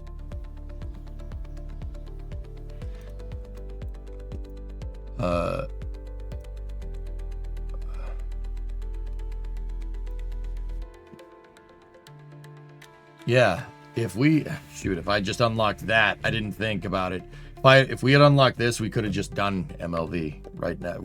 That has all the parts that we need. I already have all the engines for it unlocked.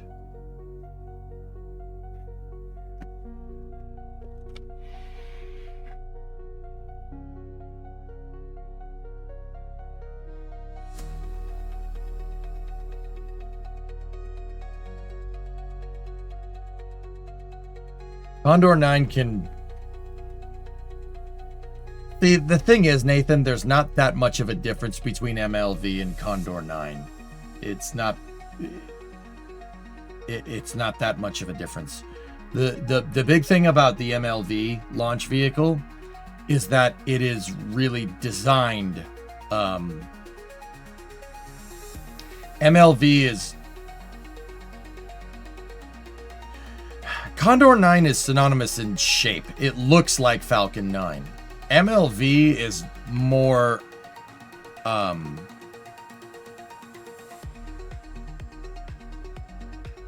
where are you? MLV is more what a Falcon 9 analogous rocket would look like in KSP.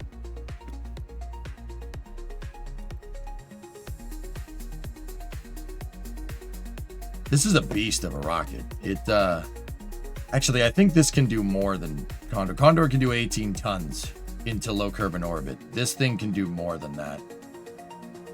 It's snowing in Atlanta. Can I borrow a couple of rocket engines? I can't believe that.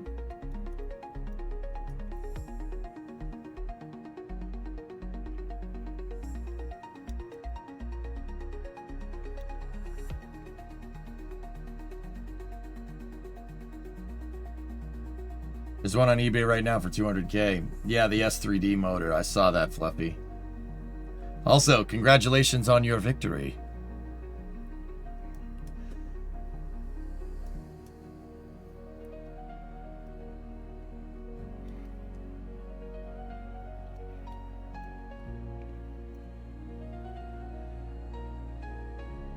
Victory's like, huh?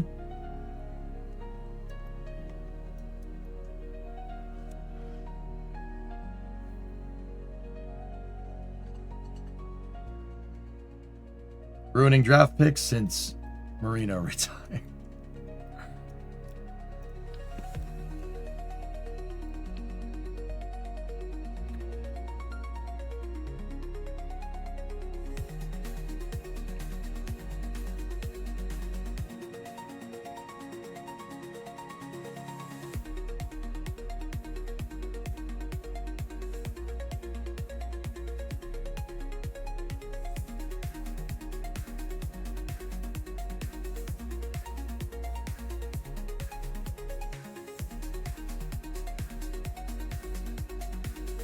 Thanks, Tom Teo. Counter-Strike player? Nice.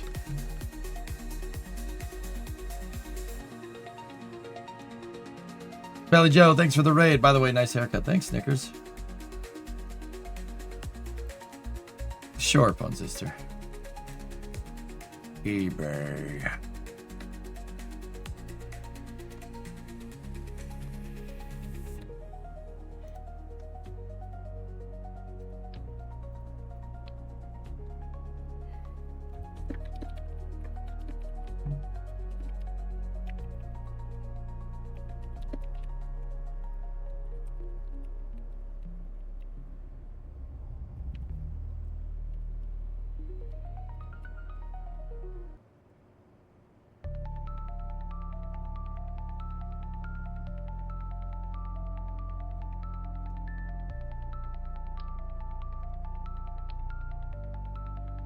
It's not.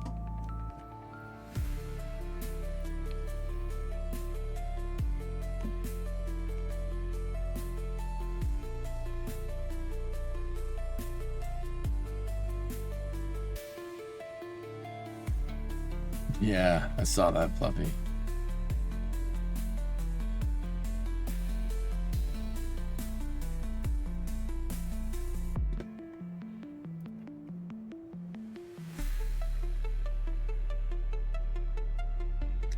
I think Josh Allen's hurt for what it's worth, dude. But that's just me.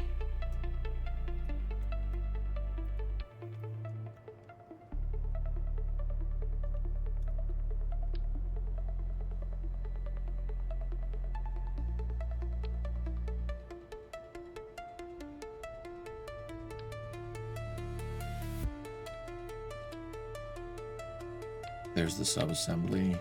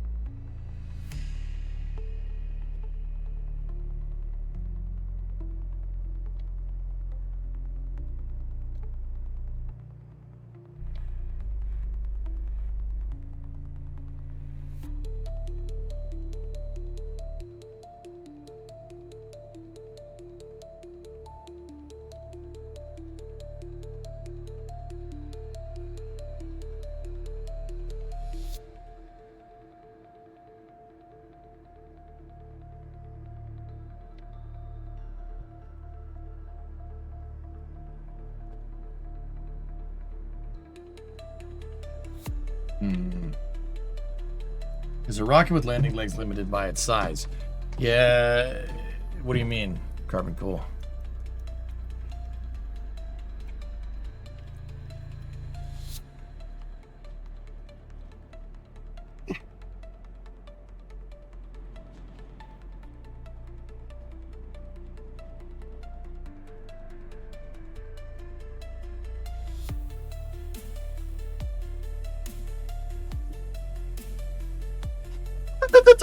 Turbo.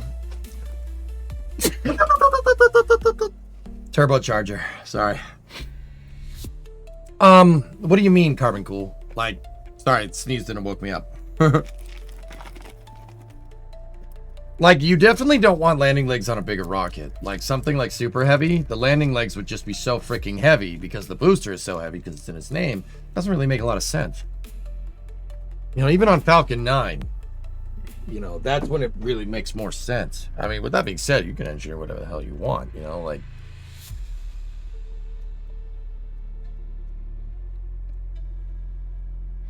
See, what I'm looking at here is whether it's going to be better to engineer this from scratch. But then again, I don't want to put the time into engineering this dang thing. I don't want to put the time into engineering these freaking landing legs if we're only going to use them for a little bit of time. Because if we end up using Condor 9, we end up upgrading to MLV, I don't see any reason to use Condor 9 anymore. Considering they have the same fairing size. The fairing's almost exactly the same size. MLV is a way more capable vehicle as far as I can tell.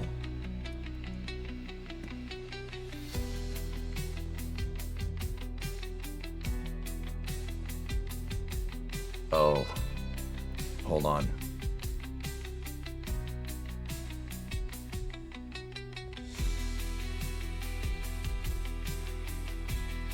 Does this design not crash when trying to land? The orange one, no. The orange one does not. Hold on. Oh, for MLV, we need the S3-7200.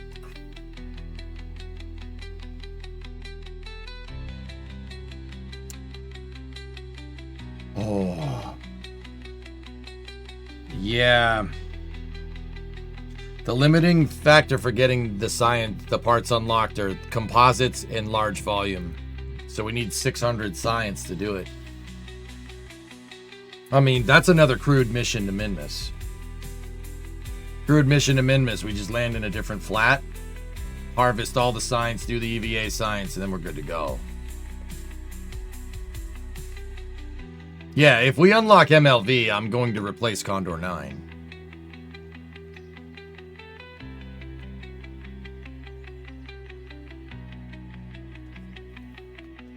Yeah, we're kind of at a crossroads here.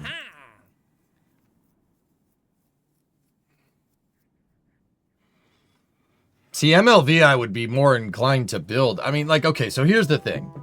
I've built landing legs for Condor 9 before in other saves. They weren't as good as the MLV's landing legs. MLV landing legs are fantastic. They're really, really good. The thing about the MLV's landing legs is they're good, but they're also a little bit complicated. Those things are designed to be reused a bajillion freaking times because they have hybrid tech built into their design. Condor 9, we don't necessarily need to make as high fidelity landing legs. But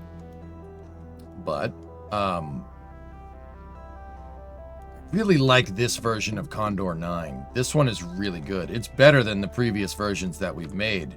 And what I'm thinking is if we design... MLV would be great in the long term, right? It would be great to maybe eventually upgrade to it, right? But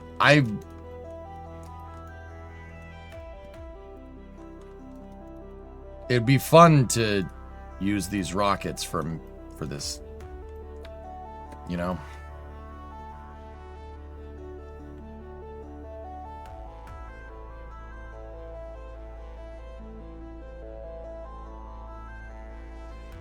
Medium launch vehicle is the name of it.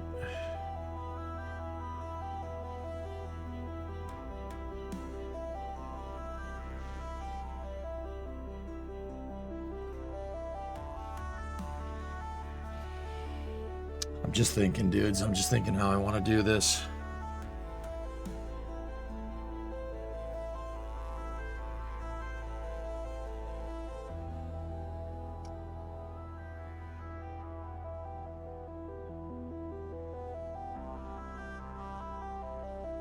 So the other thing about MLV, the orange launch vehicle, is that I built that for mission mode, and then we never used it.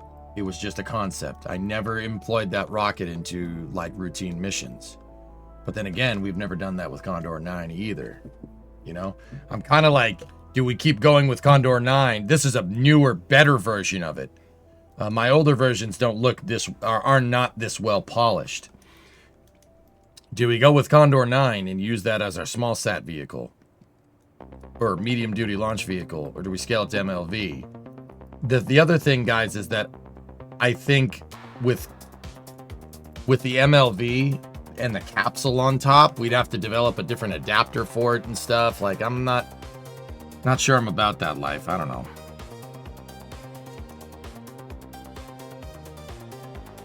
Scale for MLV to last longer.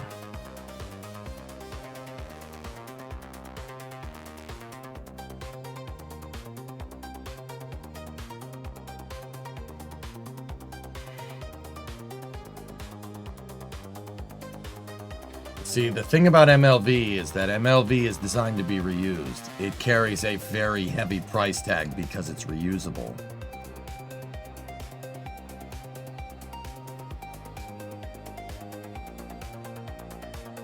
But then again, this is reusable for mission mode spec.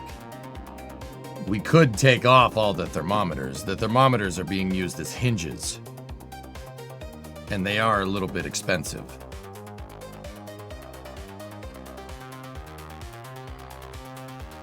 But you get back the vast majority of it, right? All the parts that are with thermometers attached to them are parts that are on the stage that land, so you should get it back. So theoretically, like, the upper stage is very, like, not really that big of a deal.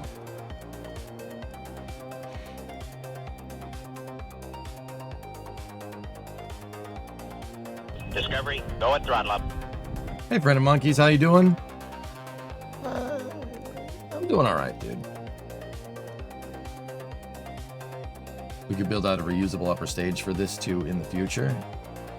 That's probably not going to happen, but hey, paramedic, what's going on, man? Popping in to say hi, going back to lurking. It's good to see you, man. This is a 375 diameter. How much of that is reused money-wise? So here, let me just save the file. So it's 215 right now. 195 of the 215 gets reused. It comes back and lands. Like, once again, I put a lot of time into that stage to get that stage to work. The stage is damn complicated. And when I say that MLV is designed to be reused, guys, I mean this thing lands. This thing lands. You get a crane, you pick it up off of its legs, fold the legs back up, bring it horizontally, put it on a trailer without ever hitting the recovery button, and drive it back to the launch pad. That's how reusable this thing is. But with that being said, if we ever do lose a first stage, we're really gonna pay for it. Hey, Space Pope, what's up, man?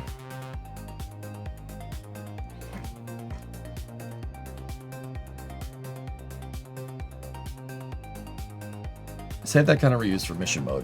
Yeah, I understand that, Tessa. I'm not going to do that in this mode.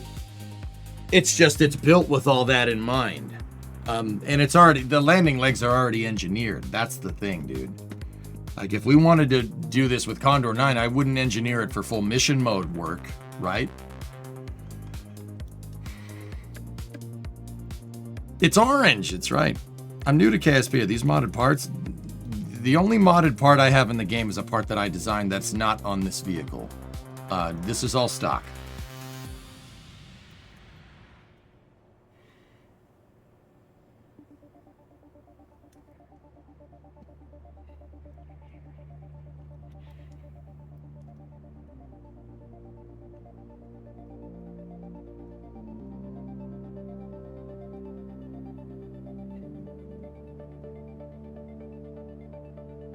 I'm thinking about how I want to do this, dudes.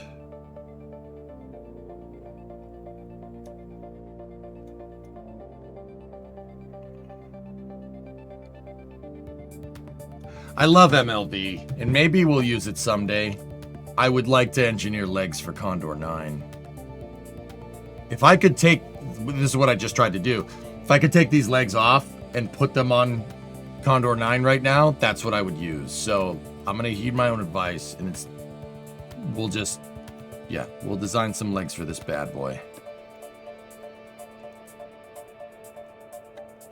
This shouldn't be too hard. I'm not going to build this out for mission mode spec, guys. These landing legs are just going to be landing legs. They're not going to be designed for like full reuse. With that being said, we could make them for full reuse someday.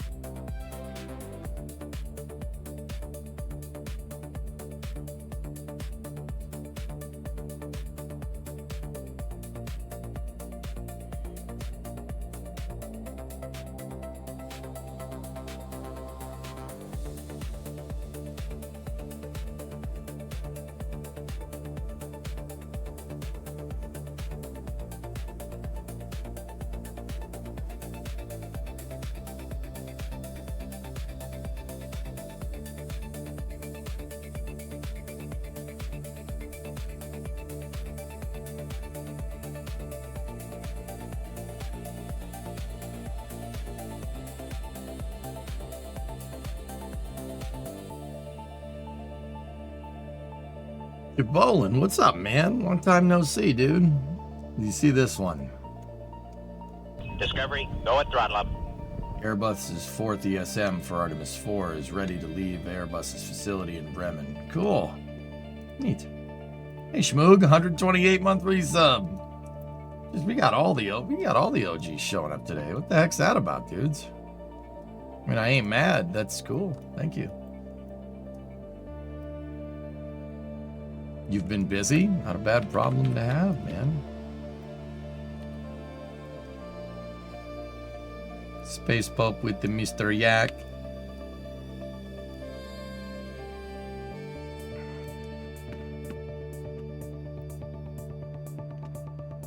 Alright.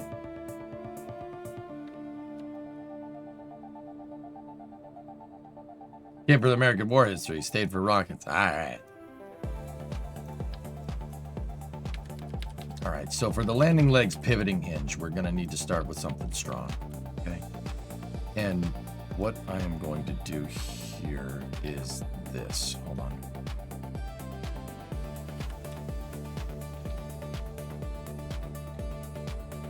I need to draw myself out a diagram here.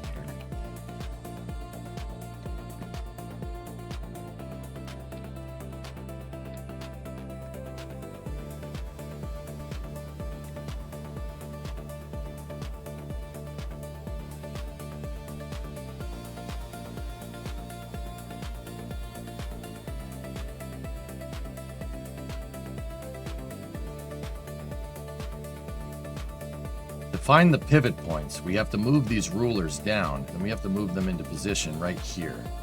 That's the pivoting points for the legs. See that? And it looks like my legs already kind of line up with that. But that makes it so when I go to put the hinge in here for our actual pivoting mechanism, we can...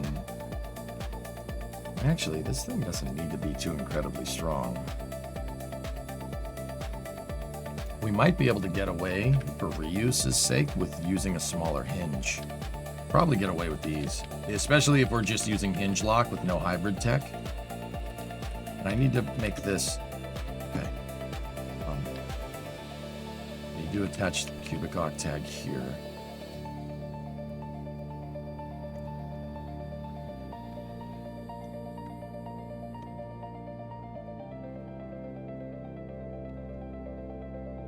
This one needs to be in 4x sim.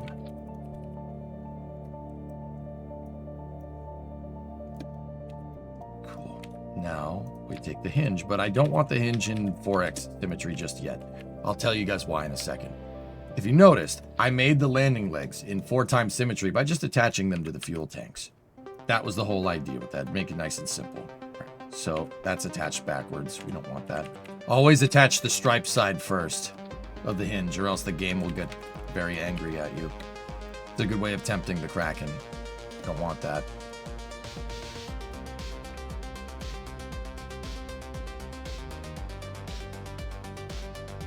I hate how much part clipping is going on at the bottom of this thing, but this is the only way to really do it so Kerbal understands. So how's live? It's fine, dude. Yeah, everything's fine, Jabolin.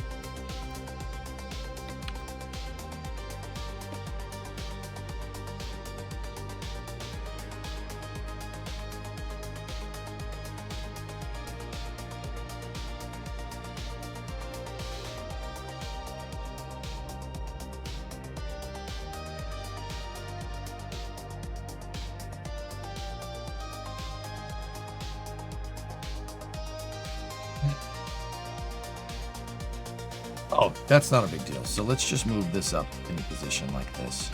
Okay. So now fold this thing. Now watch what we're going to do.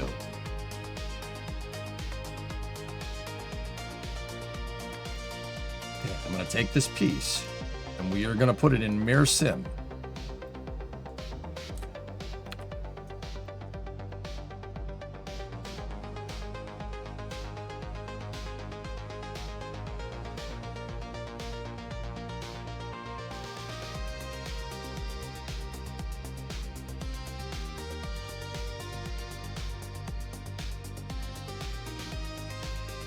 That did not do what I wanted.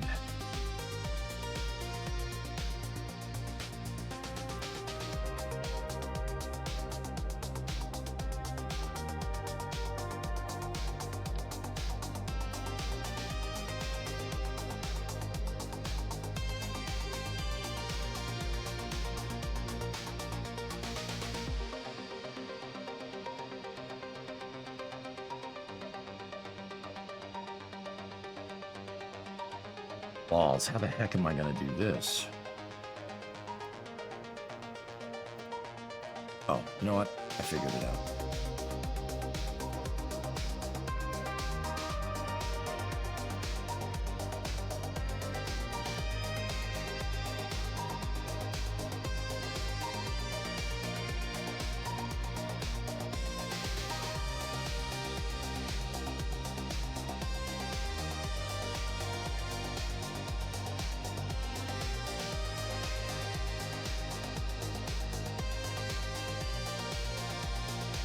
This is a little bit of a hierarchical logic puzzle. Give me 1 second.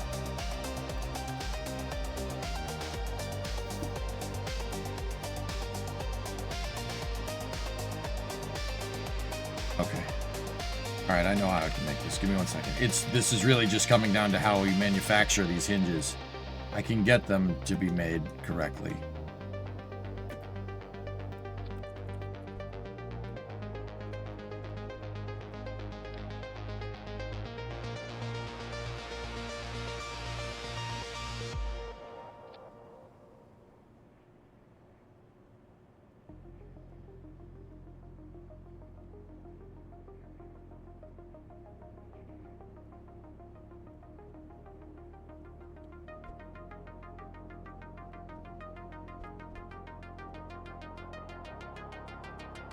Okay. Now, one of them is going to be completely borked from here, but that's okay. As long as we can get it, one of them close, right?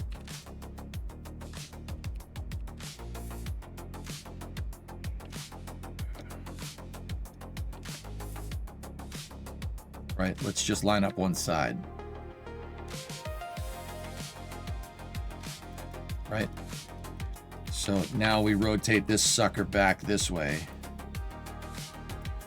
And obviously it's not going to be aligned, but if I take this,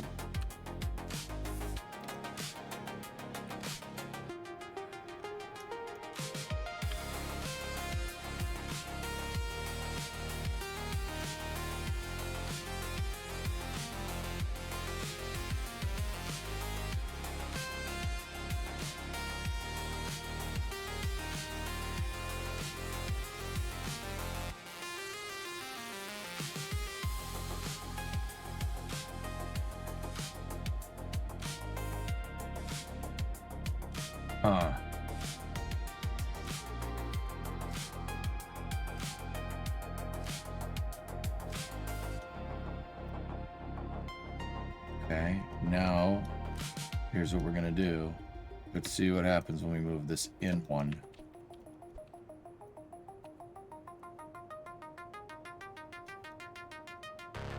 There it is. Okay, that's more or less the position that I want. We just abused the mirror sim hierarchy. We can get rid of these. We don't want them. We don't. You're droids. We don't want them here.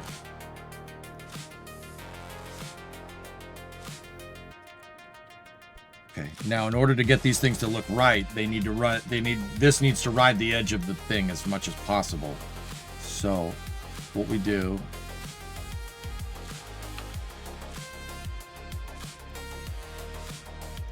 We rotate these so that the tips of the wing strakes come to a point like that. And then we take these ones and we angle them in a way that gets them to hug the edge of the booster.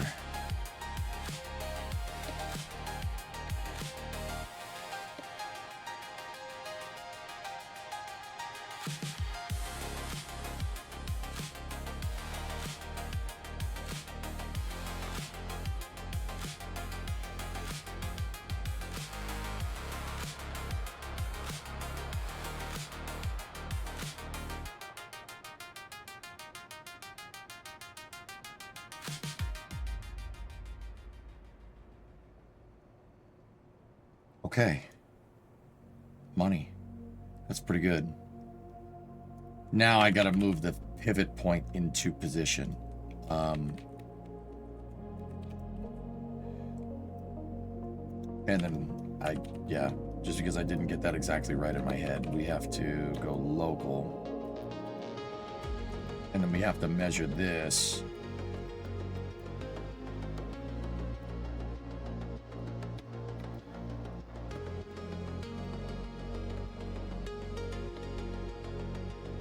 Rotate the booster 45 again.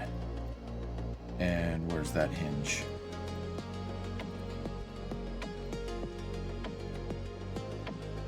Remember, where that strut is coming through, that's our pivot point. That's the pivoting axis for the landing leg.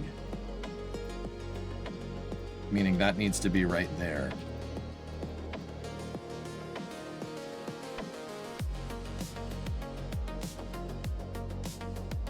It's going to screw up the symmetry again. That's no big deal.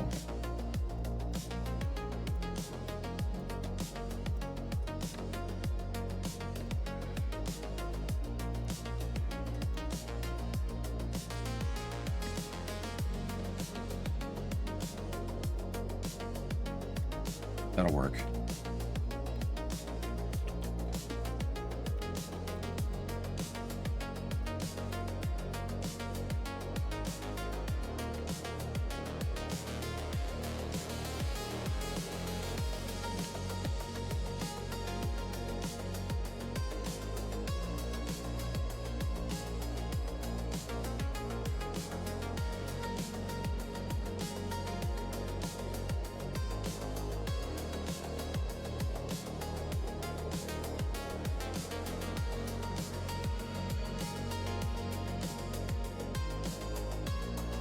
He's wicked smart. Yeah, I'm getting there.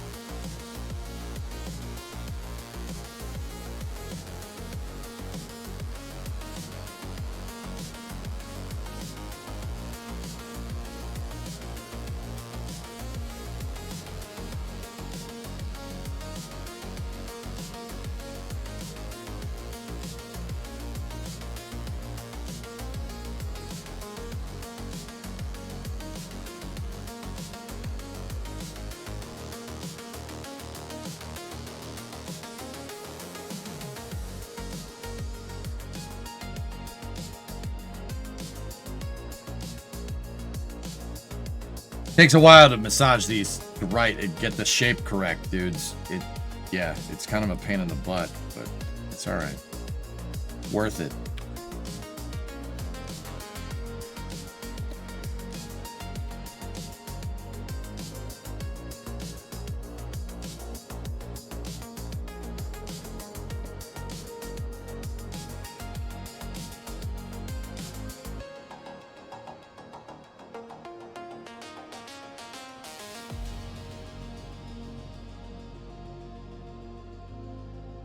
Yeah, of course, illness.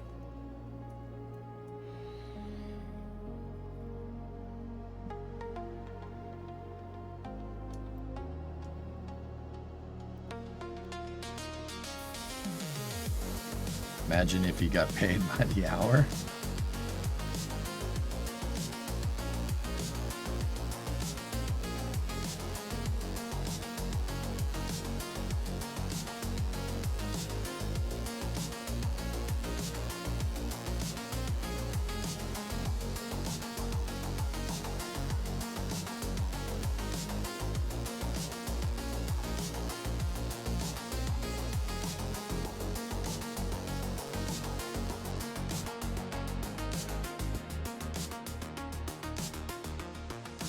It's crazy how much you do just have to stare at it. It's 3D modeling, man.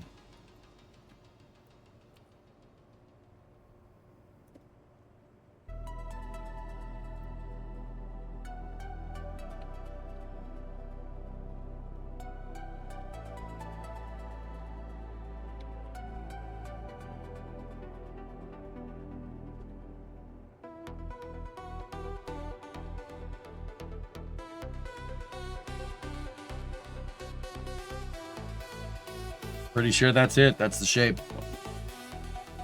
All right, there's our landing leg. Or at least the initial shape.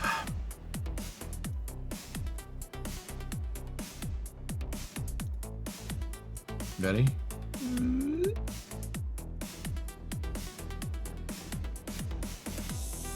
That actually might be a little big. It's a little big for this design. Let me look at a Falcon 9. Hold on.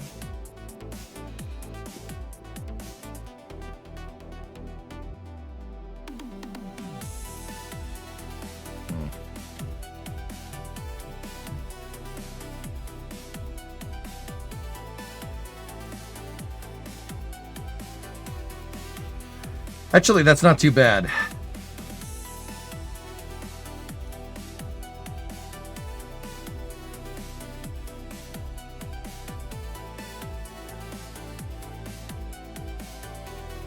That's actually about right.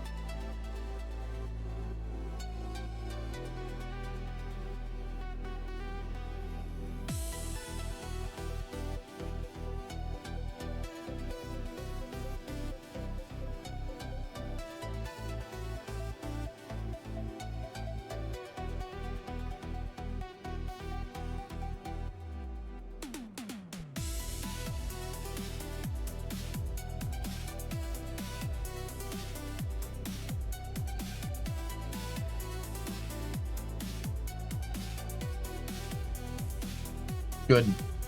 She's good. All right. Just to quote unquote kind of save my work, what I'm going to do is just attach a beam up here because we're in the prototype craft file. Put that up there. Take this. That's my finalized landing leg shape. Save it there. For some reason, sub-assemblies aren't working for me. I don't know why, but it's fine. Whatever. Keep the pivoting axis rulers there. Now what we got to do...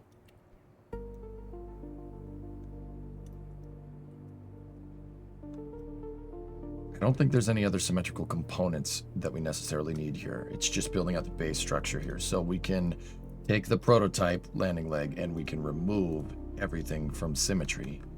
Now what we do, watch.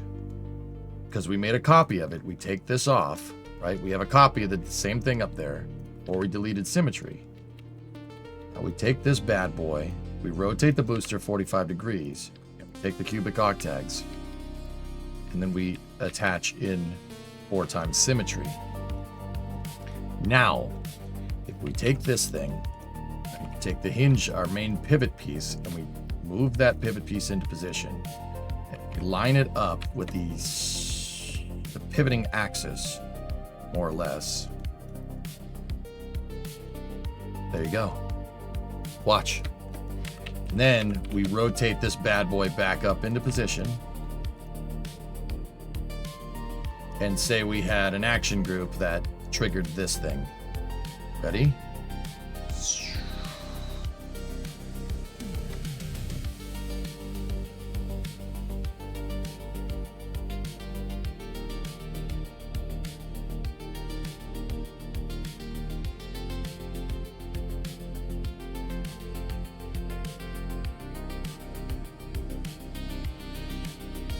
Not bad.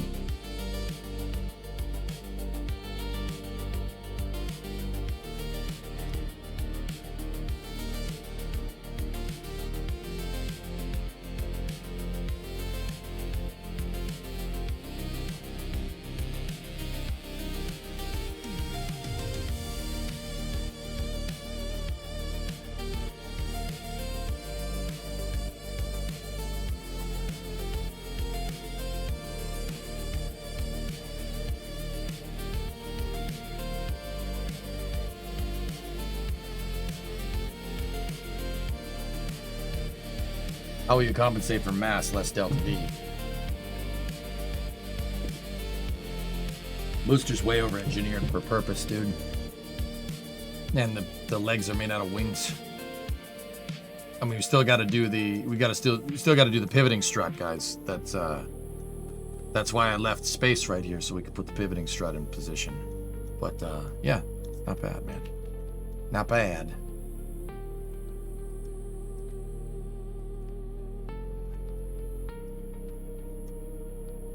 Now what we can get away with, because we're in 4X sim and not anything else, is if we take the 625 flag, right? Attach a 625 flag here. Set the flag. We could set it to wing texture if we really wanted to. Texture, and then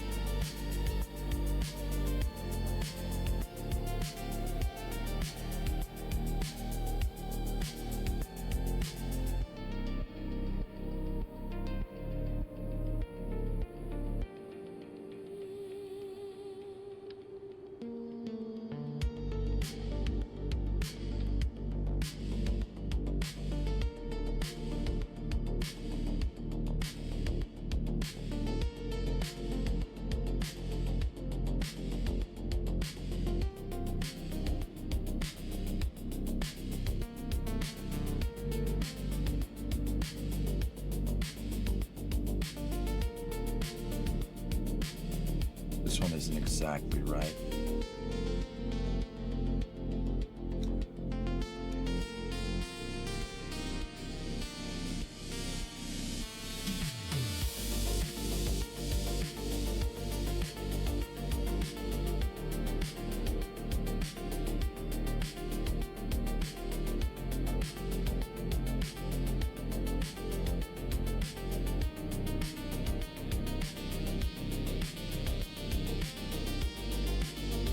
Ah.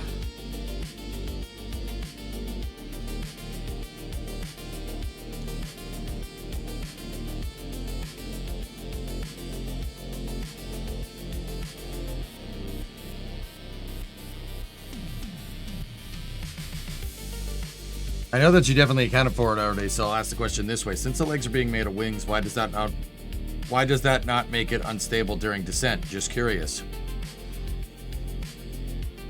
Center of mass on the booster is low, Wartaz. If anything, it gives you cross-range capability. Remember when I said I made the I made Condor 9 too aerodynamic, and it's impossible to steer it when it's coming back down, making the landing legs out of wings, and having the center of mass be really down low when the booster is when the booster's coming back down. New Glenn, dude. Where do you think SpaceX came up with the idea for chines, dude? Chines on Super Heavy. The hell do you think those are? Aerodynamically, think about it. Seriously, put two and two together. What is that? What is the folded up landing leg but a chine on the bottom of the booster that gives you cross range capability? You're going to get an extraordinary high amount of body lift here.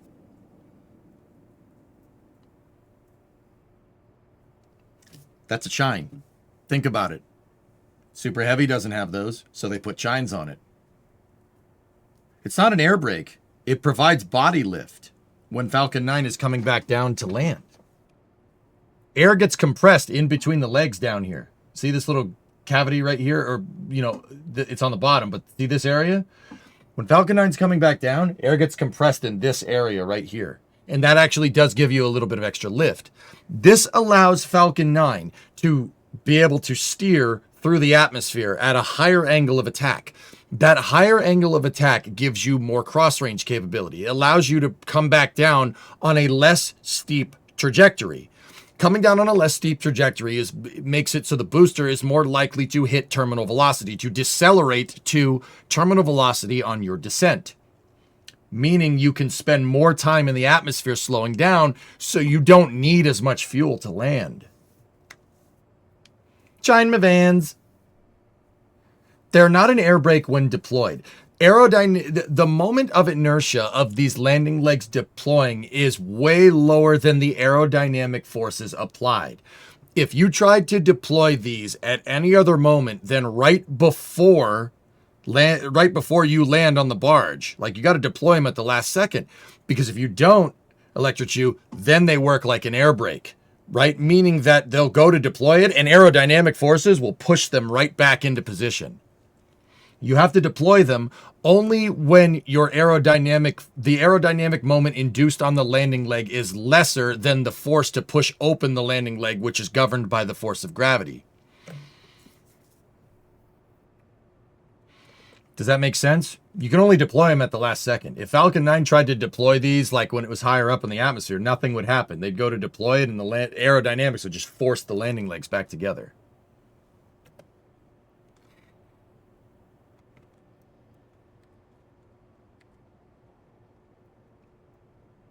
That's the older landing leg design. The way older landing leg design. What about in Kerbal? Why would it be different in KSP, bro? KSP isn't the best orbital mechanics simulator, but KSP is a pretty damn good physics simulator. Not the best aero, but it's good enough to do this.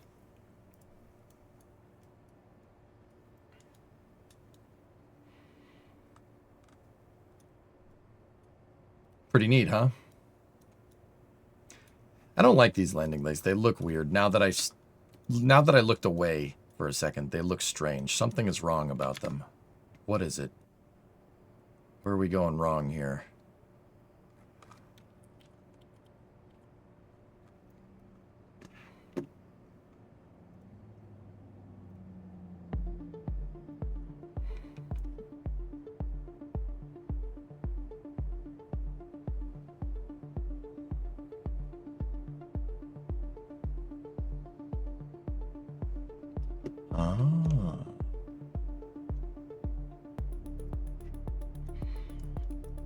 All right, well, we have our Mark 1 design up there. It's saved, so...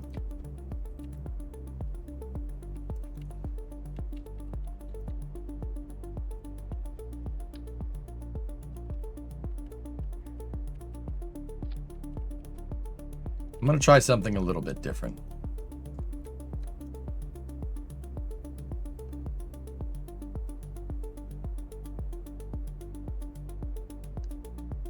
So I'm noticing that there's a straight line from basically the pivot point on the legs all the way to the point here. It's a straight line for the most part.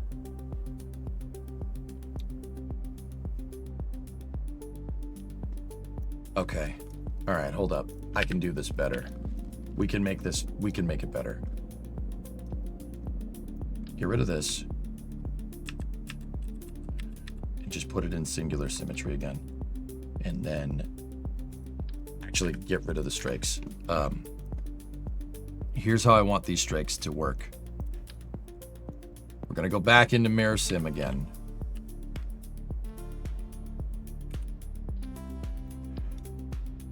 I see the shape I need to make with these.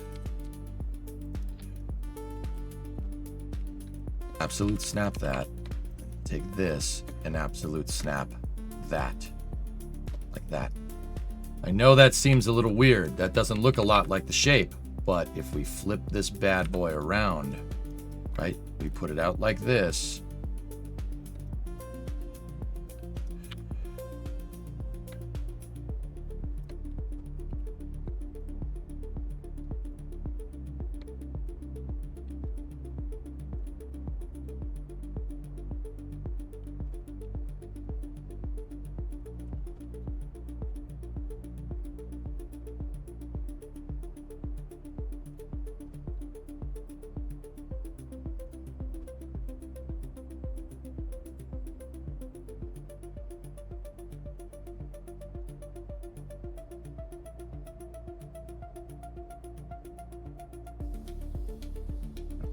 Now we take this piece and we move that piece up like,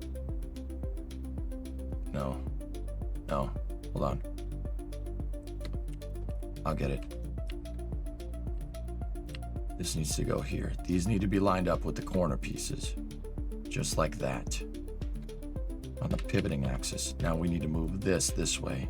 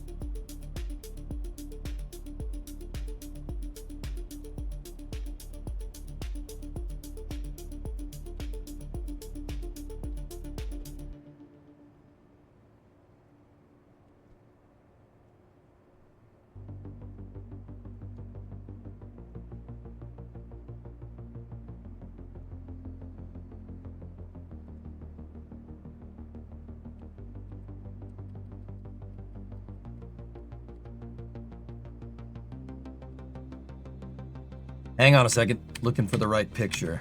I know I have it in here somewhere. That's the one I'm looking for. Yeah, okay.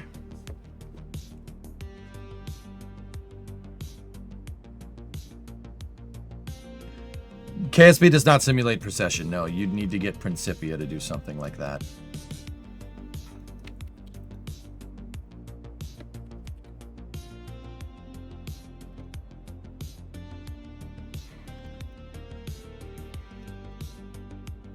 How cold can Falcon launch in? I have no idea, dude.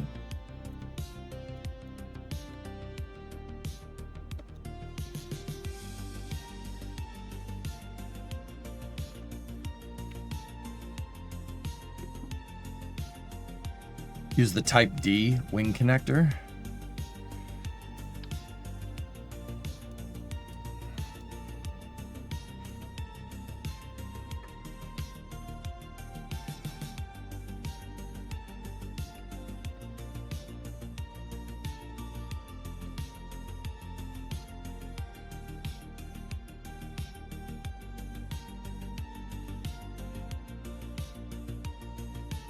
Okay, Oxos. All right, let's see it.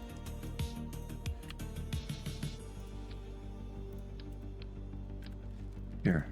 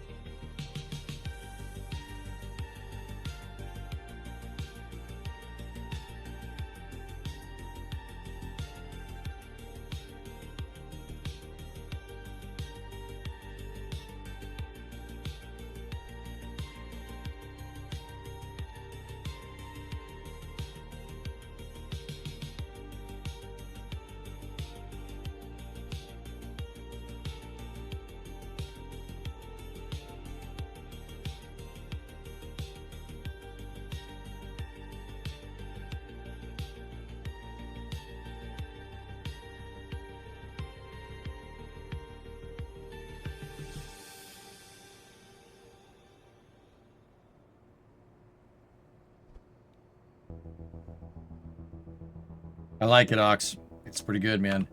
Now if we take these and rotate that up into position.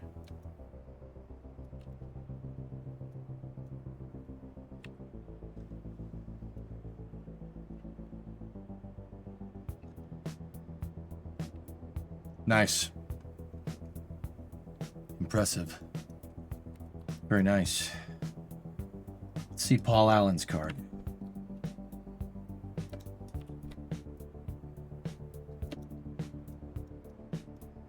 Oh, the raised lettering, the off-shell white. Damn it.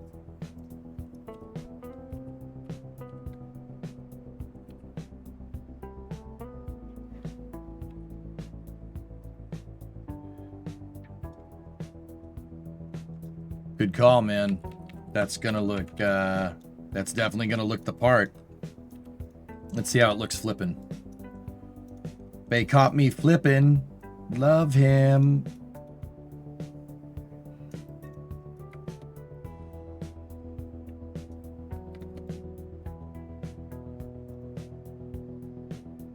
Dude, that doesn't even need much else. Bro, compared to your rock, it looks insane. Don't talk yourself down. Keep up the good work. What guys, when 900 years old, you become look this good, you were not. No, it takes time. I've been playing KSP for 15 years. Streaming it, that's my job.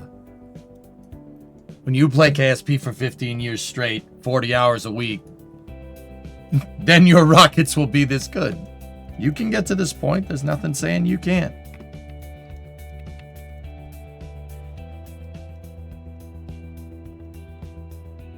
It's great to see you playing see you playing KSP again. It's been 10 years next month, I believe I first started watching you. Rip Banana Time. Wait, you're Banana Time 101? I was wondering what happened to that dude. You told me this. Now that I'm thinking about it, you told me this. You told me this. Your name was Yellow because Banana. You definitely told me you changed it, but I think you told me right when you changed it. I don't think I remembered. I did, but it was a while ago. Yeah. No, I said it right after I said it. I remembered you telling me. I'm like, oh yeah. I'm stupid. BY, what's up, man?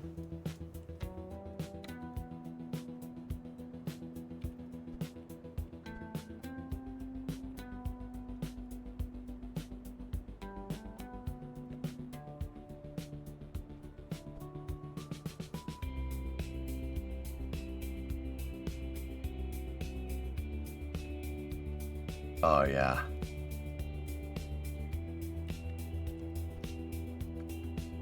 And Banana Time.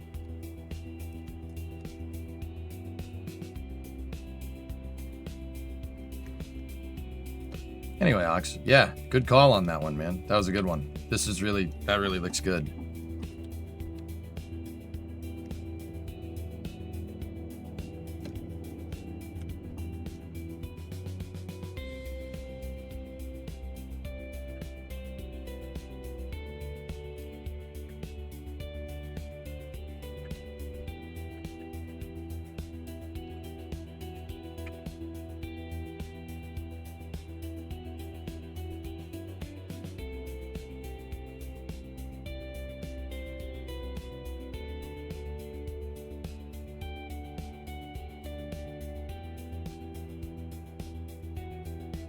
I'm just remembering bits of OG Condor. Is that how we did it with the original Condor landing legs? I don't remember.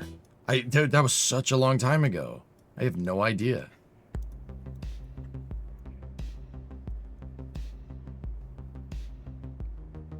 That's pretty sick though.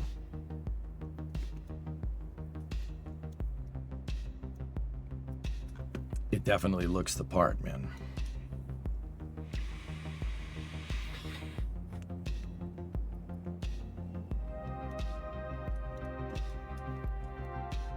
At least you won't have to do the RS-25 powered transporter erector at this time, please. Pulls, don't mention. We don't need to talk about that. we don't need to talk. Hey, it's what worked. There were probably better ways to do it at the time, but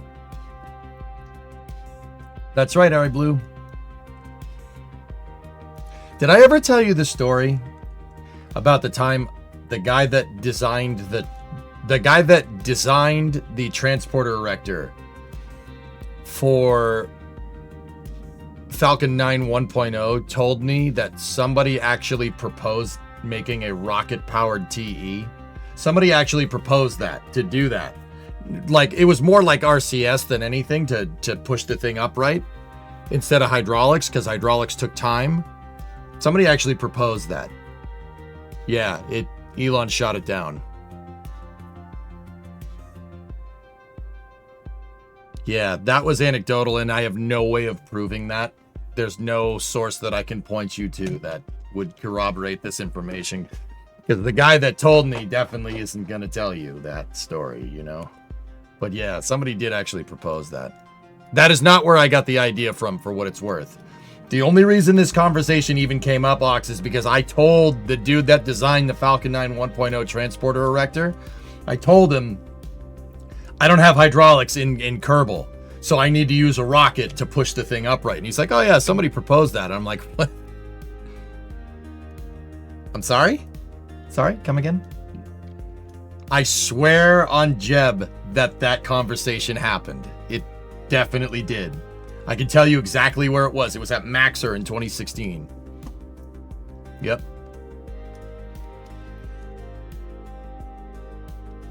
But are you where he got the idea from? That's what I'm afraid of, Yarg. That some of my ideas that I come up with might be trickling into SpaceX and other aerospace companies.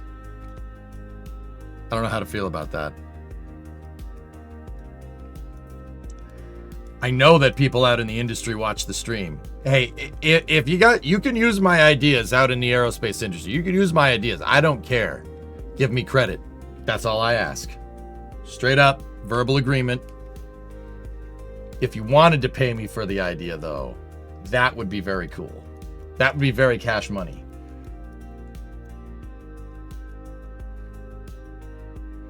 That'd be very cash money of you, if you wanted to.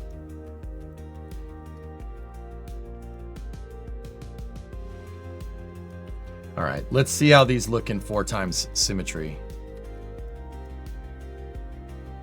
I'm going to copy this again, the Mark II leg design.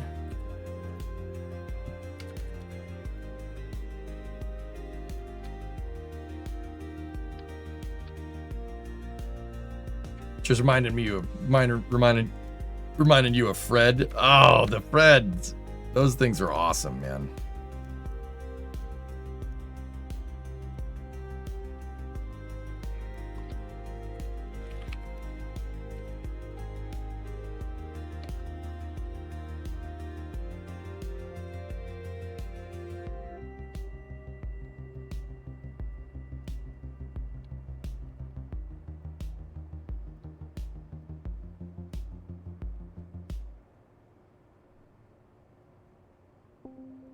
You need a cut for that? Yeah, right.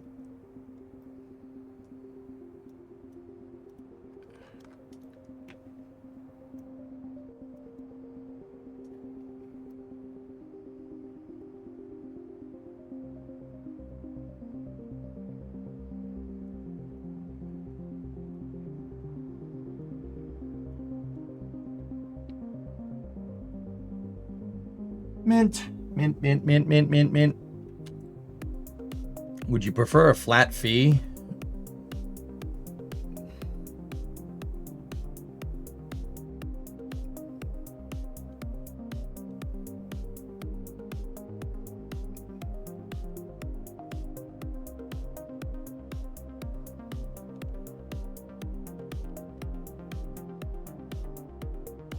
All right, what time is it? It's 5 o'clock.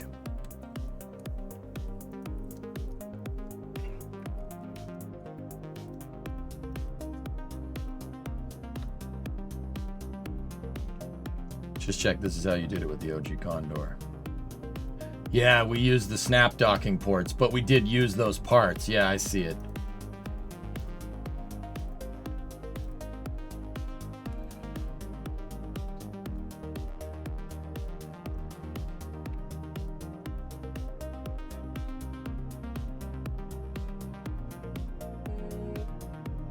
Honk.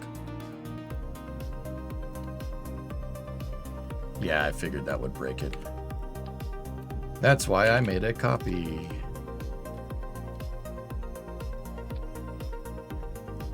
I'll tell you what, Ox, this is gonna be way simpler than even that Condor. It's not gonna be covered in freaking docking ports.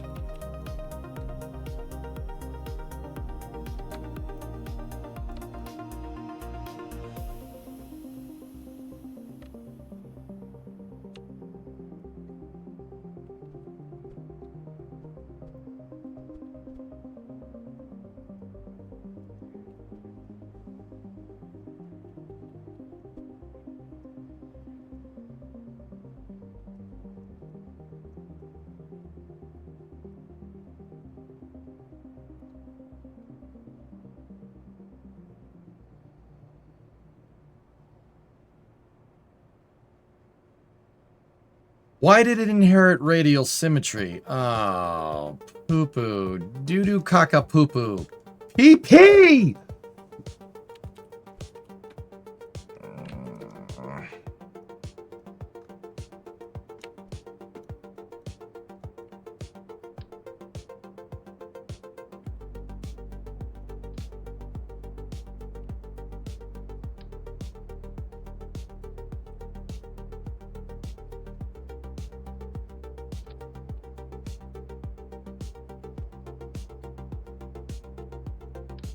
You know what?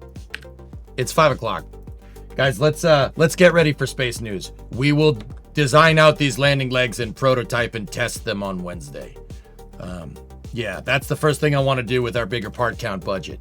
That, and we got to redesign the descent module, and then we got to go for the moon again.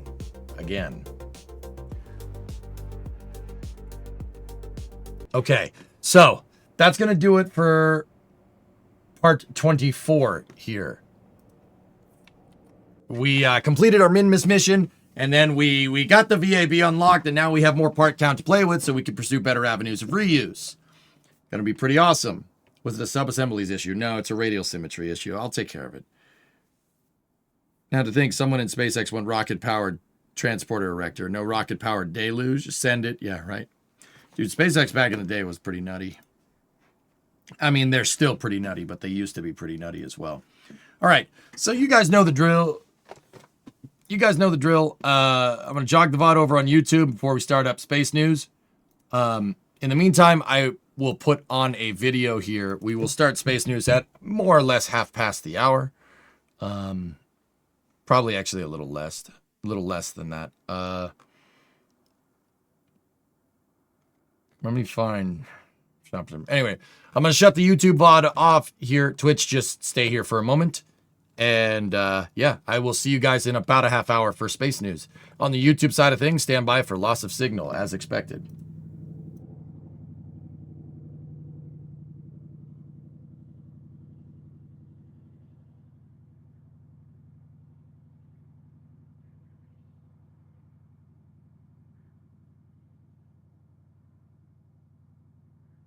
Okay, it's just us. It's just us, Twitch. What video do you want to watch?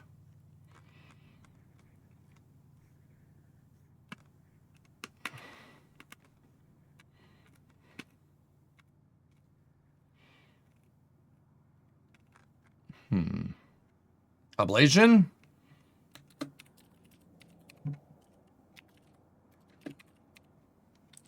Sounds good to me.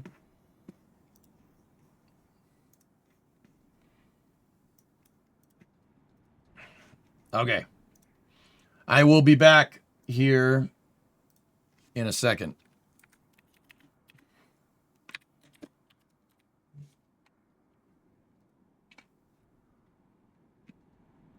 Enjoy.